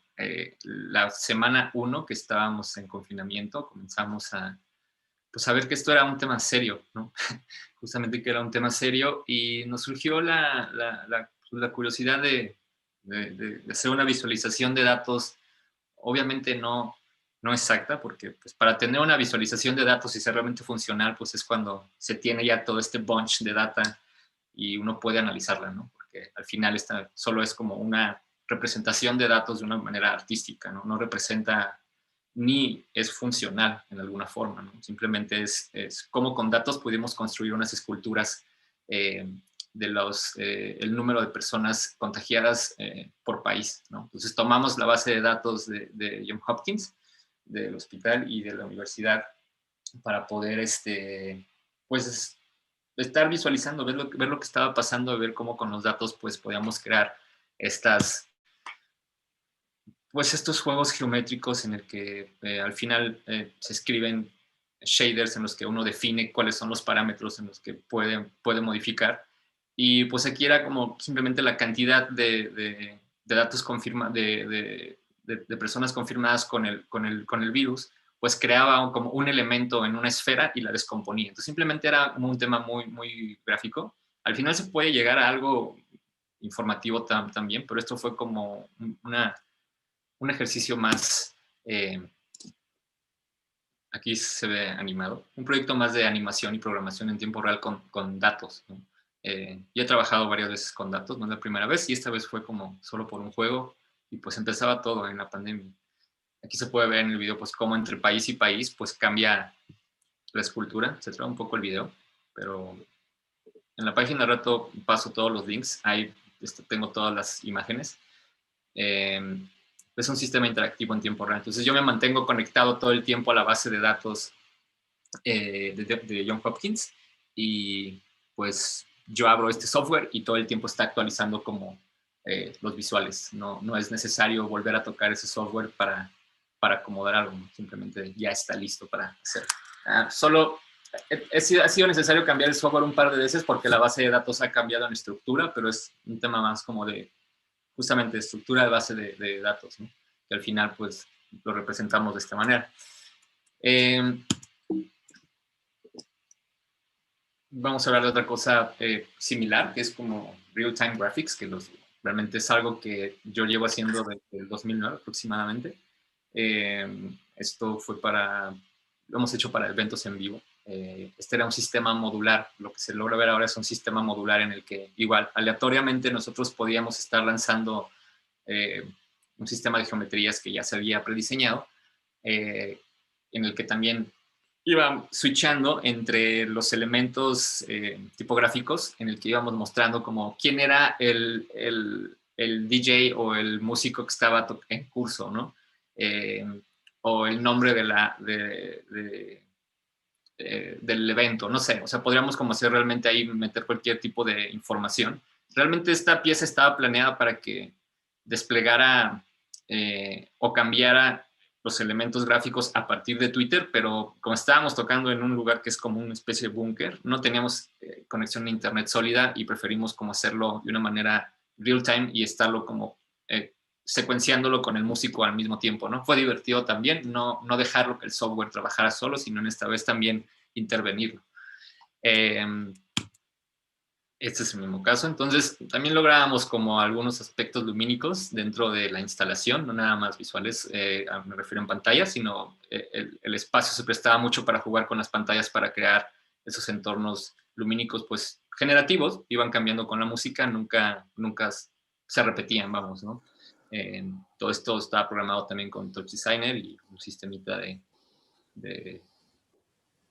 de geometrías modulares muy sencillo.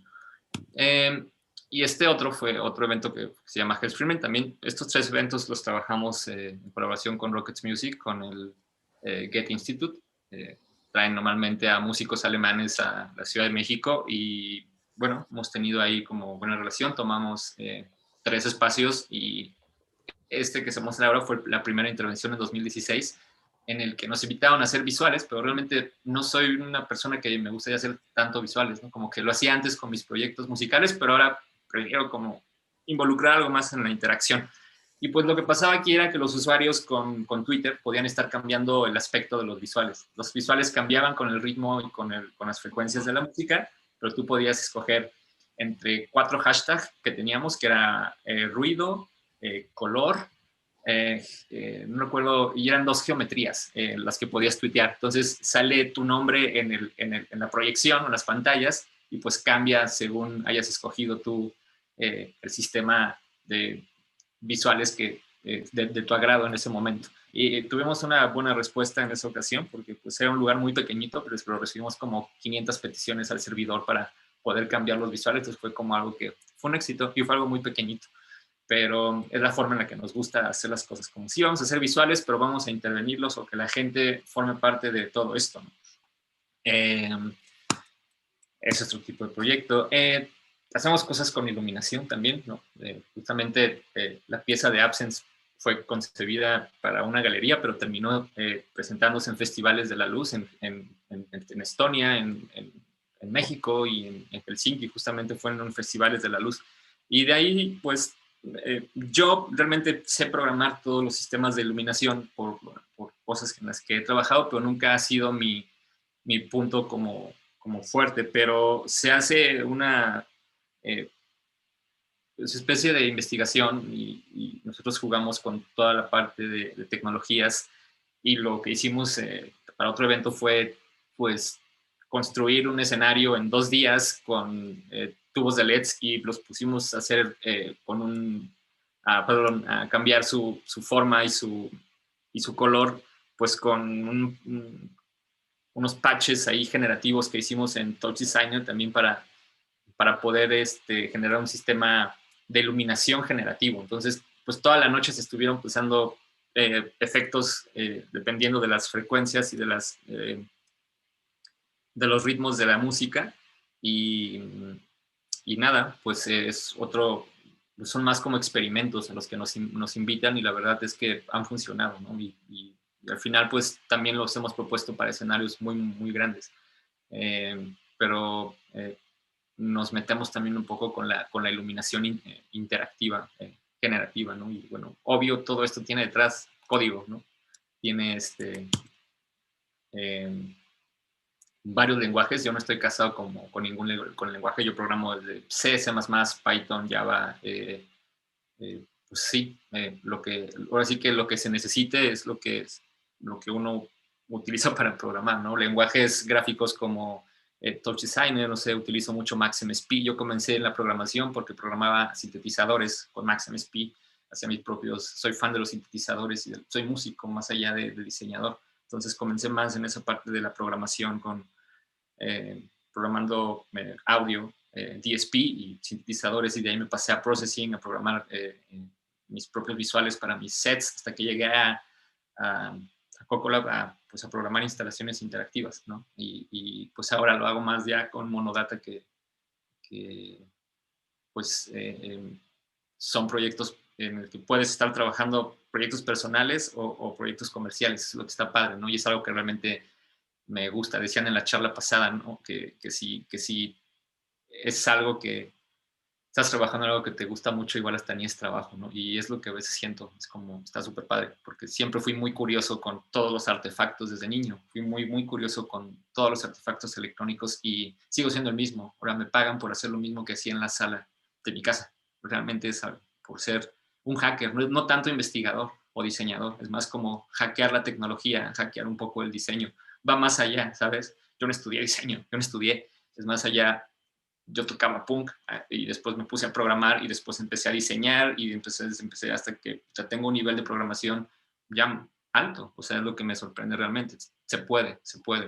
En 10 años se ha podido. Entonces, quiero hablar de mis experimentos tipográficos. Esta fue mi inspiración, creo, número 1. Carsten Smith es un programador alemán que tenía un estudio que se llama Post Spectacular, que es como un estudio de diseño. Yo conocí a todos estos tipos, Carsten Smith, a Zach Lieberman, a Kyle McDonald, todas esas personas que ahora respeto mucho, las conocí mucho por una amiga, por Cintia Márquez, de Polímata. Ella tiene también ella creo que también es como más tipógrafa y más esas ondas, pero yo lo conocí por ella y cuando me enseñó esto de Type and Form de Carsten Smith, yo me quedé como con la boca abierta, ¿no? Con la boca abierta y fue como, wow, ¿puedes hacer eso con código, con Java?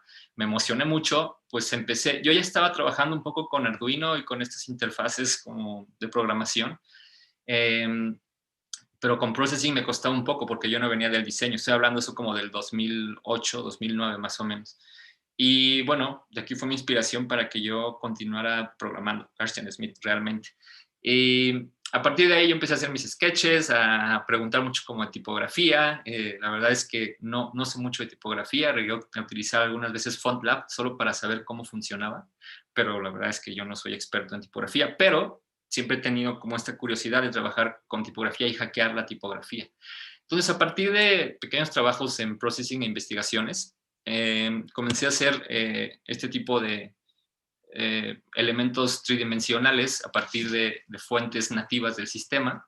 Por ejemplo, esta es una verdana, que es una A mayúscula, y yo justamente tomando las librerías de Carsten Smith, que son Toxic Clips, y otra librería muy, muy importante que se llama Generative, que justamente es la que te deja acceder a todo el stroke o a todos los puntos de la tipografía y tú puedas modificarlos en tiempo real, ¿no? Obviamente, todo esto corre a través de una applet o una API de Java en Processing. Al final es Java. Lo interesante de esto es que tú puedes ver cómo va creciendo, cómo se va generando. Este es como de mis primeros experimentos. Esto fue por 2009, 2010, más o menos. Ahorita que estaba hablando Underwear, sentí muy bonito porque me gusta mucho Bello, y yo hice algún experimento cuando salió esa fuente también. Esta es una B minúscula de Bello, y este es otro experimento de extrusión, y en lo que empecé a pensar cuando veía estas cosas, puta, esto puede ser una pequeña esculturita, ¿no? Esto puede, si está compuesta de polígonos, al final puede imprimirse en 3D.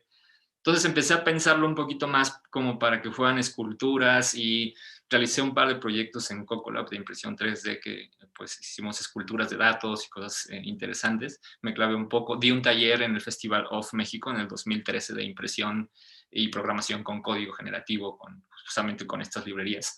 Esta es una letra C, no recuerdo qué tipografía es, pero es lo mismo, está compuesta de conos. Esta la imprimí en 3D, pero solo pude imprimirla hasta la mitad porque se rompió. Hice varias pruebas. No encontré mis fotos de las impresiones 3D, creo que las perdí. Pero todo esto terminaba justamente en un objeto, ya lo que a mí me emocionaba. Como a partir de una letra que tú escribías en el programa, podías empezar a hacer muchas variantes, ¿no? Hasta terminar en un objeto físico. Eso es lo que a mí me emocionaba mucho. Este es otro ejemplo, es un mini póster que hice hace años que se llama Before the Dream Faded. Es un disco de Calvin Johnson de Disquera K Records de Olympia, Washington, de los 90s, que me gusta mucho, y decidí hacer como este póster también con Processing, aplicando un algoritmo de Voronoi, que es un algoritmo de triangulación inteligente. Lo que hace es que los puntos no se sobreponen, entonces tú tienes cada vez que tú presionas una tecla en el programa, creas una malla diferente de triangulación y tienes un juego tipográfico que también está unido a la triangulación. Tú para crear un triángulo en el algoritmo Voronoi necesitas 3 puntos en el espacio, ¿no? Entonces, si tú tomas los puntos de la tipografía más los puntos aleatorios que unes por medio de programación, pues creas una malla completita, una malla completa de Voronoi exacta, porque en esto no está hecho a mano, sino cada vez que das clic, ¡pum!, generas uno nuevo. Pues bueno, fue otro experimento. Esta es una tipografía que se llama Otto, no recuerdo muy bien el nombre, Non-Format, es de Non-Format, creo, esta de Otto, esta tipografía. Esto fue como por 2013, más o menos. Y bueno, son como los juegos o accidentes tipográficos en los que he caído, pero me gusta mucho. Siempre mi primera iteración en código, mi primera geometría, o es una esfera o es una letra, siempre, porque me gusta ver justamente cómo algo que puede ser tan bello para unos o tan confuso para otros, como lo es un glifo o una letra o algo así, puedes tú llegarlo a deconstruirlo de una manera que con una pequeña modificación puede tener otro sentido, ¿no? Como este póster, creo yo. Bueno, este es un homenaje que hice como a John Lennon y Yoko Ono de su póster este famoso de War is Over. Esto terminó también siendo una impresión 3D que tengo por aquí en mi casa también. Es un póster muy, muy famoso que fue por allá, muy famoso en los 80s. Juego tipográfico muy sencillo con un fondo blanco y una fuente en negro y ya. Muy, muy, muy famoso este póster. Hice este experimento también en Processing. Y esto fue lo último que hice. Tiene como 2 años, yo creo. Hice un programita para generar portadas de una banda de black metal pues que yo me inventé, ¿no? No existe, pero hice como varios logos generativos. Esto es a base de un un sketch que simula como tú les das unas reglas iniciales en el que dices, ok, a partir de esta geometría quiero que empieces a crear fluidos. Entonces, crea fluidos y empieza a crear voxels, no píxeles, sino voxels en 3D. Entonces empiezas a hacer una forma que también puede llegar a ser una impresión 3D o a un modelo 3D que pueda ser después modificado en cualquier programa, ¿no? Y bueno, este será como un experimento también tipográfico ahí de una banda de black metal ficticia. Todo esto con processing también. Voy a hablar un poquito más de creative coding, son como unas cosas más extrañas que me gusta hacer con código, que es como estoy aprendiendo desde hace unos años para acá un lenguaje de programación que se llama GLSL, que se utiliza mucho para pues el shading en los videojuegos y ahora se utiliza mucho en la industria del código creativo o de los sistemas en tiempo real. Estamos trabajando en una instalación en la que estás debajo del mar. Ahorita no puedo decir mucho porque no lo hemos terminado, pero estamos creando muchos elementos de los que están debajo del mar a partir de programación. Entonces, hicimos un programita en el que estamos generando corales. Igual, nosotros a partir de una esfera y de algoritmos que intentan simular como la degradación en las piedras. Al final es un algoritmo de cómo se comportan los fluidos. Es como las partículas realmente, pues cada partícula pues tiene su espacio en el canvas, en este caso es en el canvas 3D, y cómo ninguna de esas partículas se vuelve a tocar, sino cada una ocupa un espacio y te dan pues como este tipo de figuras pues orgánicas, en el que al final también son objetos 3D que pueden llegar a imprimirse, pero son una especie de corales que estamos haciendo para nuestro entorno marino.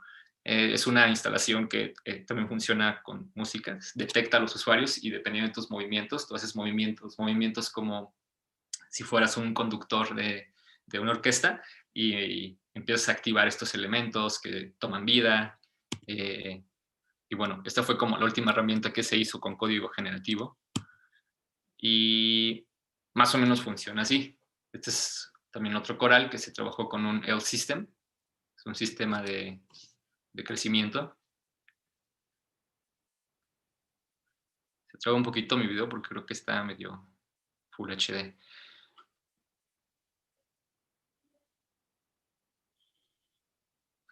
A ver si se reproduce mejor.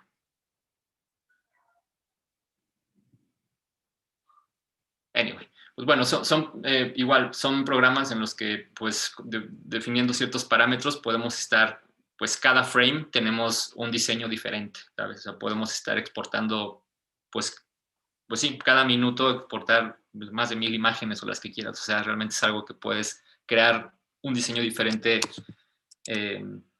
obteniendo resultados favorables y a veces no. Normalmente no son favorables, pero mientras más constraints mantengas dentro de tu programación o de tu diseño, creo que tienes mejores resultados, ¿no? No ser como,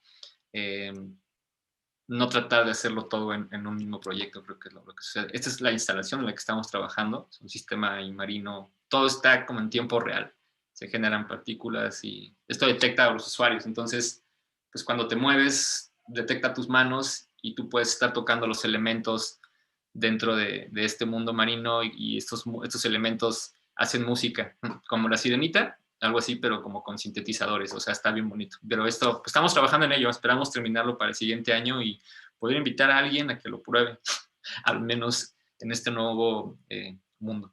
Eso es lo que estamos trabajando. Estos son otros elementos en que involucramos escaneo 3D, tomamos cámaras de profundidad y pues podemos reconstruir cualquier objeto que estemos escaneando a partir de sensores.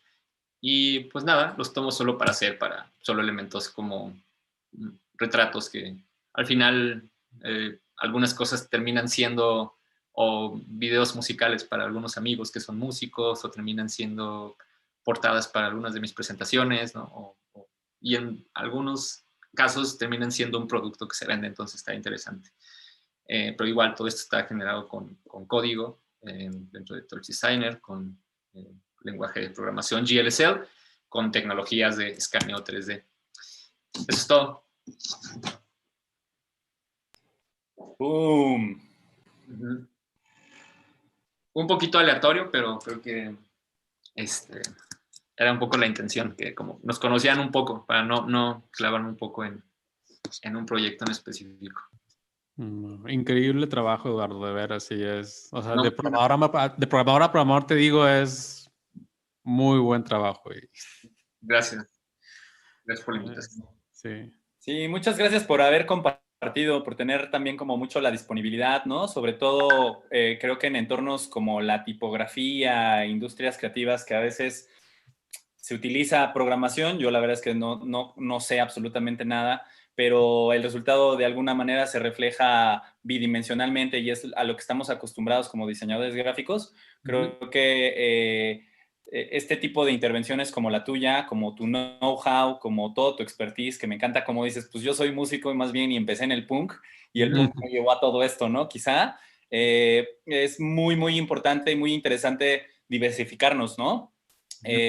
Girando en torno a la conversación que ayer tenía James Edmondson de, bueno, es que no me puedo dedicar todo el tiempo a la tipografía, ¿no? La amo, me encanta, es lo que hago, pero necesito nutrir todo eso de mi vida, ¿no? Y pues nada, yo hago esa pequeña intervención agradeciéndote mucho, ¿no? Sobre todo expresándote también muchas ganas de, bueno, cuando uno sigue a alguien en Instagram, cuando uno se acerca al trabajo de alguien, pues creo que también esta posibilidad de tener espacios como Tipografía México, y yo te lo dije desde que te invité, pues el código son letras, ¿no? Y si este año la edición de Tipografía México era hablar de que las letras están en todo, pues hace mucho sentido, ¿no? Con afán de conocernos, ¿no? En lo físico, en lo personal, etcétera, etcétera. Y bueno, todo esto extendiéndoselo a todas las personas que han estado atendiendo a las charlas de Tipografía México a lo largo de la semana, pues son espacios en donde nos cruzamos y que eso sirva para hacernos amigas todas, ¿no? Claro, sí, justo fue el interés, como justamente poder estar en un entorno fuera del mío, ¿no? Diferente, sí, y justamente ahí es donde pasan las cosas interesantes, porque si te quedas haciendo lo mismo, es... No, nosotros estamos abiertos siempre a la colaboración, por eso me gusta estar como metido en todos lados, ¿no? Y si no es haciendo música, es haciendo estas cosas que ahora son las que me apasionan, que es justamente la programación, el código y creativo y los sistemas de interacción, ¿no? Todo lo que tenga que ver con el hacking. Entonces, muchas gracias. No, hombre, por nada. Y no sé si tengan preguntas para Eduardo. Mientras piensan las preguntas, déjenme les aviso que tenemos una fiesta, va a ser una Zoom party obviamente, cada quien con sus drinks, y va a estar tocando en vivo Héctor Gómez, quien es un diseñador de tipografía, pero también es DJ, es súper bueno, es Daft Punk sin casco. Así de bueno es. Ya he estado en las mejores fiestas de la Ciudad de México. A las 9 de la noche empezamos esa chiquifiesta. Bueno, esperaremos que sea magnánima y con sus tragos a la mano. Seguro Eduardo se va a poner a proyectar o algo por el estilo. Claro que sí. Todas. Y por acá hay una pregunta muy interesante, Eduardo. Carolina Rodríguez nos dice, con todo esto del COVID y las restricciones de eventos masivos, presenciales, ¿cómo ves el futuro de estas intervenciones visuales, gráficas, etc., al respecto de la música y lo presencial?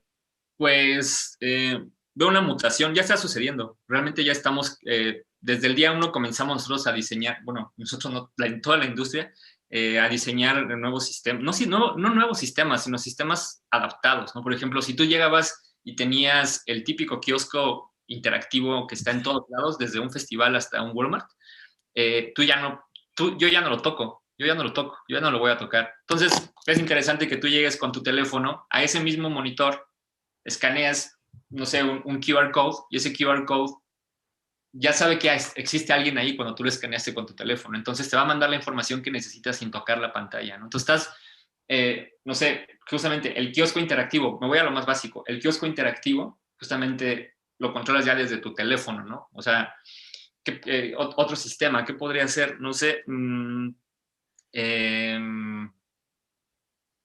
tuvimos un proyecto interesante. Podemos nosotros utilizar, por ejemplo, sistemas de identificación como pulseras RFID, que son estas pulseras de contacto, como las de los sistemas públicos de transporte, estos que pasas y suenan como un sensorcito. Nosotros podemos ponerle a eso el nombre de alguien en una base de datos y cuando alguien lo pase, que te regrese algún tipo de información. Entonces también se opta mucho por la personalización de los eventos. Los eventos ya van a ser más pequeños, ¿no? Realmente nos han estado como contactando personas para ver qué podemos hacer con eventos que antes eran de 500 personas, qué podemos hacer con 60 personas. Y yo la verdad es que me vuelvo feliz porque es cuando puedes tener concentrados a un número de personas interactuando sin que todo sea un caos, ¿no? Luego se llegan a proponer tecnologías erróneamente porque lo ven en algún video y te dicen, vamos a poner una cámara y vamos a estar traqueando personas para que se vea un sistema de partículas en el piso bien bonito, así, sí, pero no has pensado que va a haber 700 personas y el piso no se va a ver, ¿no? Entonces, hay cosas en las que nos benefician, como poder realmente mostrar muchas cosas que son limitadas a veces por el número de usuarios en estos sistemas. Y la otra son sistemas que están mutando. Justamente ya no vas a llegar y lo ves desde simplemente lo que cambia es la interfaz, ¿no? Realmente el contenido es algo muy similar, es el mismo. Es como vas al elevador y pues están estos pedales ahora en los que puedes pisar para no tocar, ¿no? Y solamente cambia la interfaz. Al final la función es la misma. Y creo que no solo afecta a la industria en la que trabajo, sino afecta hasta la pollería, en la que ya tienen que estar, literal, tienen que estar vendiendo los pollos por internet hasta estar pisando el elevador para que se active. Entonces, son tecnologías que se van a estar, creo que, integrando ya están integradas en la vida, como todos los temas de contactos de teléfono, ¿no? Pues también si tú con el chip que trae tu teléfono lo acercas a un lector, también ya podemos hacer muchas cosas. Ya estamos viviendo esa época en la que la tecnología está a un nivel, pues, digamos que la ciencia ficción la traemos 2 días atrasada. O sea, ya no es una ciencia ficción de décadas o de cientos de años. Ya la tecnología ya nos está pisando los talones y la tecnología ya está aprendiendo con los sistemas de inteligencia artificial, que ese es otro tema que también trabajamos con sistemas de inteligencia artificial. Hicimos hace unos 2 meses una máquina que toca free jazz sola, infinitamente con inteligencia artificial, ahí la tenemos, ¿no? Algún día yo sé que va a tocar en algún festival de free jazz porque pues, igual es de las primeras máquinas de free jazz que toca sola por infinitamente, ¿no? Entonces son cosas que van mutando, ¿no? Justamente esta máquina de free jazz surgió con la necesidad de, ok, pues si voy a hacer un stream, pues voy a hacer un stream que sea una máquina que toca por 24 horas y no se cansa como un humano, ¿no? O sea, eso fue como también darle la vuelta, ¿no? Y no sé, esa sería como mi respuesta. Van a mutar las interfaces, no tanto los contenidos. Sí. No, pues totalmente de acuerdo. Y pues bueno, sí. Increíble. Justo, Iván nos dice, ¿Do androids dream of electric sheep? ¿No? Como mucho pensando en la ciencia ficción vivida en estos tiempos. Sí, totalmente. Ya no está tan atrás. Sí. Ya vivimos ahí. Oye, pues Eduardo, excelente trabajo y pues muchas gracias por presentarlo y pues vamos a estar en contacto para más colaboraciones. Gracias a todos. Vamos a tomarnos un break de media hora. Unos taquitos. 30 minutes break for eat. You know, it's been a long day, but you know, we could keep talking all day about typography, but we need to rest and we'll be back at 3 p.m. Mexico time to Dave Crossland. All right, Eduardo, thank you so much. Gracias. Hasta luego. Gracias. Muchas gracias. Buen provecho a todas. Nos vemos en la fiesta a las 9 de la noche. Sí.